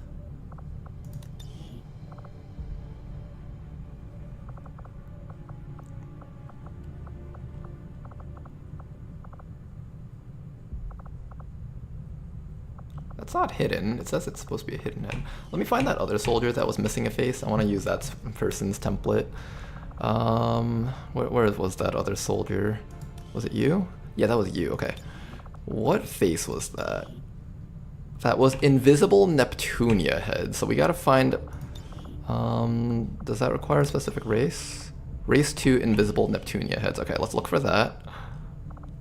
I have a plan with you. I think it's race 2 and face. Wait, I don't have Invisible Neptunia heads. Why not? Oh, do you have to be female to have that? You probably have to be female to have the hidden Neptunia heads. Alright, it's worth it. I'm gonna have to make you go through a gender change real quick.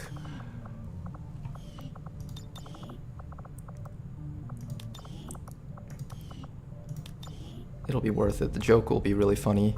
Yes, there we go, okay. And then we remove the helmet. We'll make you bald or something. Okay, so this person's backstory is that they're dabbled around with chemicals for far too long, and they've somehow burned off their entire face. But yeah, this person managed to burn off their entire face. That's their backstory. Then let's just give you a proper torso that will fit the backpack properly. What kind of torso would look good for this person? I think this is one of the few chances that we get to do a kind of powered armor look, maybe. What is it called? Powered? No, not powered. Heavy, I think. Yeah, there we go. Okay. And then maybe we can get... No, where's the armor that has like the... There we go. Yeah, I want to have like a armor that looks like it's got arms sticking out the sides. Someone that looks like they would carry like a giant tank of volatile fluids on their backs at all times. That's what I want. It's between like the arms or maybe... Yeah, I think we'll do the arms and then we'll give you the... the powered arms. How do we get the powered arms? Not the powered arms, the heavy arms.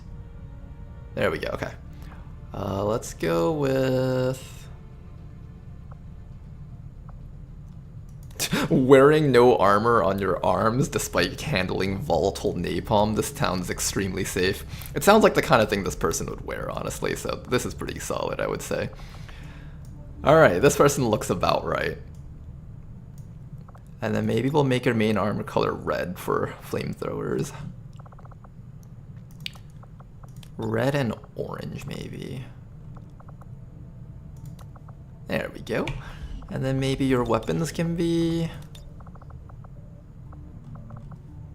What color would a tank look like? Like red? It's like a dull red. Can we get like a nice bright red or something? Close enough. We'll go with like this. Okay then. His last mission had a 112 HP Muton lead. I fought one of those before. I fought many of those before, in fact, like dozens of those actually. On the base assaults, there's like one of those in every pod that you have to fight. The 112 HP Muton, that thing was fun. It was the ginormous one, right? Like, it was the one that looked like it was the size of a building. Yeah, that Muton was kind of a fun one. Classic Bashar. Was it a Muton Elite or just a basic green Muton? I think it's more likely to be a Bashar because I find Bashars more often, so that's the Muton Elites. They have it recorded? Oh, we have a bunch of recordings of that too. Maybe at some point in our streams I'll go back and rewatch that recording that I set up a long time ago. Alright, well, Ebenino, you're looking good the way you are. Let's keep going. Alright, so we're just going to keep on scanning here until this mission finishes. We do the retaliation, and then we're going to go straight into the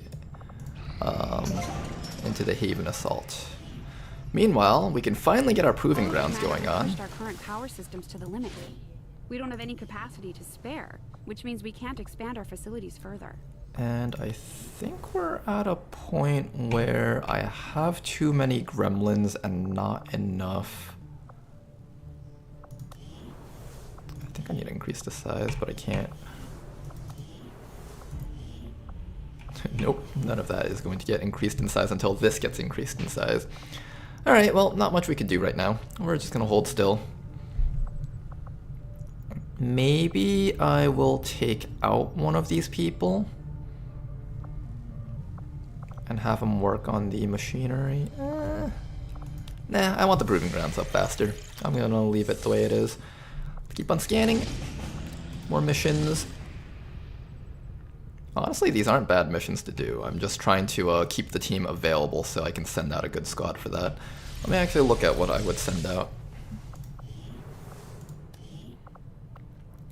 If I were to send out a squad, it would involve probably 3 sharpshooters, the Templar, probably the Shinobi, Probably the Ranger, or the Reaper rather.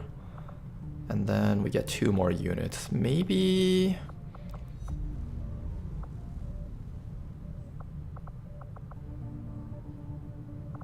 maybe like the Crasher and 1 Hacker dude? Or maybe double Grenadiers. I think I would rather stay away from using consumable-oriented units for these types of missions. So probably I'd be more likely to bring like, I don't know, a Hoplite or something. Yeah, probably like a Hoplite and maybe like 1 Ranger on the team. That's not a bad choice. Is my soldier still alive, Ronar? Asks Halshin. There was a mission. The first mission of today's stream. You tried to save Bob Ross. And you did stabilize him. But then you died along with everyone else on that mission. So Bob Ross is somewhere out there in an Advent facility. Ooh, a new scientist. I needed one of those.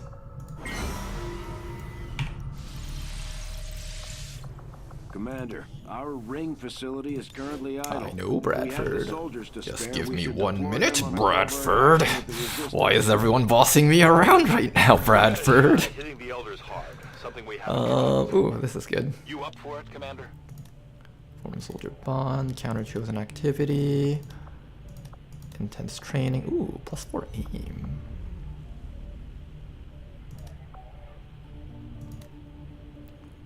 Large supply extraction mission. Alright, it's between intense training and reduced avatar project progress. How many days until the next month?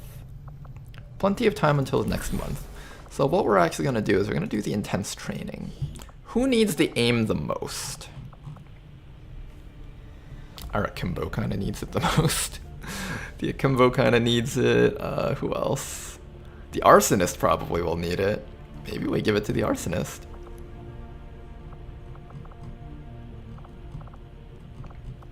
It's between the Akimbo and the Arsonist.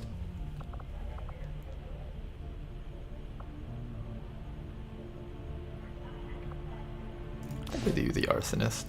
If we want you to have reliable close combat specialists, I need you to have good aim. So have fun.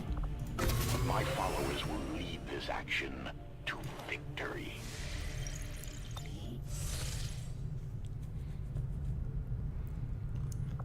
Okay then. After that, we just keep on scanning and ignoring all other missions. I will probably end the stream after about another hour. 8 o'clock sounds about a good time to end this. I kind of want to do this mission, just get more intel and get more... All enemies gain lightning reflexes, that's an interesting one. But I kind of want to just have all units available. I'm going to stay over there and just keep on scanning. And just keep on training up our units. Alright, who's next for the training? I guess we just keep on training up Ismaradiel. I want to get that trial by fire on more units. The more units that have trial by fire, the faster we can train up our entire barracks. And that'll also make it so that any future units that I receive will also train up really quickly. Look at all these missions that I can't do.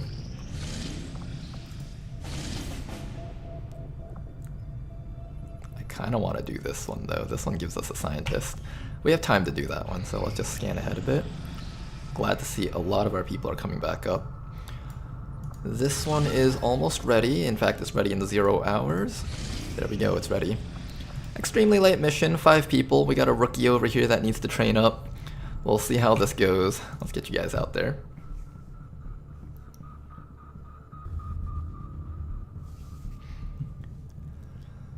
Dang, alright then. The video will definitely release next stream for if you're ending stream soon. Didn't anticipate the upload taking this long. Yeah, no worries, Danker dude. We'll probably do another stream sometime during the week, so look forward to that.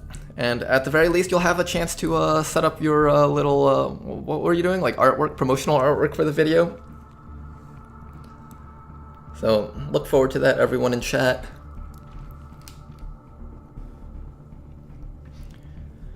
Alright, I've been ignoring the YouTube side of chat for way too long. I'm sorry if I'm just so not used to reading 2 chats at once.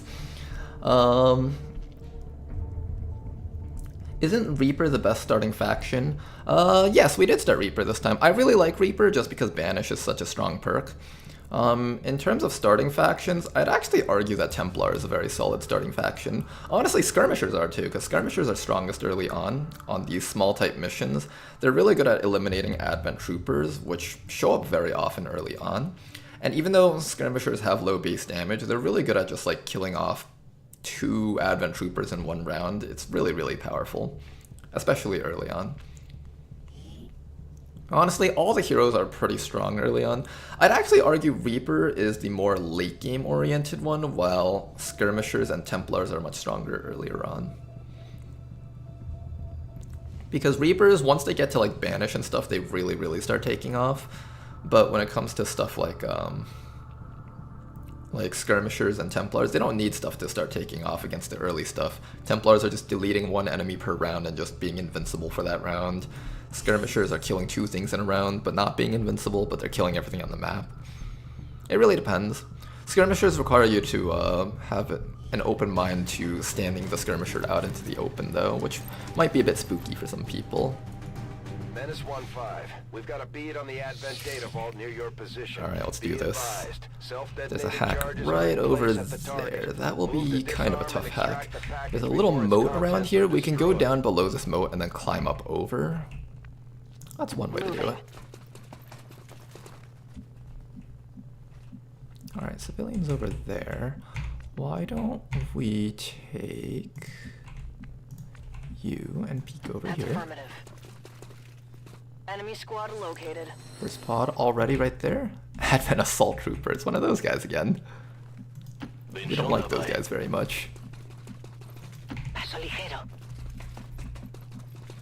Our rookie over here does have a rocket. They can stick the rocket right through the grating and then just shoot straight through. Could be quite interesting if we set that up. Grabe mich ein!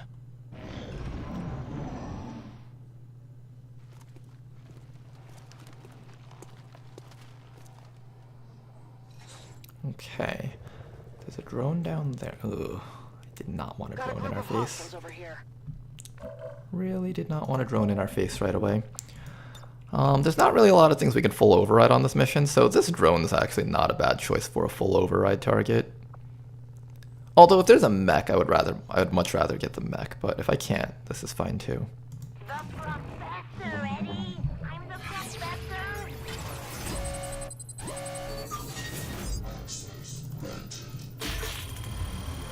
And we do get it. Alright. We have a permanent drone ally on this mission. I think this mission will get a little bit easier because of that. Sometimes the most perplexing of riddles can be solved with a simple counterclockwise turn. I can't tell if it's intentional for the drones to sometimes just stare at the ground like that. Because I imagine that the drones are supposed to have like the spotlights facing forward and they're supposed to zap forward, but sometimes I'm like, are they like scanning downwards at something? Or is it just messed up? I cannot tell. Got it covered. Okay, well, with that, our entire squad gets to run forward. Let's just play safe.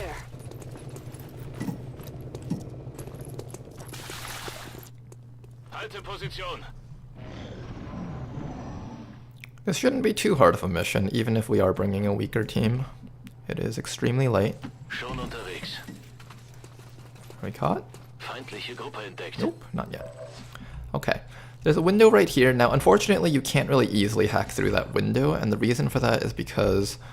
where are you? I can't showcase it here. But the reason for this is because this counts as full cover, so that actually blocks line of sight from here, and I think it blocks line of sight from the side. So we do actually have to get up to this door and open it, or go from this side window to do our hack. So that's something to keep in mind. Rolling.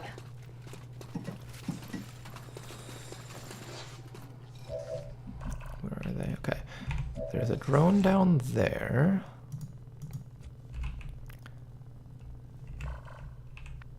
Wait, can this drone actually fly over their detection tile? Does that work? It can fly over the red tiles? That is actually really cool if that's the case.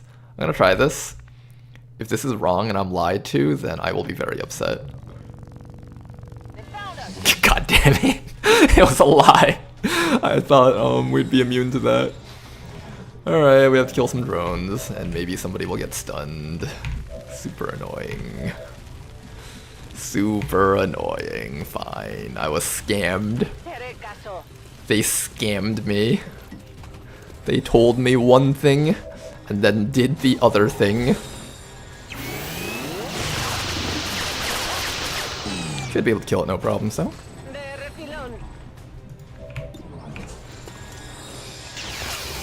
Okay, maybe we will have trouble killing it. You guys want to, like, not have trouble killing this thing? There we go. Okay, 2 enemies found so far. 2 more groups of 3 seems about par for the course, I think.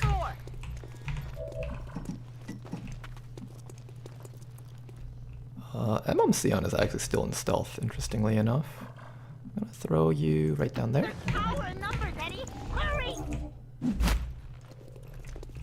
And then we'll just keep the drone in the middle of our team.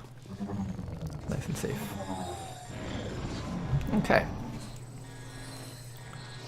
Classic. The Lie to Ronar Day. Today is National Lie to Ronar Day about everything.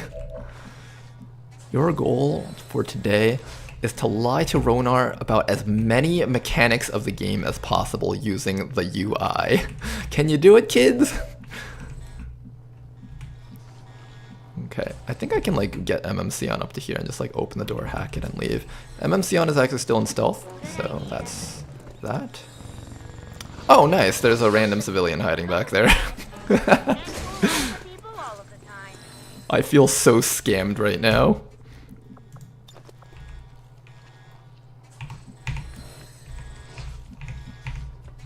You know, we could get a large supply cache. What's the penalty for this? We have failsafe. There really is no penalty for trying. So wanna get a large supply cache, perhaps? No? Okay, fine.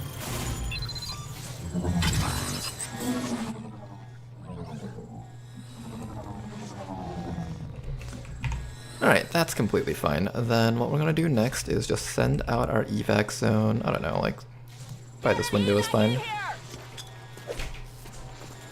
And we're just gonna be patient. Just wait right here. No rush. I'm surprised we haven't found the other pot of 3 that was over here. Did they like just walk away or something? It always feels so strange seeing the one-armed gunner. Alright, and the drone will just chill there for a bit.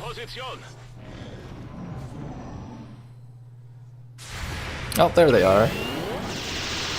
Nice 8 damage shot to the face. Oh my goodness, that guy's gonna be feeling it. Oh, the Raptor Commando has stasis. Interesting.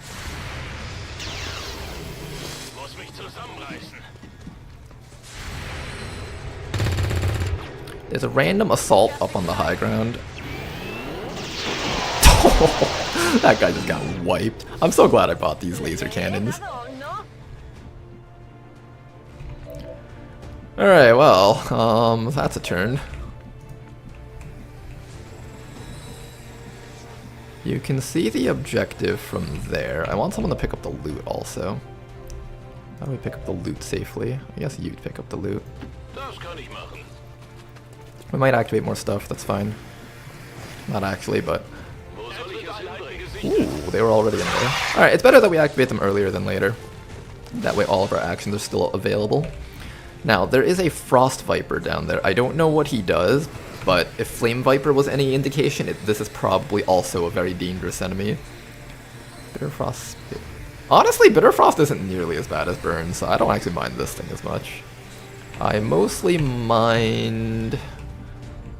the Priest and that Raptor. I don't know what the Raptor Commando is gonna do. That's what I'm mostly worried about. We have a rocket here. I can just launch this at the Viper. Just don't destroy the objective, okay? Rockets away. Go, rookie, you got this. Didn't destroy the cover. I was hoping it would destroy his cover. Rookie, you're kind of useless here. How about How about this guy? Well, what do you do? Can the priest be stunned or is he immune? Let's ask that question first. Sustain, center mass, mind control, stasis. Okay, so I don't think he is much of a threat. So what we can do is we can send this drone up to deal with Mr. Priest.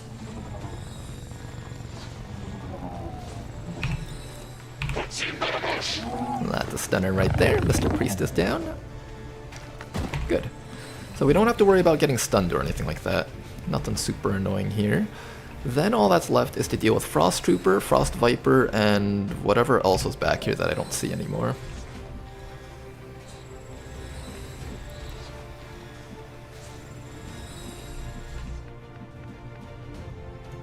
I'm gonna run you all the way up here, Fox. Do you see the other guy? No, wait, is that it? 5 active enemies. 1, 2, 3, 4. Does that count the drone? 5? I'm not actually sure right now. Kind of confused. Alright, anyways. Let's double time right behind this Frost Trooper. Really don't see anything. Also, he gets cover against me. This is weird. We're just gonna bullseye him. That's a guaranteed kill right there. Good, one guy dead. Now then, we need a way to deal with the Raptor Commando. Probably someone just has to overwatch that group.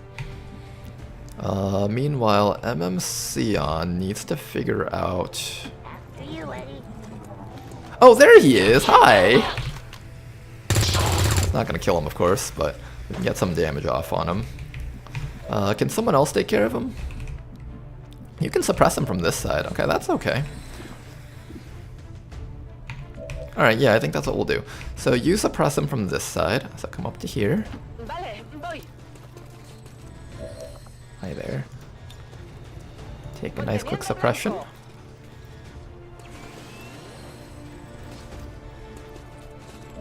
And we have the improved suppression, so he's also disoriented. Even if he tries to take that shot, it's very likely that he'll miss completely. Then after that, we just need to figure out a way to deal with Mr. Frost Viper. And honestly, I have no clue how we're going to deal with Mr. Frost Viper. So instead, what we're going to do is we're going to overwatch this guy in case he gets up.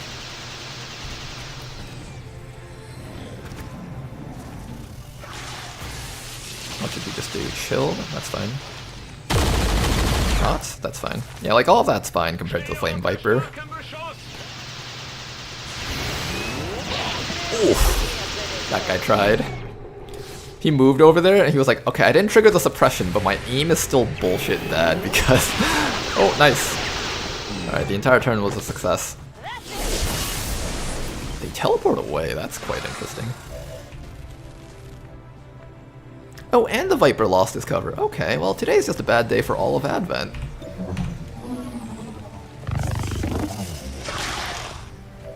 Nice, okay. So what you're going to do right now is first figure out what this is. Large intel cache. I want that large intel cache, so we are going to use the system infiltration on it twice. If you guys hear something in the background, it's probably just a vacuum going off, so pay it no mind.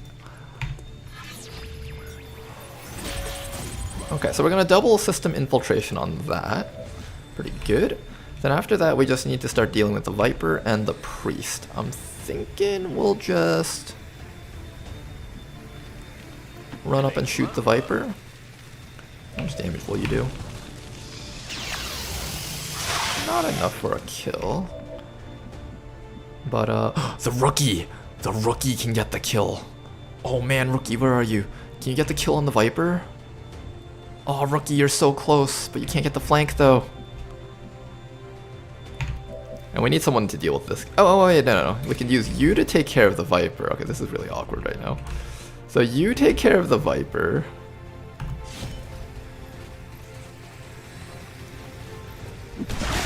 Good. I always forget that they have that perk. Then we can try to deal a little bit of damage with... Or I think overwatching is better. So we'll overwatch with you. Then everybody else here is going to try to do as much damage to the Priest as possible before he goes into stasis mode. Or he's just dead. That works too. Alright, that works too. Good mission, you guys. What's over there?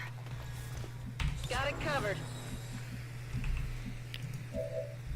Ooh, somebody needs to pick that up. Enseguida. They can't sustain while stunned? Oh, they can't?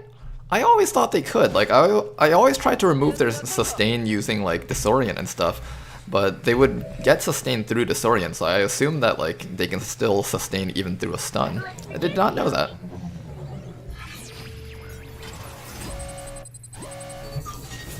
Oh hey, I remember this map. This was the same map where Ronar cheesed the mission with 3 soldiers. I remember that mission too, actually. That was on footage, right? Alright, this is worth nothing even though it's guaranteed. This is actually worth something, so we should try for that. And we got it, nice. Always nice to pick up the extensive intel cache. Alright, let's get ready to go home with the squad. You guys did good. Eliminate any remaining hostiles near the AO. Even you, rookie. You deserve that promotion. Halte Position. Yo me encargo. There we go. Evac has arrived and it's time for us to go home. Do we get to keep the drone? Please. Please, Bradford, please let us keep the drone. It's so cute. Time to go. It's been helping us out all along, Bradford. Come on. Wait. What? I was joking about that. They thrown out a rope to it too. I got a drone. Can we move on? This is unbearable. Avengers, this is Firebrand. Package is secure. All XCOM operatives are secure. Wait, we can get a drone? Do we get to send it on missions? Wait, this is the coolest thing ever. You missed it, but Mod Jam lets you take other mechs. You could technically get a Sectopod if you manage it somehow. Wait, we can extract a Sectopod from a mission? Oh my gosh. Oh my gosh. On the YouTube side of chat, sustain is so weird. How does it even work for priest? I know that there's different versions of sustain for the weaker priest, so it's got like a lesser chance of activating for the lower ranked ones. Someone said that apparently if you stun them, it also prevents them from activating sustain, so that's interesting to know. It's the same mechanic as resistance mech, so you aren't going to get them on missions, but will in like retaliations. Oh, interesting. I knew Glad. Interesting. So you're telling me if I let a Haven invasion go through and a Sectopod appears, I can keep a Sectopod and eventually deploy it on future missions? Oh, this is a game changer here. Alright, Liberation 1 completed for the second region. I'm aiming to see if I can try to liberate at least 3 or 4 regions in this campaign, because we really, really badly want the supplies. No, if you get a Sectopod on any mission, you can use it in a Haven defense. Oh, you can use it in a Haven defense? Wait, that sounds really funny. Okay, rookie. What are you good for? What are your stats? Average hack stat. Your mobility is kind of low. You're probably going to end up just being put on a Haven and just defending it. You could also become a survivalist. If you're going to become a stealth, if you're going to become a Haven advisor, stealth is usually the best thing for a Haven advisor.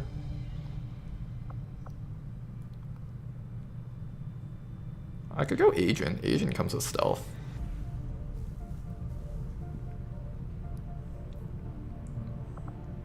Stealth agent, maybe? Survivalist is okay too, because low mobility. Average aim though, but Survivalist doesn't need too much mobility if it's going to become a sniper class. Hijacker is another option, although I already have enough hijackers. I don't think I need another one. I think I'll opt for agent, maybe.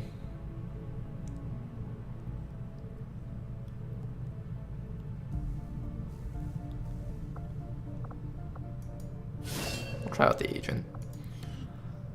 Alright, what are you good for? Slice and dice. Shotgun finesse. Beat down. This can actually correct your mobility issues, so shotgun finesse is kind of a nice thought. Beatdown would also solve your mobility issues. Lead the target. Attack senses. Hamstring.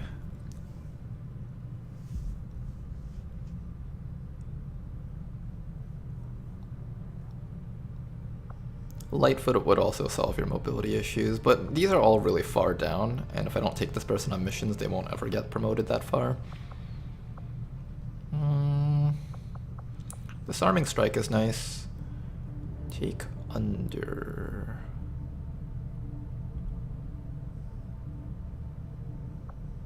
Deadeye, Phantom, Lacerate, Combatives. Combatives will be really helpful as a Haven advisor in the future. Let me see, how's your mobility? So since you don't have any items equipped, of course you have good mobility. So this is a kind of soldier that would probably want to run like SMG. I don't like this person's mobility. That's my one big gripe about them. There's not much we can do about that though. But this person is capable of running and slicing, and if we give them shotgun finesse, they can actually be really useful. So you can do things like run and slice into shotgun. Do you need both actions for this? No, I don't even think you need both actions for this. So you can do something like run and slice, and then shotgun finesse into like double tap. Well, that's kind of interesting. This makes you into like sort of a pseudo assault if we do that. Lightfoot would solve all your mobility issues, so we're definitely taking Lightfoot. Nimble hands. Lightning reflexes isn't too bad. Lightning reflexes isn't too bad. Surgical precision. Heck, I could give you hamstring instead of double tap.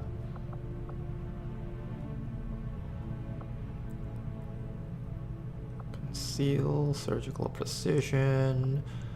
Okay, I think I have an idea of what I'll do with this person. Probably a Phantom unit. I'm just a huge fan of Phantom. I've actually been liking Perfect Plan quite a bit. You also have the maim ability when using your shotgun. This is actually kind of relevant. I might do something like this. We'll take shotgun finesse. They've got average intelligence, so that's like 12 more points that they get to use. Maybe beatdown. Yeah, I think beatdown and shotgun finesse are a pretty good combo. I kind of wish I could take slice and dice on this person, but I don't think I'm going to be able to do that. It's got a 1-turn cooldown for a double knife slice. If you didn't already have like run and slice and all these other perks, it would be kind of interesting. Maybe we'll take lacerate or combatives. One of those two. Concentration, actually.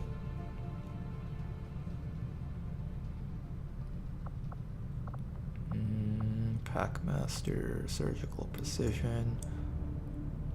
I think we'll do something like that. How's that look?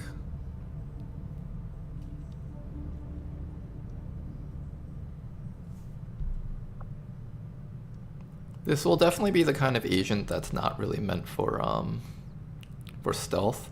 This is kind of a combat agent. It's between double tap and hamstring. Double tap works better with the shotgun build, but what's the cooldown on this? 2-turn cooldown.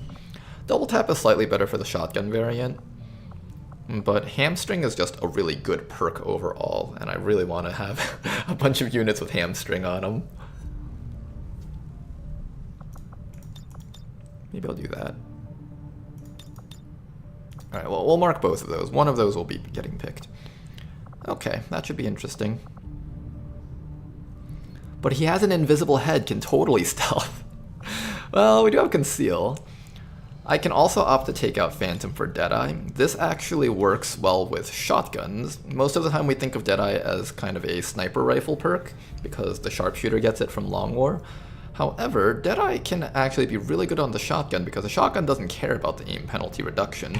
And with run and slice, you could do something like run in, slice, and then Deadeye. That'll actually just kill things straight up. And I guess you don't need Phantom if you already have one copy of Conceal, and you just need to make sure that you don't get revealed too often. Okay, I guess we're leaning into the shotgun agent kind of build. So let's switch this around. Let's give you a hunting shotgun. One thing I like about this mod is that the ballistic weapons are so good that you can actually use the ballistic weapons all the way into like laser weapon age. I think once we start getting to tier 2 enemies, we're going to start needing mag weapons, but until then, the hunting shotgun's going to suffice really well. Alright, well, that's going to be our soldier. You have a rocket. Wait, why do you have a rocket on your back? Is it just because they... There we go, okay. Now you have a knife. Alright, that's that. We got ourselves another agent. We got one more unit promotion. Let's look at what we're going to do with Yang Sung Lee.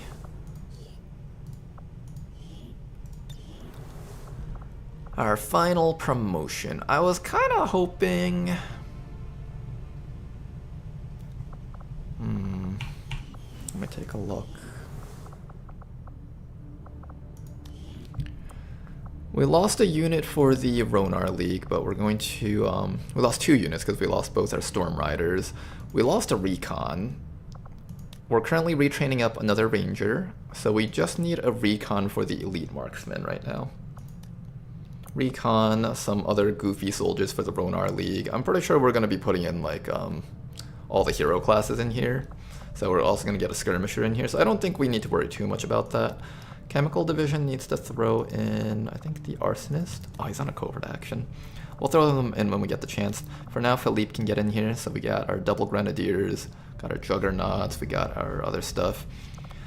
One of the Juggernauts, I think it was Fox, is a rocket-based Juggernaut. So I'm actually going to take you out of here and throw you into... What would a rocket unit be put into? We could put you into Gatecrashers. There we go. And then we'll put the other chem person in here, because the rocket person isn't exactly going to be participating in burning too often. Okay, so I think we could do another recon with Yang Sung Lee. Yeah, I guess that's fine. We'll do a recon, maybe. What other classes are available? Laser weapon age. We Civ 7ing now, boys. The ages are progressing really fast in the late game of Civ, aren't they? It's barely been a turn and we've already progressed from ballistic weapons to laser weapons, and soon to be mag weapons.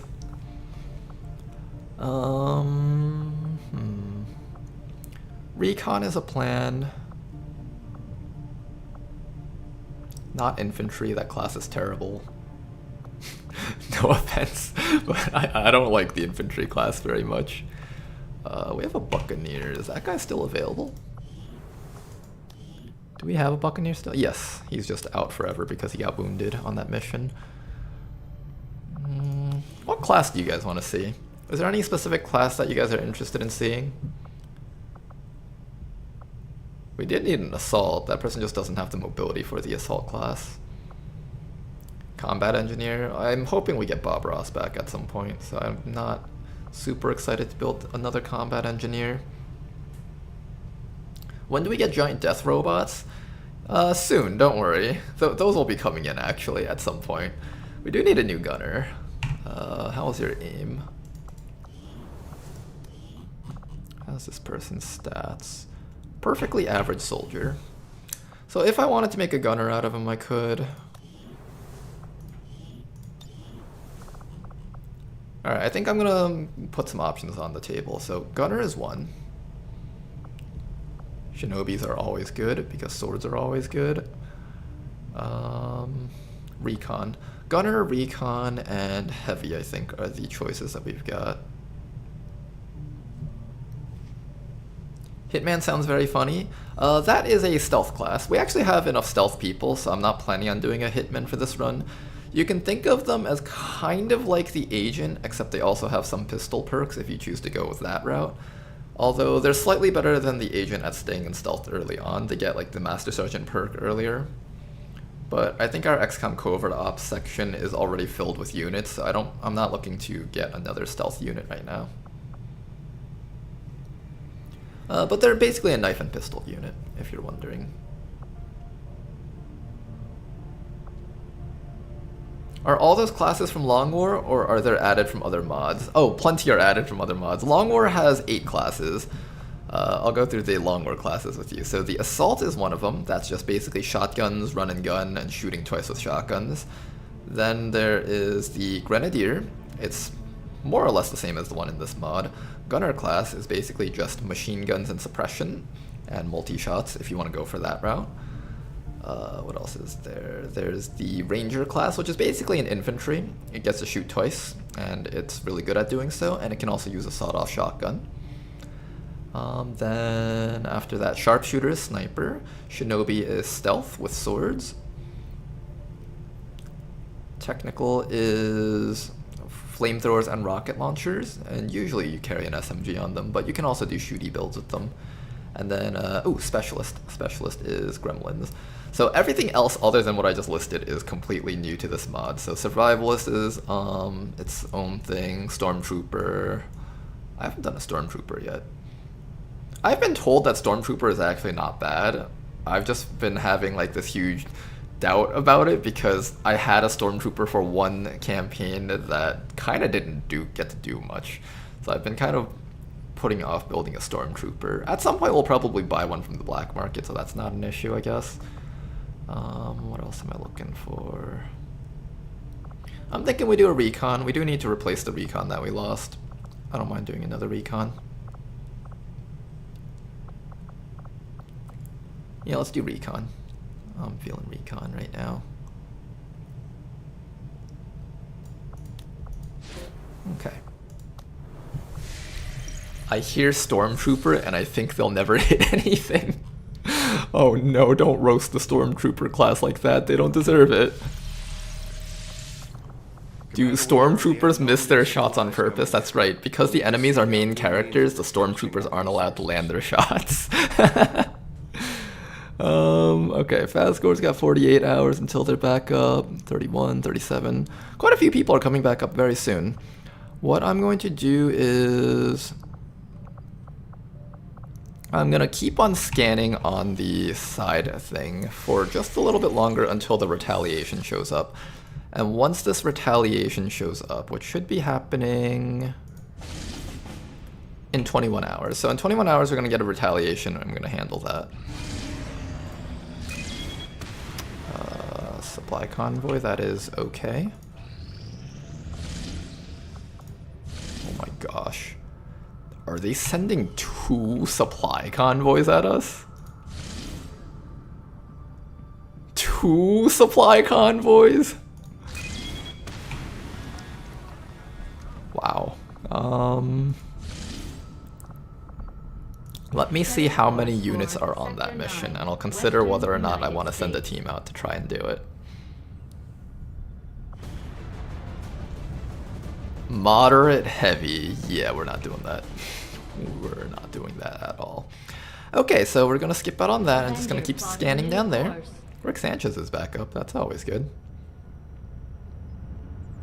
The base attack is going to be quite a thing. Yeah, I'm curious to see how bad it's going to get.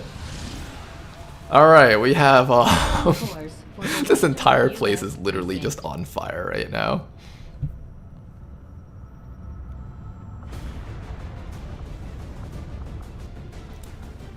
Okay, Haven defense, let's do it. How do we defend this Haven? Well, we got Toki. You guys know what that means. Anyone below the rank of Sergeant is coming on this mission. Alright, Toki, you're gonna train up everybody here. Okay, we don't want like too weak of a team though. This is Haven defense. This is the tougher one, I think. This is the one where we have to like overwatch a bunch. We have a sharpshooter, that's good. Always good to have a sharpshooter. Templar is gonna be good for this mission. What else do we got? Shinobi will probably be good for this mission. Ranger 2. Let's bring It's Easy on this one. I want a few more of these corporal type units. Yubnub is actually pretty good for this type of defense mission. Okay, so this is going to be our squad. I'm actually going to take out the hoplite. Actually, the hoplite would be good against the hunter, because I think this is hunter territory. But I want to train up more people, though. So I'm going to have probably Tedster.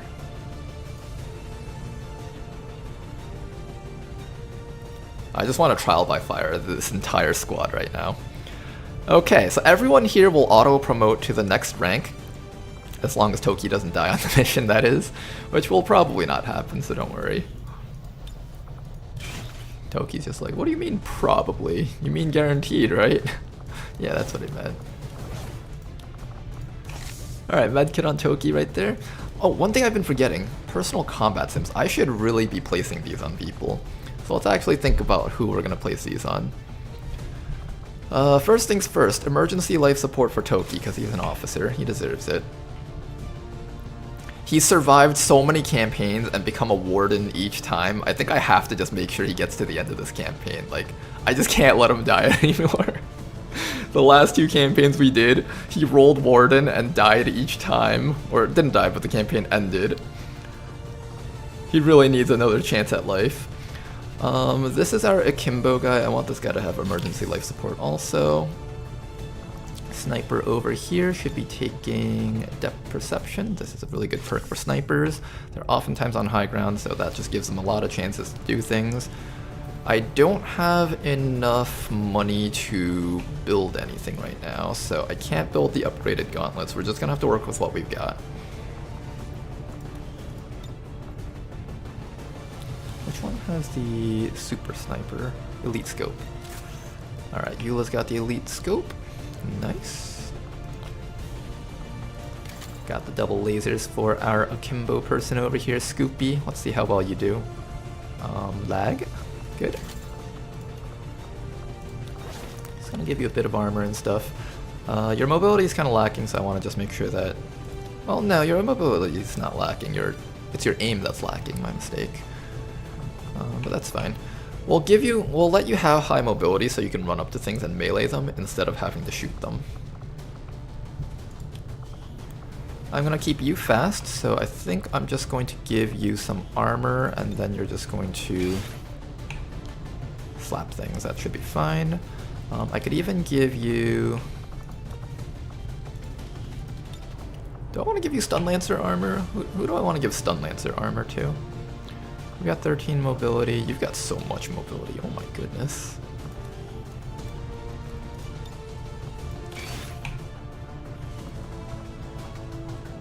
Who am I giving Stun Lancer armor to? I would give it to the Templar if I could, but they never made it so that they could wear any other types of armor, so unfortunately I can't give you the Stun Lancer armor. The mobility would have been really nice though if I could have given it to you. Honestly, I think Toki gets it.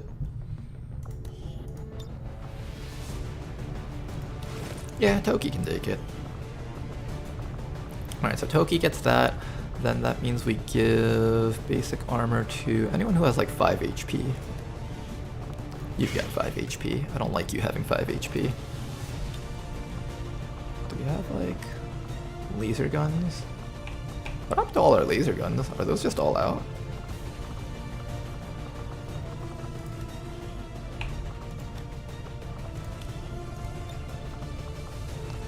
We really don't have laser guns. Interesting. Okay, that's actually kind of a problem. You are not going to be as useful. You're fine because you have the bayonet. Okay, here's how we're going to do this. We're going to strip this upgrade from you. Okay, so the powered bayonet will go on this guy because his gun will do less damage, so we'd rather him just stab things with the bayonet instead. Alright, that's a plan right there. What do you guys think about this plan? Okay, let me customize your character a bit. Okay, so this is you without plated. So what kind of armor would we want to find on you? Maybe something like... What would kind of be like a SWAT team, a futuristic SWAT team with plated armor kind of look be? Could also just give them advent armor. That kind of fits. Maybe we give them advent armor. Sure, let's do some advent armor. This should be interesting.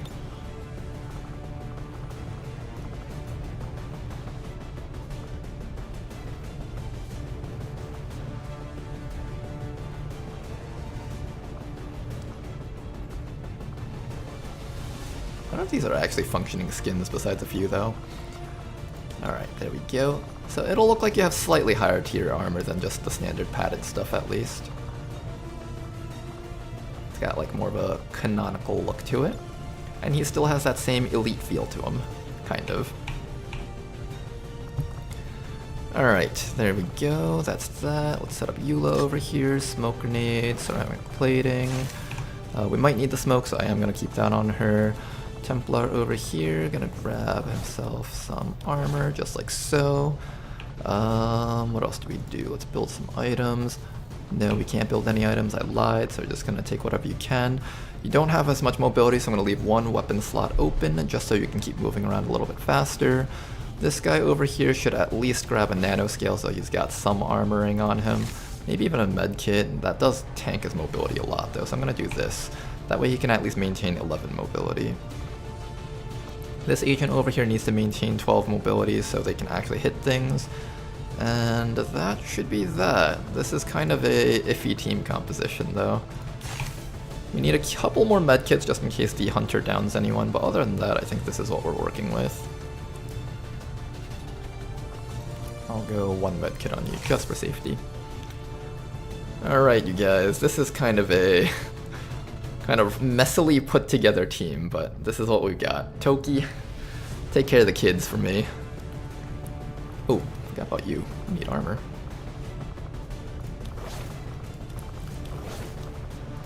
You can afford to put a lot of stuff on because you got so much mobility. Alright, and do we have any better swords? We have an alloy sword. Alright, this is our squad. We're real this time. Have a better Overwatch tool. You have a bayonet, let's just slap that on you.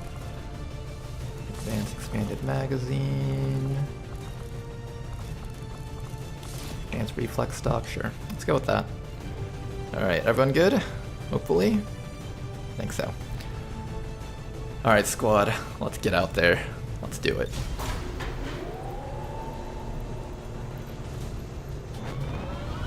Double guns wicked. Yeah, the double guns guy looks pretty cool. We're in the pipe. 5x5. Alright, Haven Defense. In this mission, it's not like the standard retaliations that you guys might be used to. On this one, a bunch of enemies are just going to constantly drop in on the reinforcement timer, and we need to rescue as many people and evac them before we get overwhelmed by reinforcements. It's a pretty tough mission type if you're not prepared for it, and we're definitely not prepared for it, so let's get ready for this. The Beast says, "Hey Ronar, I'm watching your Legendary Iron Man guide and it inspired me to try Legendary for the first time.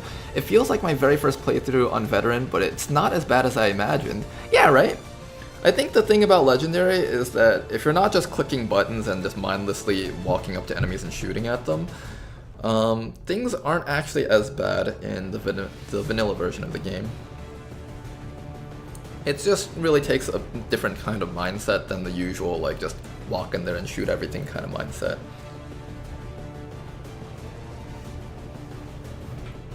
Stormtroopers against normal rebels have great aim, actually.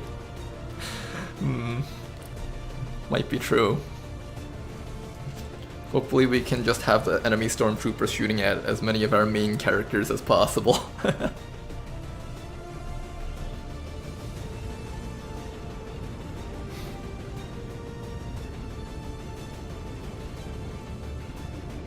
Just one question. How have you guys been enjoying the campaign so far? You guys been enjoying the mod choices that we have? Like all the classes and stuff?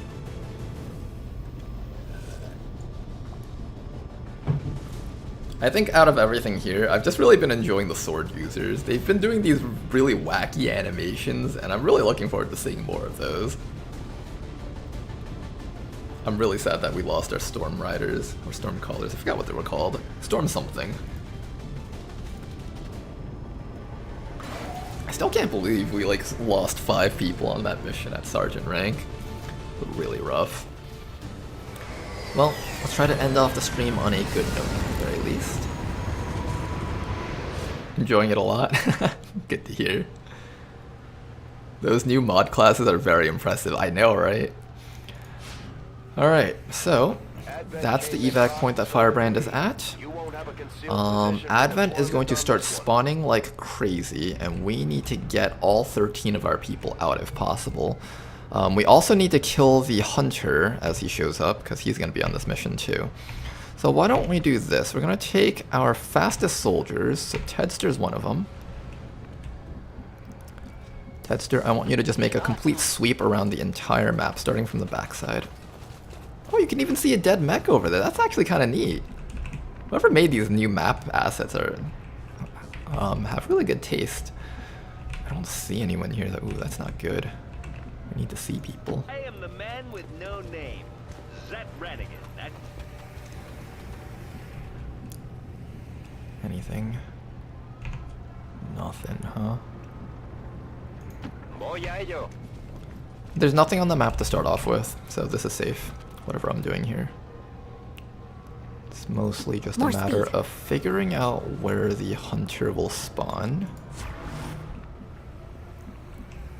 Oh gosh, there's 13 people on this map and we haven't even seen a single one yet. That's a really bad sign. Nothing mar your path. On my way. That means this is going to be a hugely annoying map to deal with. I don't know how I feel about this.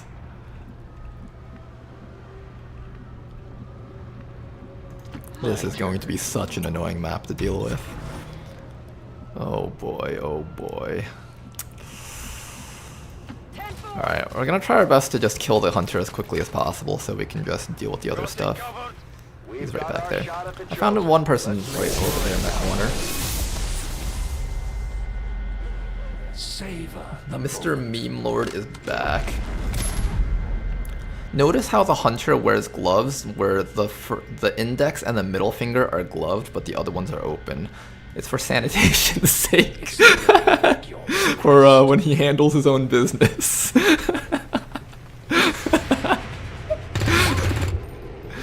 Oh man. Look guys, I'm 12 years old and I'm laughing at childish jokes. Oh man. Okay, anyways. That's nice. Let's give him a quick rapid targeting and just start shooting him in the face. Apparently Eula is so accurate that she can literally hit him right through the wall with 100% accuracy. That's honestly incredibly impressive, Eula. Oh, ho, ho, ho, ho. Nice shot. I bet you can't do that again. He's very upset at what we just did to him. We can use you. I don't want him to run too far away though, and that doesn't do as much damage as I would like. How do we get to him? Reinforcements will be showing up soon, so we'll have to get ready to take care of that. Tedster, just in case there's anything up here, I think you do have to make the quick loop at least. I think most of the stuff is on that side of the map though, and I just ran you the wrong way, but I still want to just check this out just to be safe. No resistance recruit left behind. Oh, there is a person up there. Okay, good thing we ran back there. Alright, no resistance recruit left behind. I'm gonna get them all out of here. Now the problem is I can't easily reach the hunter with you. We'll see if we can have Paled Brook tank the hit from the hunter. Look at all the 0 damage we do. You just made my list. Yeah, you would have a list. I'm gonna get back on all those kids who made fun of me. Alright, that's nice, Hunter. Calm down there, sir. I'm just gonna maim him. The mutilate does 2 to 7.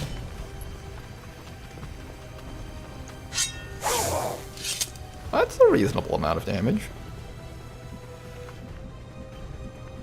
Okay. I think our entire team just needs to run at him right now because he just keeps retreating. It's super annoying. It's tough, but I guess that is how you would expect the hunter to react, huh? Scoopy, can you rescue that person? Does that count as being rescued? Yes, it does. Alright, first person. Nice. Let's bring you all the way back to full cover. Back to there.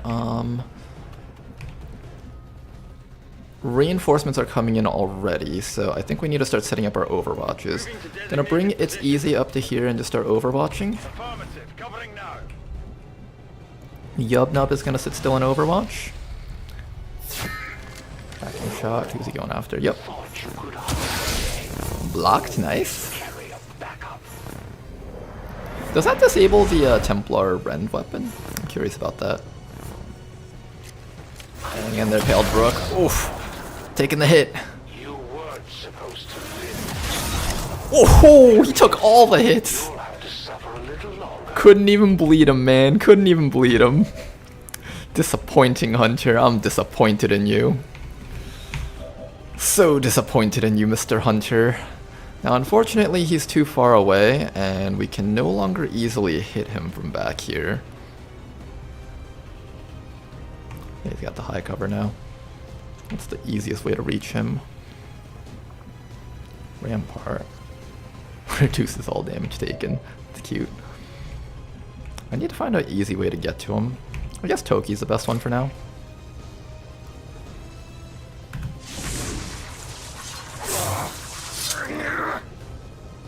It's going to take more than a few wounds to slow me down. Okay, so he's still taking the same position.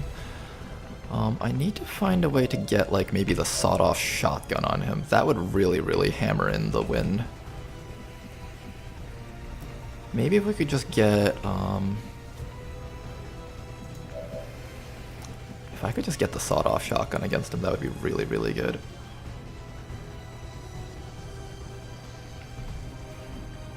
How do we do this? We also need to overwatch because there's a bunch of stuff coming our way.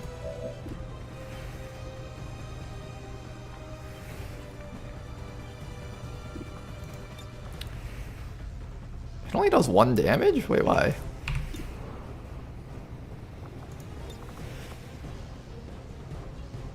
No, I think that's just a display bug. Okay. So we can lead the target and then have you chop this guy from behind again. And then that should cause him to move and maybe get hit by the lead target. Come on, Eula, got him. Nice clean 5 damage, not bad. Only a graze, but I'll take it. Nice shot. Nice shot, thanks, buddy. Oh, that's a tough place to get him. Ooh. Wait. We can blow him up, Somebody blow him up. Somebody blow this fucker up. Somebody blow him up. Somebody, anybody. Somebody has to be within range for this. There has to be. Yes, right there. Go, It's Easy. Just blow him up. Hey, piece of shit. Fall damage. Ooh, nice. He didn't take fall damage from that. He took burn, though. Ooh, that might actually finish it up. Is there any way we can get vision on him to get 1 more shot against him? Oh my gosh, there's so many people here.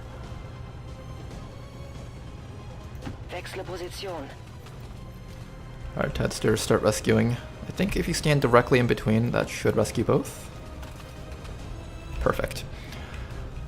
Okay. We just need to blow him up now with 1 more shot. How do we do this? Guess maybe we just let him live this round and the next round we deal with him. That's fine too.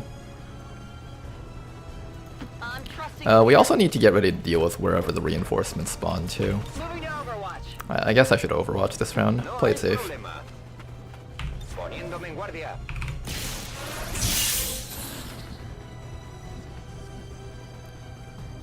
Alright, hang tight, you guys. Can I just get Yubnub a little bit closer towards the center of the map? And you guys need to start making a run for it. We got 1, 2, 3, 4. We got 4 people rescued so far. So you guys just start running back. Run back to base, guys. Keep going. Don't stop running. There's another person over there. It's hard to see everyone on this map because they keep like moving around and all that stuff. Toki, I want you in a place where you won't get injured too easily. I guess the middle is fine, doesn't really matter where you stand. Alright, first pod, not too bad. It's next pods that'll start to become more of an issue. He's on fire right now, so we could always hope that he burns to death if we really don't want to waste actions on him. It's still moving. With defenses like this. Oh, nice shot! Right through the cracks! I like that. Not far enough. Oh, hang in there. Well, Palebrook is going to take a lot of hits right now. Hang in there, Palebrook. You got this. Is it worth living with a wound like that? I think so, Hunter. I think it's always worth living unless you're like literally being tortured or something. Okay, so first of all, we need to find a way to hit Hunter. Or we just have to wait for him to burn to death. That's fine too. Oh, we can hit Hunter with this. Alright, so we can delete Hunter with that. Then all that's left is to kill off everything else and rescue the remaining people on the map. I guess that'll be okay. Unnamed rookie, I will need to rename you when we get back to base, but for now take care of that dude over there. I definitely got that one. Cold-blooded killer, Commander. It takes one to Reload. I think you just steady your weapons for now. And what we are going to do is we're going to start running Yubnub up, because it's quite obvious that the reinforcements are dropping over there, not back here. You can get ready to go home. Everyone here should get ready to go home. There's another person to be rescued down there. So Tedster, are you on it? Where are you, Tedster? There you are. Alright, Tedster, we need you to rescue another person that's down there, but just check over here before you move in that direction. Meanwhile, Toki is close to getting ready to kill that guy. I guess you just zap him, right? Bye-bye. I'm beginning to understand why the elders find you so interesting, Commander. Your little crew does present a challenge. I wish these guys were able to rescue each other, but I guess the point is that they don't want you to just make this a chain rescue operation. Okay. We're gonna start scouting out the backside over here with Toki. Oh, there's a person right there. We missed him. Okay. Just gonna keep overwatching. Templar will run closer to the center so you can help eliminate enemies that get in the way.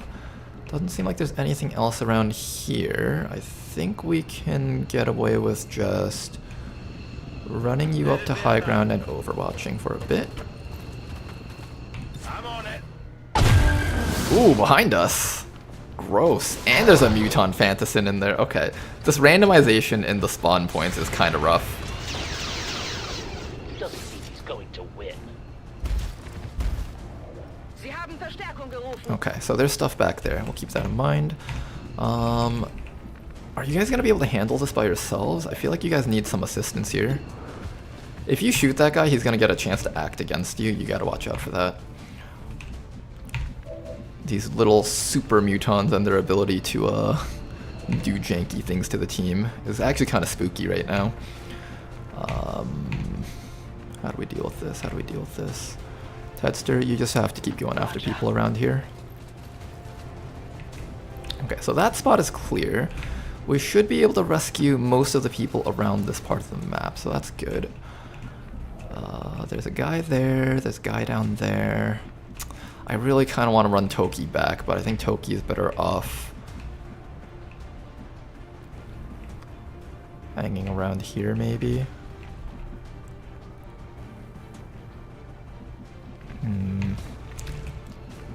Alright, let's first try to take care of this nonsense over here, because this is actually really big of a threat right now.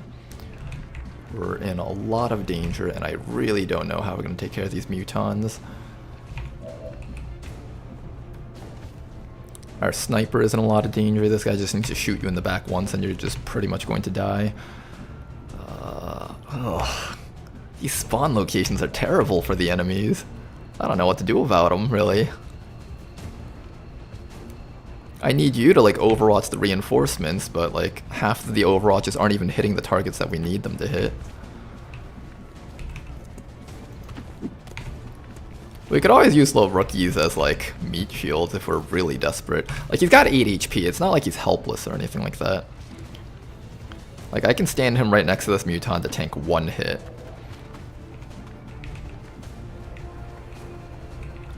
Oh god, it's a rookie party. Oh goodness, we're just running all the rookies in, aren't we? You got 7 HP, maybe I could put you next to that Muton, I don't know. Questionable choices being made by Commander Ronard. Pay the choices no mind. I think we have Toki help with rescue opportunities. Whatever it is, I'm willing to put wave after Imagine one of them is a faceless. So you guys need to find a way to deal with the 2 Mutons here. This is actually very questionable right now. I don't even know where to put Eula to keep her safe. She kind of needs to like abandon the high ground almost. I want to keep her here for a little bit longer if I can though. Which means this Templar needs to go back and assist. Although right now you don't have any shielding available because you have to double move there. Oh, this is a gross turn. Really gross turn. None of our Overwatches are going to hit anything this round.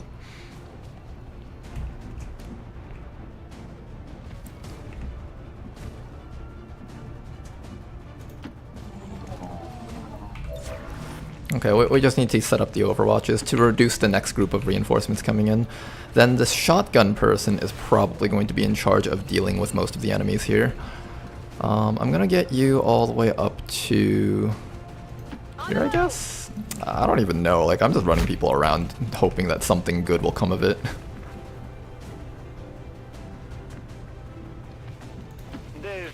We just keep overwatching, that's all we do. Please land in the middle of the team. Thank you. Okay, that's actually an okay spot for you guys to land. Alright, Yub Nub. I need you to hit things though. Okay, good. We got 1 kill. That's good. 1 more. Oh, Yub Nub. Come on, man. We need you. Okay, this person should be fine. Yeah, resistance tanking! Resistance tanking! Check this out, guys! Our resistance recruits are tanks. They can take the hits. Commander, aren't you supposed to be rescuing us? Shut up, take the hits. Okay. Another rescue over here, another rescue over here. How many more are there left? I feel like we should have gotten like most of them at this point. So 1 evac.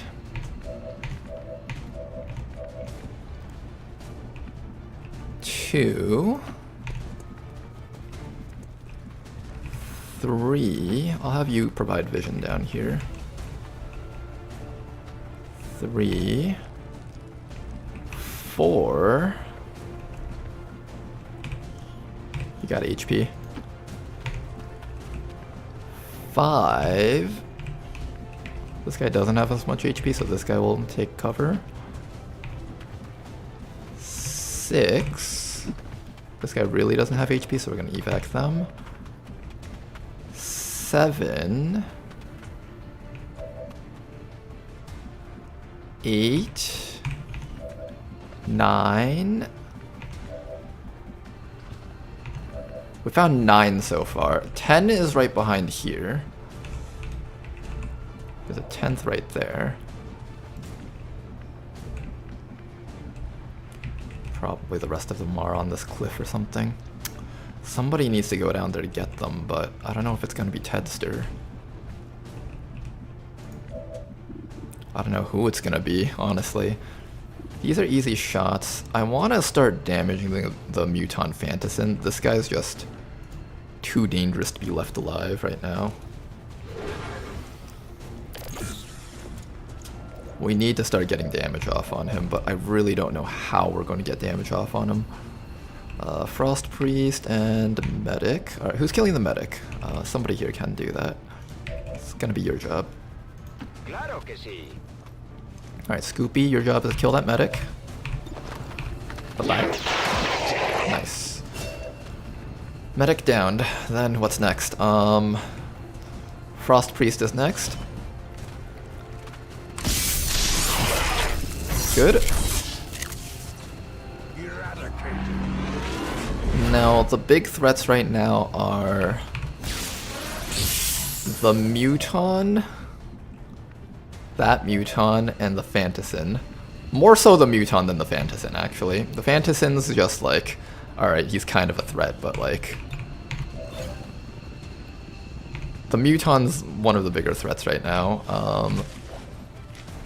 I'm gonna keep this person in the open, in a place where the Fantassin can shoot them. So the Fantassin will shoot you and then you can evac while you're corroding. This person can leave. You've done your job taking the hits. Commander, you're supposed to be rescuing us. Why are you doing this? Just shut up and let me use you as target practice, okay? Alright, oh boy, are we going for this? I feel like it's gonna hurt a lot if the Fantassin hits you.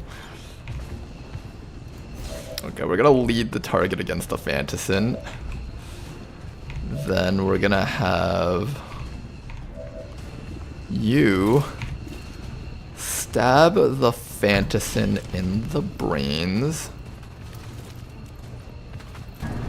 Will he move or will he shoot? That armor's tough. He's shooting, okay. He does not care about taking cover from us. That's kind of scary, actually. Get some more damage on him. It hit the plate. Oh, he only gets one action. Okay, that's not too bad. I thought he would get like multiple actions for some reason. We can actually delete him. Assuming this connects. Try your best.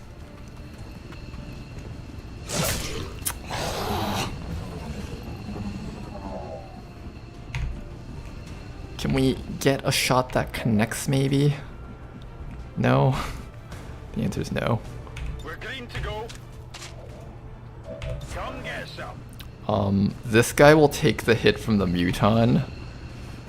This guy's gonna evac because I don't think you could take any more hits, maybe.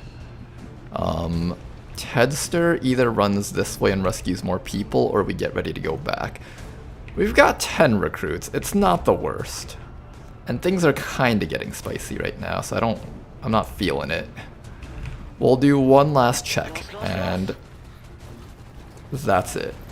Okay, so there's... Oh man, there's so many more people back there, aren't there?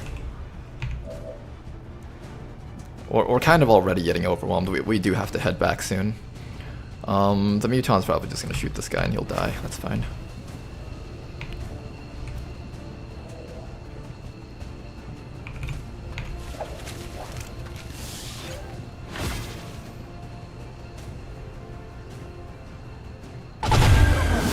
Oh my gosh, some of the stuff is getting really nasty. We do need to head out now. There's no more rescues. Let's start getting ready to send the rest of the squad home. We're not clearing out enemies faster than they're appearing. This is really bad. Oh boy. That's kind of disgusting that they can spawn so far apart and randomly. I know, right? I agree. Suppression. That's okay. That's actually okay. Now that's not okay. The growing corrosion is really bad for him. Okay, okay. I think at this point we start sending people back home.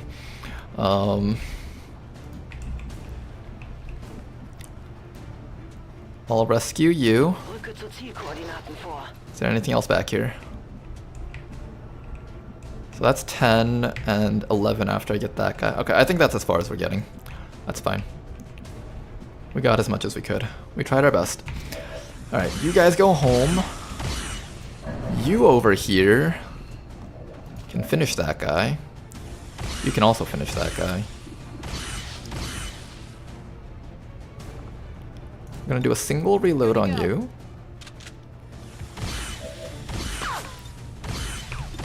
Then we just blast you. Finally got rid of this guy. Oh my goodness. That guy was a huge threat. Okay, then after that we have to deal with a Wraith Commando, the Adder over here. This apparently does a crud ton of damage. How much damage is that? Oh, it's 8 max roll. Never mind. Celatid Pupae. The Purifier is really spooky. I don't like the Purifier very much. I got a shot on that thing. I got a shot on you. I kind of need you dead. You're actually more dangerous than the pupae. We really needed that. One of the few people that can actually do damage to the purifier.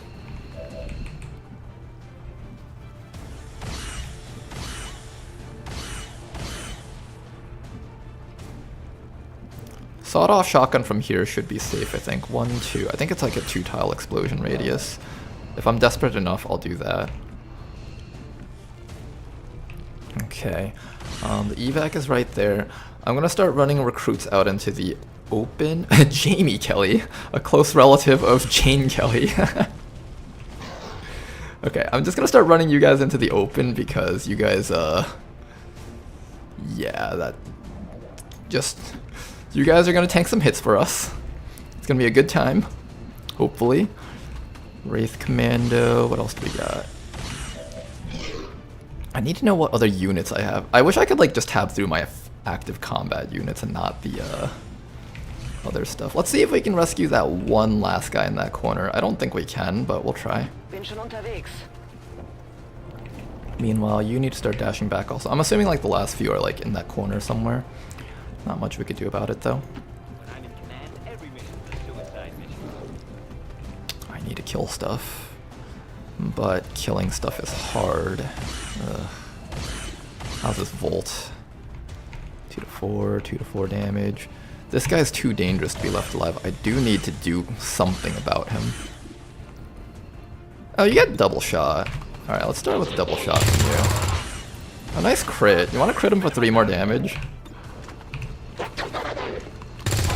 Oh, okay, that's great, that's great. Okay, beautiful. That's exactly what we needed. Literally what we needed. Okay, that's so good. Very helpful, very good. Can we just get rid of the Overwatch on the Muton, maybe? Oh, that one's kind of iffy.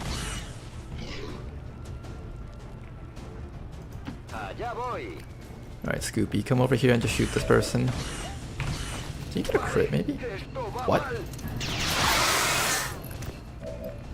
Did something to me. I should have read its perks, but that's okay.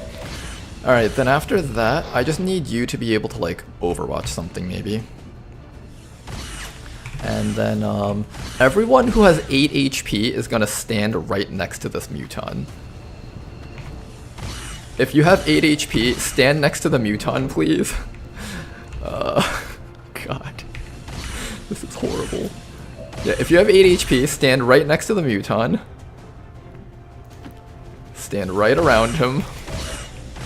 Yep, that's good. That's good. You guys are doing just great. Just wonderful. Just keep doing what you guys have been doing. Palebrook is at the point where it's harder and harder for him to take hits for the team. Although I think he still needs to stand out in the open though. We'll chop the pupae. Clean damage. Armored up. Alright, anything else? You can try to take a hit on that thing. You could also reload, you can... I think reloading is fine. I wish I could Overwatch with you this round, but we can't. It's okay, we'll pretend that he was gonna miss both the shots anyways. It's okay. Anyone with low amounts of HP should take better cover now.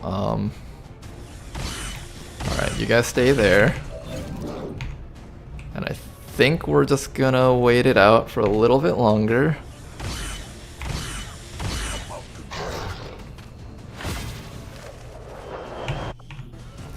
Oh my gosh, that is so much units. A lot of armor. Hang in there, Palebrook, you got this, man. Wraith Commando, what's he doing? You're okay, you're okay, you're okay. Oh, he gains focus! Does he get more damage if he focuses? That's actually kind of spooky. Okay. Everyone keep on running back. We're still alive for just a little bit longer.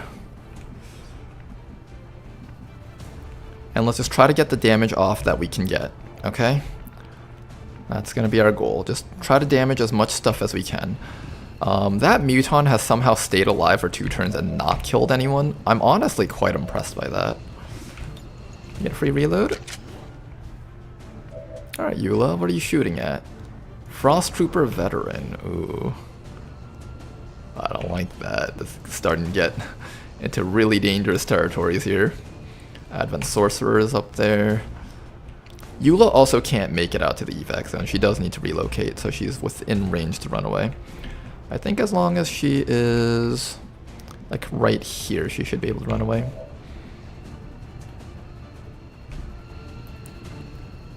Frost Mech, Actual Mech, Veteran, Muton. All of these are really dangerous enemies. I have to think about how I'm going to take care of them. This is actually more dangerous than the Frost Mech, but the Frost Mech is still pretty bad.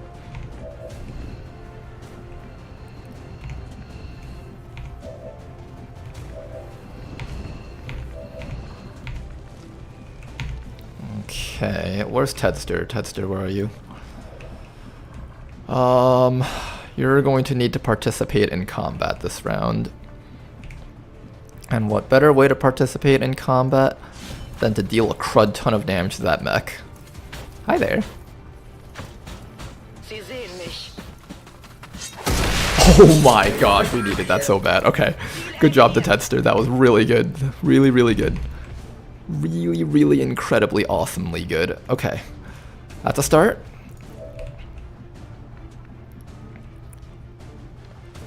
That Muton is still threatening the lives of our entire team, but I think we just have to deal with it and just pretend he doesn't exist.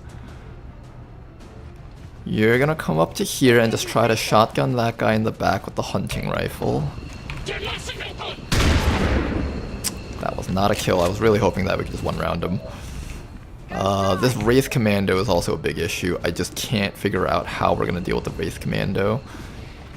Eula has some shots, although she's also in danger to the Muton deciding to kill her. At any moment, the Muton can just decide to look at her and she's just dead.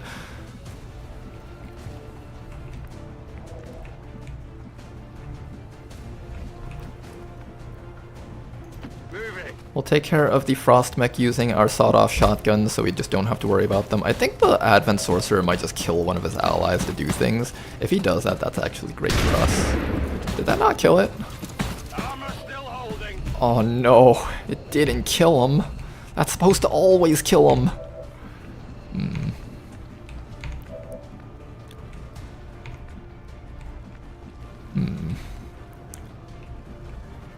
Alright, keep running back.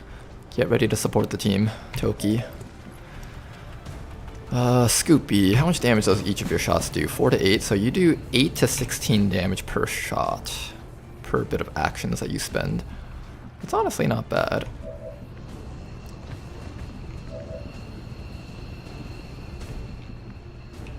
I'm mostly scared for the Frost Veteran. The Frost Veteran is just going to be a really tough one to kill. Okay, so I think your job, Brooke, take care of Mr. Frost Lancer. Good. Shield up.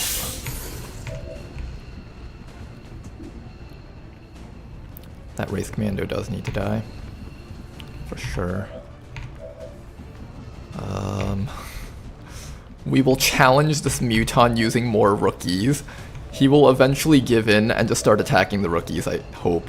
And not shoot Eula. Maybe. Hopefully. Eula's actually flanked on like 2 sides. She doesn't need to move. I'm gonna move her.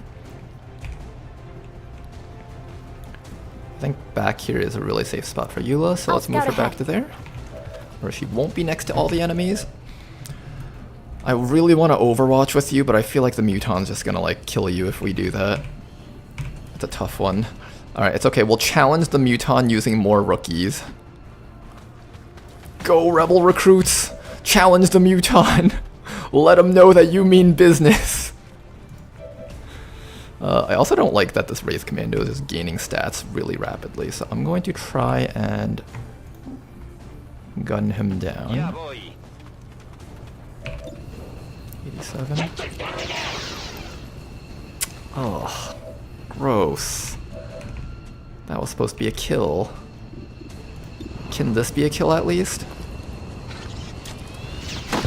Thank you so much. Okay, Yubnub is apparently terrible at overwatching, but can just kill things straight up. So we're just gonna take direct shots with Yubnub from now on.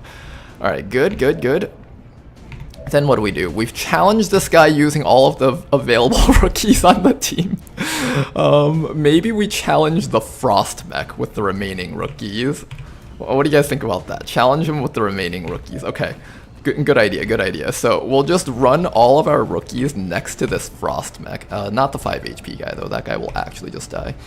So maybe you'll run like up to here, but everyone else with 8 HP is just gonna stand out there. Like these guys have a lot of, oops, that's a console, not that.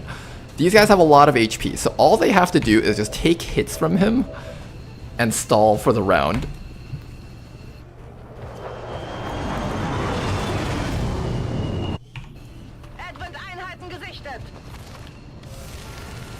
Is the major mod jam pack? Yep, mod jam as well as Long War the Chosen. And I did not see what spawned from that, but I do know that it's terrible business. Technically that person's still alive. Technically they lived. They did live. Deadly Marionette. What's he doing right now? He's gonna kill something, I think. Alright, one Advent Trooper just died for his psionic powers. And as long as we kill him, none of that will matter. Sorcerer Abomination. Okay, okay. Things are getting kind of spicy right now. Things are getting kind of spicy.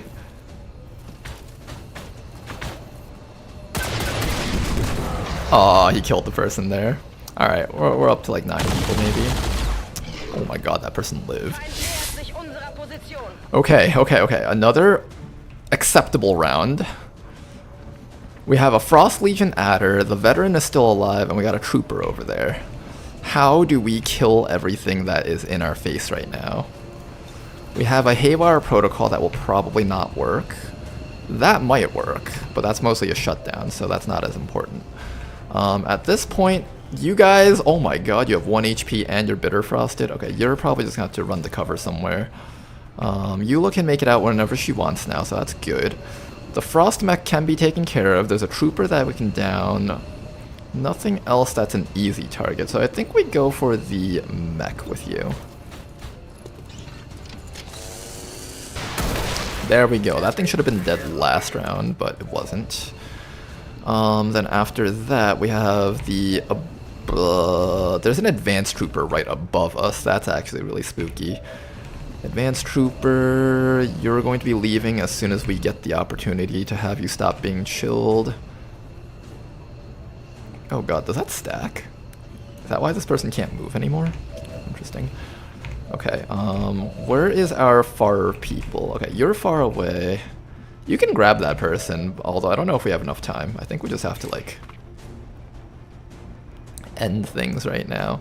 So that's exactly what we're going to do. This Advent Sorcerer needs to die, because I don't know what his little ghost thing does, but I'm not here to find out what it does. So that thing's dead. Good. You need to reload. You need to shoot something. You could try to shoot the trooper up there, maybe. Maybe? Not quite. Pistol Whip does damage, but it doesn't have like the crit chance applied to it. And it also has terrible accuracy. You got a chop. The chop can easily deal a good amount of damage to something around here. The Muton actually got bitter chilled, which is kind of funny.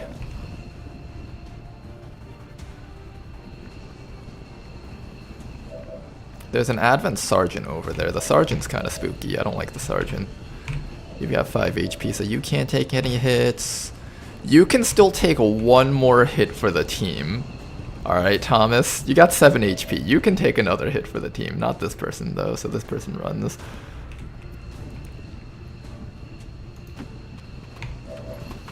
What about you? You got 7 HP. You can take hits for the team. Okay, okay. If we're desperate, we let you guys take hits for the team. We have a bayonet charge that can work on a decent amount of the enemies. Not this guy. He'll just kill you if you try that. Where's our shinobi? Shinobi, where are you? Okay. You can do something. Who are you chopping? 4 to 6. Not him. Unfortunately, not him. Maybe him. Maybe him. That's like a tag team effort. We could also chop this guy and hope for the high roll. I think we hope for the high roll, probably.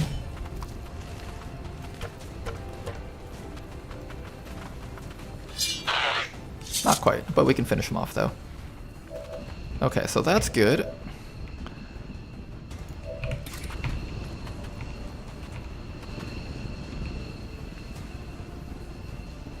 Okay, we can kill the frost droid. You can come up here and stab this guy in the dick.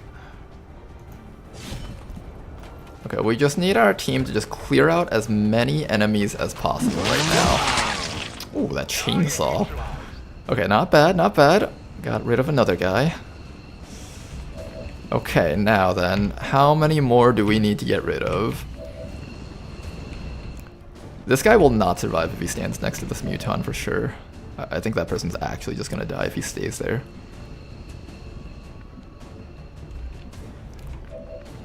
Go. You got a shot on that guy. I guess you should take care of the frost droid. Just kill the things that we can kill, right? No hay problema. I need ammo. Apparently 1 ammo is required for 2 shots. That's nice. Okay, so now that we have that dealt with, now we're going to have Paled Brook. You're the tank of the team, and you're gonna keep going. Oh god. I'm so sorry for making you go through all this, man. I'm so sorry, but somebody's gotta do it. Just keep going, man. Point blank. Keep shielding. You can do it, Paled Brook. I trust in you. Then after that, I guess Taillock will try to shoot that guy to death, maybe. Can we get a flank on him, or... I can't even get a flank on that trooper, actually. Ew, gross. Yeah, we can't actually get a flank on him. Okay, I'll go. Reload. Alright, well, does Yubnub go for it, or not go for it? To go for it, or to not go for it? That is the question. They might all focus fire on you, but if I can remove a frost trooper, that's honestly not bad. Mr. 7 HP, I think we need some assistance in distracting the enemies. Stand next to that Frost Viper, good. Okay, if you have like 5 HP, you'll stand in like full cover and maybe give them something to shoot at. Oh god. I think we should remove some enemies, if possible. We could also just overwatch for a round. Do I know if we're leaving next round? No, we still have like... No, we might try to leave next round. If we're trying to leave next round, then that's a different story.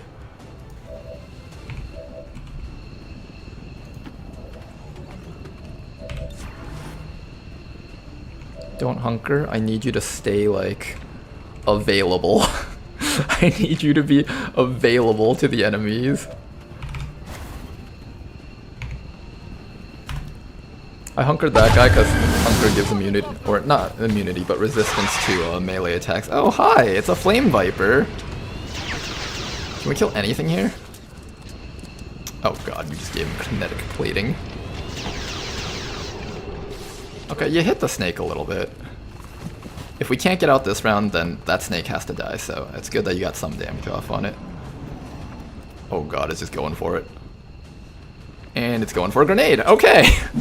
Ouch, incoming! That's a 1 round, like 5 HP guy. Damn.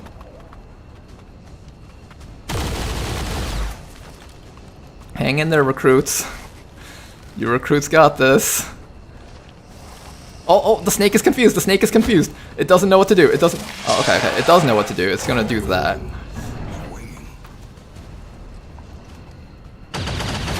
That guy somehow lived. Oh, I don't think he's gonna live. Is he? Okay, okay.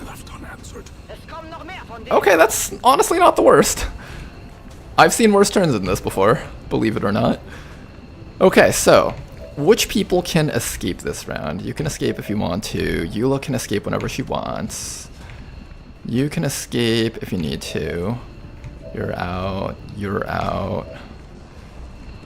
You're not out, unfortunately, but there's not much I can do about that.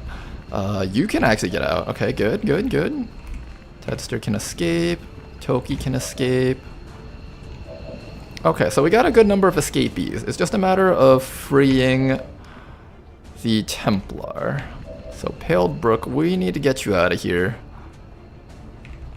We're gonna try and tag the Adder with a bit of damage. Yeah, you're definitely not staying around any longer, so we're just gonna take a bunch of YOLO shots here. Nice, okay, so that does free him. Okay, so you can get out. Wait, it doesn't let go of him? Wait, why not? Uh-oh. This is a new thing. Why is it not letting him go?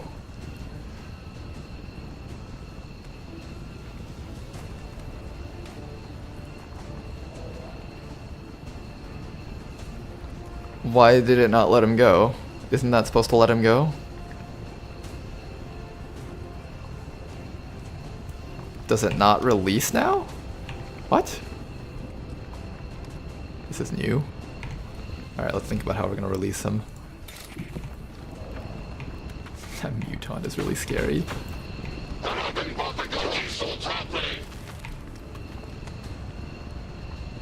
Okay. Why is the Adder not releasing you?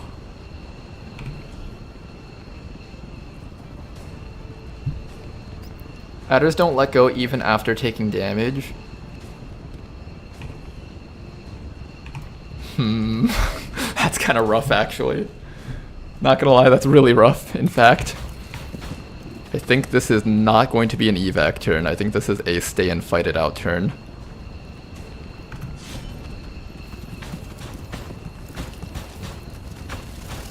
Okay, apparently this Adder is in serious need of killing. So we are going to blast him. Okay. Check it before you get too close. We get one more round of nastiness, and then we can escape. Oh god. Yep, just one more round for real this time, guys. Commander, can we leave yet? This isn't looking good. Just one more round, everyone. Don't worry. Just give it one more round, and then everyone can leave. Commander, you said that the past 10 turns. No, just one more round, and we can all leave for real. Yub Nub definitely has to get out of here, so I'm just going to evac him right now. This is 1 HP, you need to get out of here.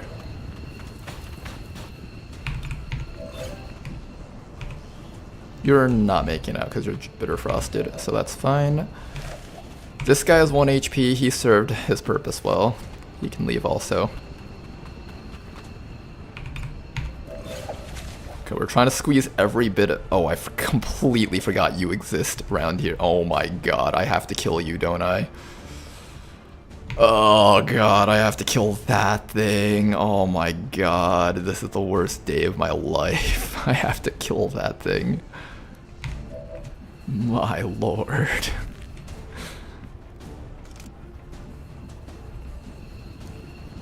There's a mech down here. Oh my god, everything is terrible right now. Everything is absolutely horrid. Oh my goodness.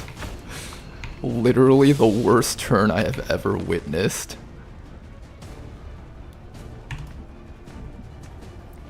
Okay, you're just gonna reload.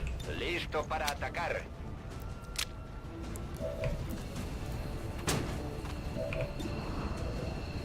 And try to hit that thing. Okay, you did some damage. That's honestly better than I could have expected, so thank you for that. The mech is a huge threat. The Muton is a huge threat. That Stun Lancer is actually a major threat that needs to be put down immediately. This chop does not do enough damage to kill anything except for... I'm just trying to squeeze out every bit of efficiency as I can from these moves. Doesn't seem like it's going to be an easy one though. And we gotta be careful about like just going all in with our team, because then we have to still keep in mind that we have to leave. The leaving process is going to get tougher and tougher as we commit to this harder and harder. We do have a chop on the veteran. We can remove the veteran. That's kind of nice. This guy will probably just like summon a dude, maybe. The Muton is really the biggest threat. Like, I don't know what the hell we're gonna do about the Muton. The Muton is a big, big threat, and I really do not know how we're gonna handle it. Oh boy, okay.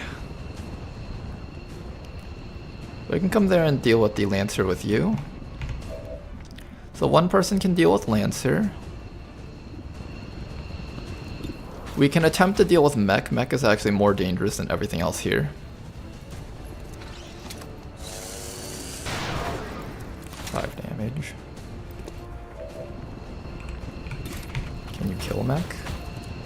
No, not guaranteed. At least you have to max roll it. Can you kill Mech?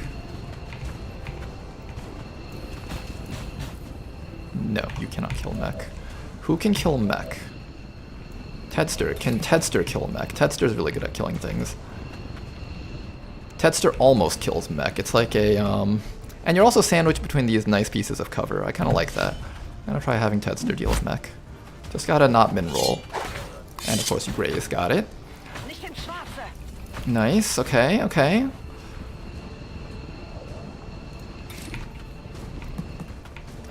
Alright, we do need to get the Stun Lancer, so I'm gonna try to see if I can roll the above 7 damage on this extremely wacky, wacky damage on the sword. Someone needs to take care of Flame Viper. That'll probably be the guy up there.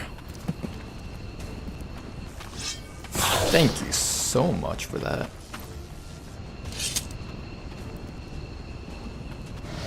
Okay, we're probably gonna activate Premonition this round, so you can take another action. You'll probably give a command to some... Oh, you know what I should be doing?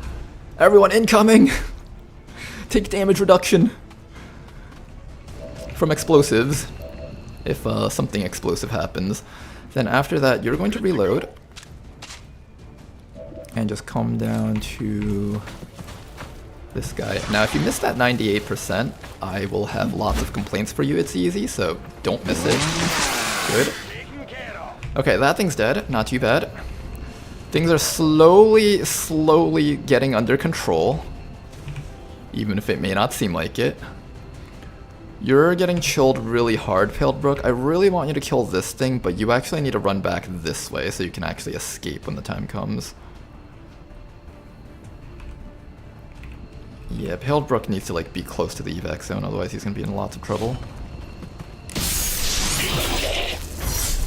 One less enemy to deal with. A victory. Perhaps the turning point. You're gonna fire off a command to somebody to take care of that, but who's it gonna be?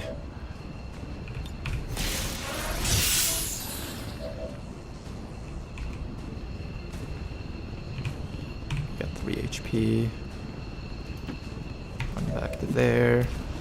Alright, who's receiving the command? Probably Tedster, right? I don't know, Tedster already screwed up once. Do I trust Tedster to do it again? Well, I don't trust your 80%.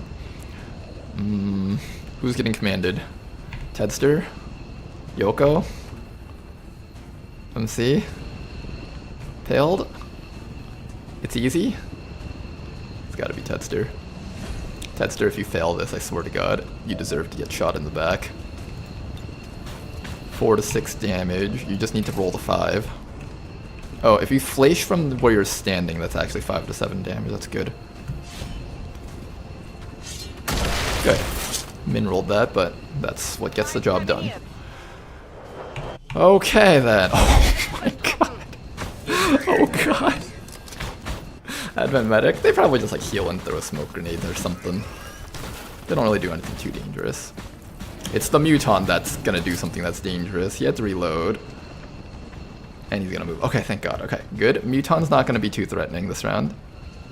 Although it was a free reload for him. We might be losing the agent. The squatty agent that we just trained up.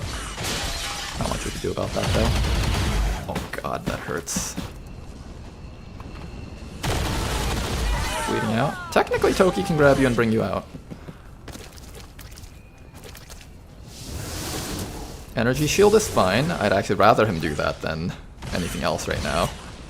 Sorcerer, you want to just like kill a person and then like, yeah, kill a trooper. Yeah, kill one of your trooper friends. Bye-bye. Would have been nice if you did that earlier, but I'm okay with that. Okay. Next round I think is just, we have to leave now. No exceptions. We're going home. Alright, you can grab that guy, you can grab this guy. You're out, Eula. Paled Brook is out. You're barely out, good. Okay everyone, time to go home. This is the best we're getting, 8 people from this region. Tedster's getting shot by Overwatch, that's fine.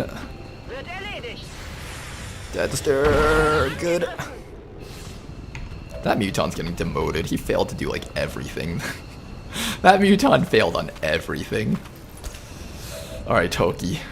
Grab him and get out.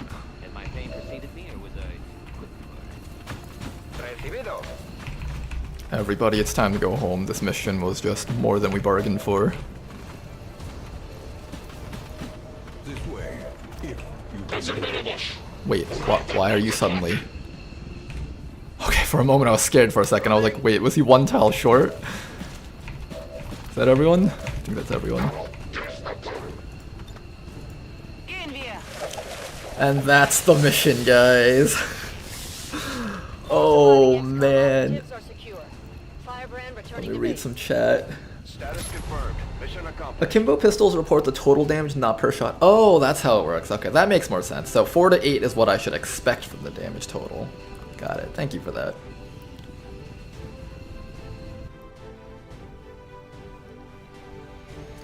That was just absolutely wild.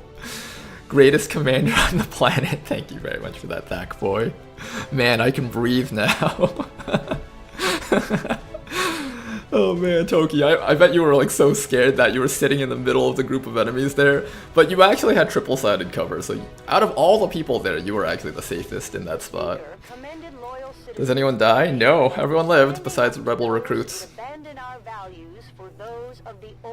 I wanted to save 13 people, but obviously that's very ambitious. We saved 8 people, and that's still a very solid team.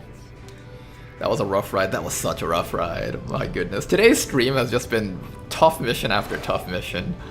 It just kept getting worse and worse, I know. These Haven defense missions, like, you slack off a little bit on them, and things get bad really quickly.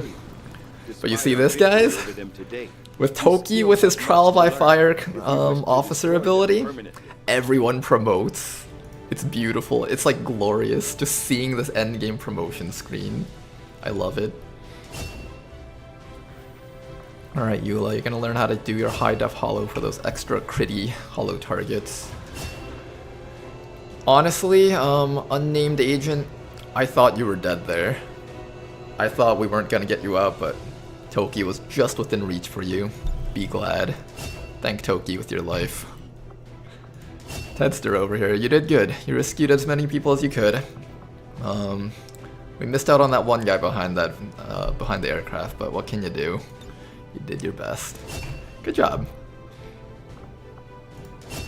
Over here, Scoopy, only 4 days out. I'm very surprised by that, actually. Gain passive 20 aim to all melee attacks with dual wielding firearms. You need something that gives you aim. I think we're gonna give you the trigger guard.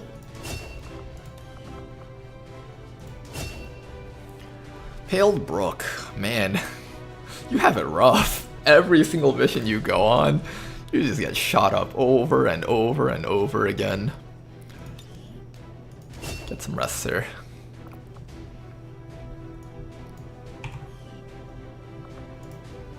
People in the back.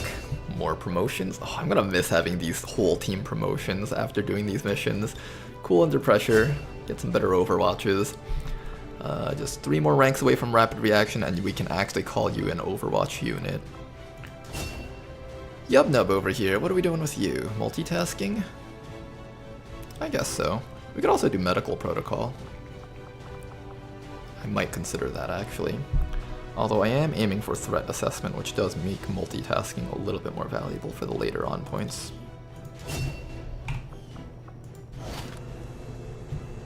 Okay guys. Oh boy, everyone's broken but back alive. Game crashes, could you imagine? Let's quickly save the game so it doesn't crash. For everyone wondering, we are playing on Iron Man, Honest Man. We just have the game not set to Iron Man, just to make sure that if my game crashes, it doesn't delete my one to save file. Because I've had that happen to me before. My computer's old and it's not really able to stream as well as it used to. Alright, you guys. Somehow you guys came back out of this alive. I have no idea how the hell you guys did it. But everyone's alive, and honestly, Toki, despite not being my final officer pick of the campaign, you're serving really well as a temporary officer. You've been doing a great job keeping everyone alive. Good job, Toki.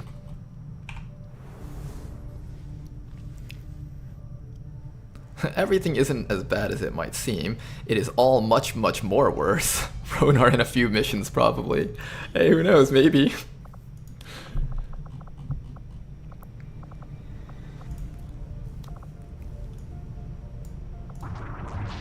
Some of these enemies are quite interesting though. Barrage projectors. While more than one member of the squad is alive, all squad members gain 20 defense against squad side attacks. Some of these perks are quite interesting. Oh boy. Well then guys, that is going to be probably it for today's stream. We've streamed for about 5 hours today, but I'm going to probably take a break. Next stream we're going to set up an entire squad for the HQ assault. We have literally one sharpshooter. I think we might actually not even be able to do it. We might have to wait just a little bit longer. I could also take this guy even though they're tired. We can wait 3 days for them, or we could just take them despite their tiredness. I might push them. I might push our team just a little bit. I really wish I could bring like 3 sharpshooters on this mission, but if 2 is the best we can get, then we just deal with 2. The anchor dude's up in 6 hours, so he's going to be available for the next mission, which is a huge relief. We needed like more strong units on these teams. I'm looking forward to getting Danker Dude back so he can start killing things with his vector rifle. What else do we got? We do have the Warden, although I kind of want to save Toki for like side missions so Toki can continue training up some of our lower ranking troops.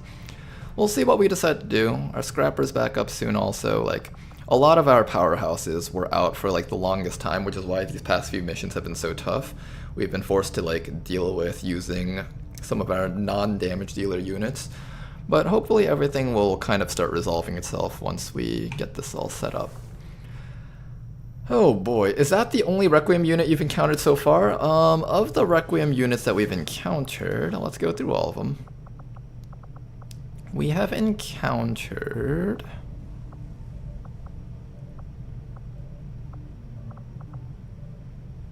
Oh, this is a new one. The pupa that we saw was... Oh, it regenerates. I didn't even read his perks, I just decided he was gonna die on the spot. Where are some of these things?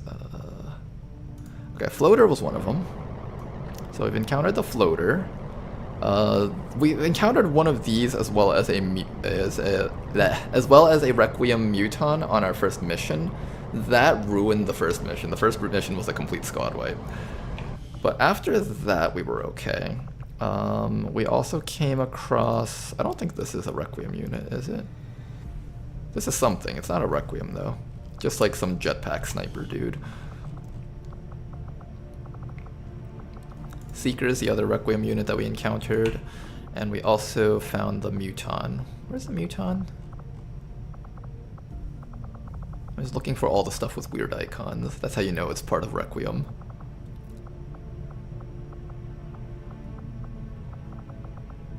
I don't see it. Oh, here it is.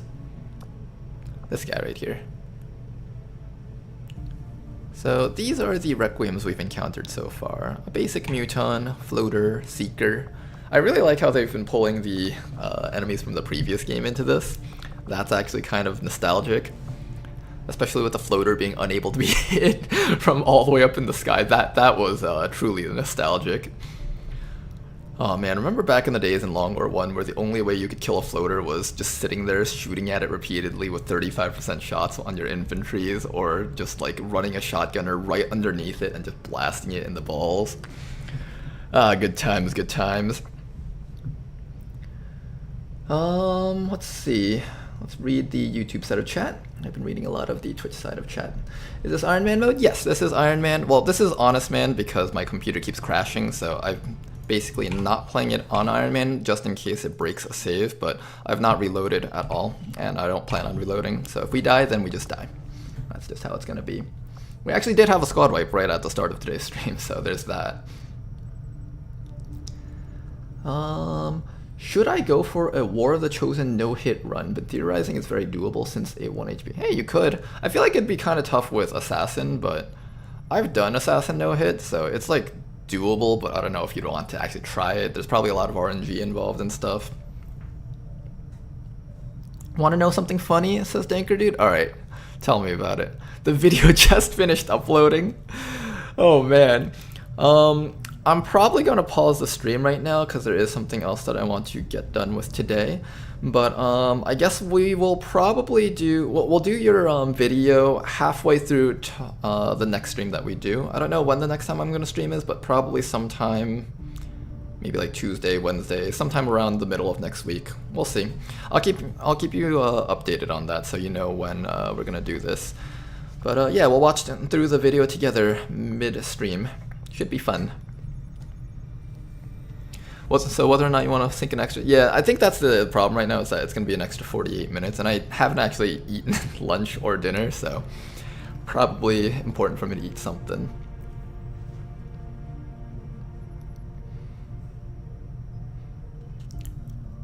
Alright guys, hopefully you guys enjoyed today's streams. These missions are getting much more wild as we go. I'm looking forward to seeing what the end game is going to look like. We're well on our way into mag weapons, just 8 days for that, so looking forward to that. You know, we could actually just wait out the 8 days and just get mag weapons if we're really, really desperate. Although I think I kind of want to do this mission sooner than later. Like, it's already May 31st. It's going to be April soon in game. And April's kind of late for a liberation. We really want to get supplies going as soon as possible. Meanwhile, we're going to switch these guys over to recruit. I want to recruit up to 13 units there again. So we're going to try our very best to recruit that place back up to 13 people. We're going to start getting ready to liberate this region, and that's that. Our campaign's honestly, despite the setbacks, our campaign's actually looking kind of solid right now. I'm okay with it. We would want to make contact probably with a couple new places, so, well, we don't have enough radio relays. But once we get enough radio relays, we want to start contacting new spots. So there's that too. But overall, the campaign's not bad. We have solid regions, 12, 8 people. Even this one still has 8 people despite what just happened.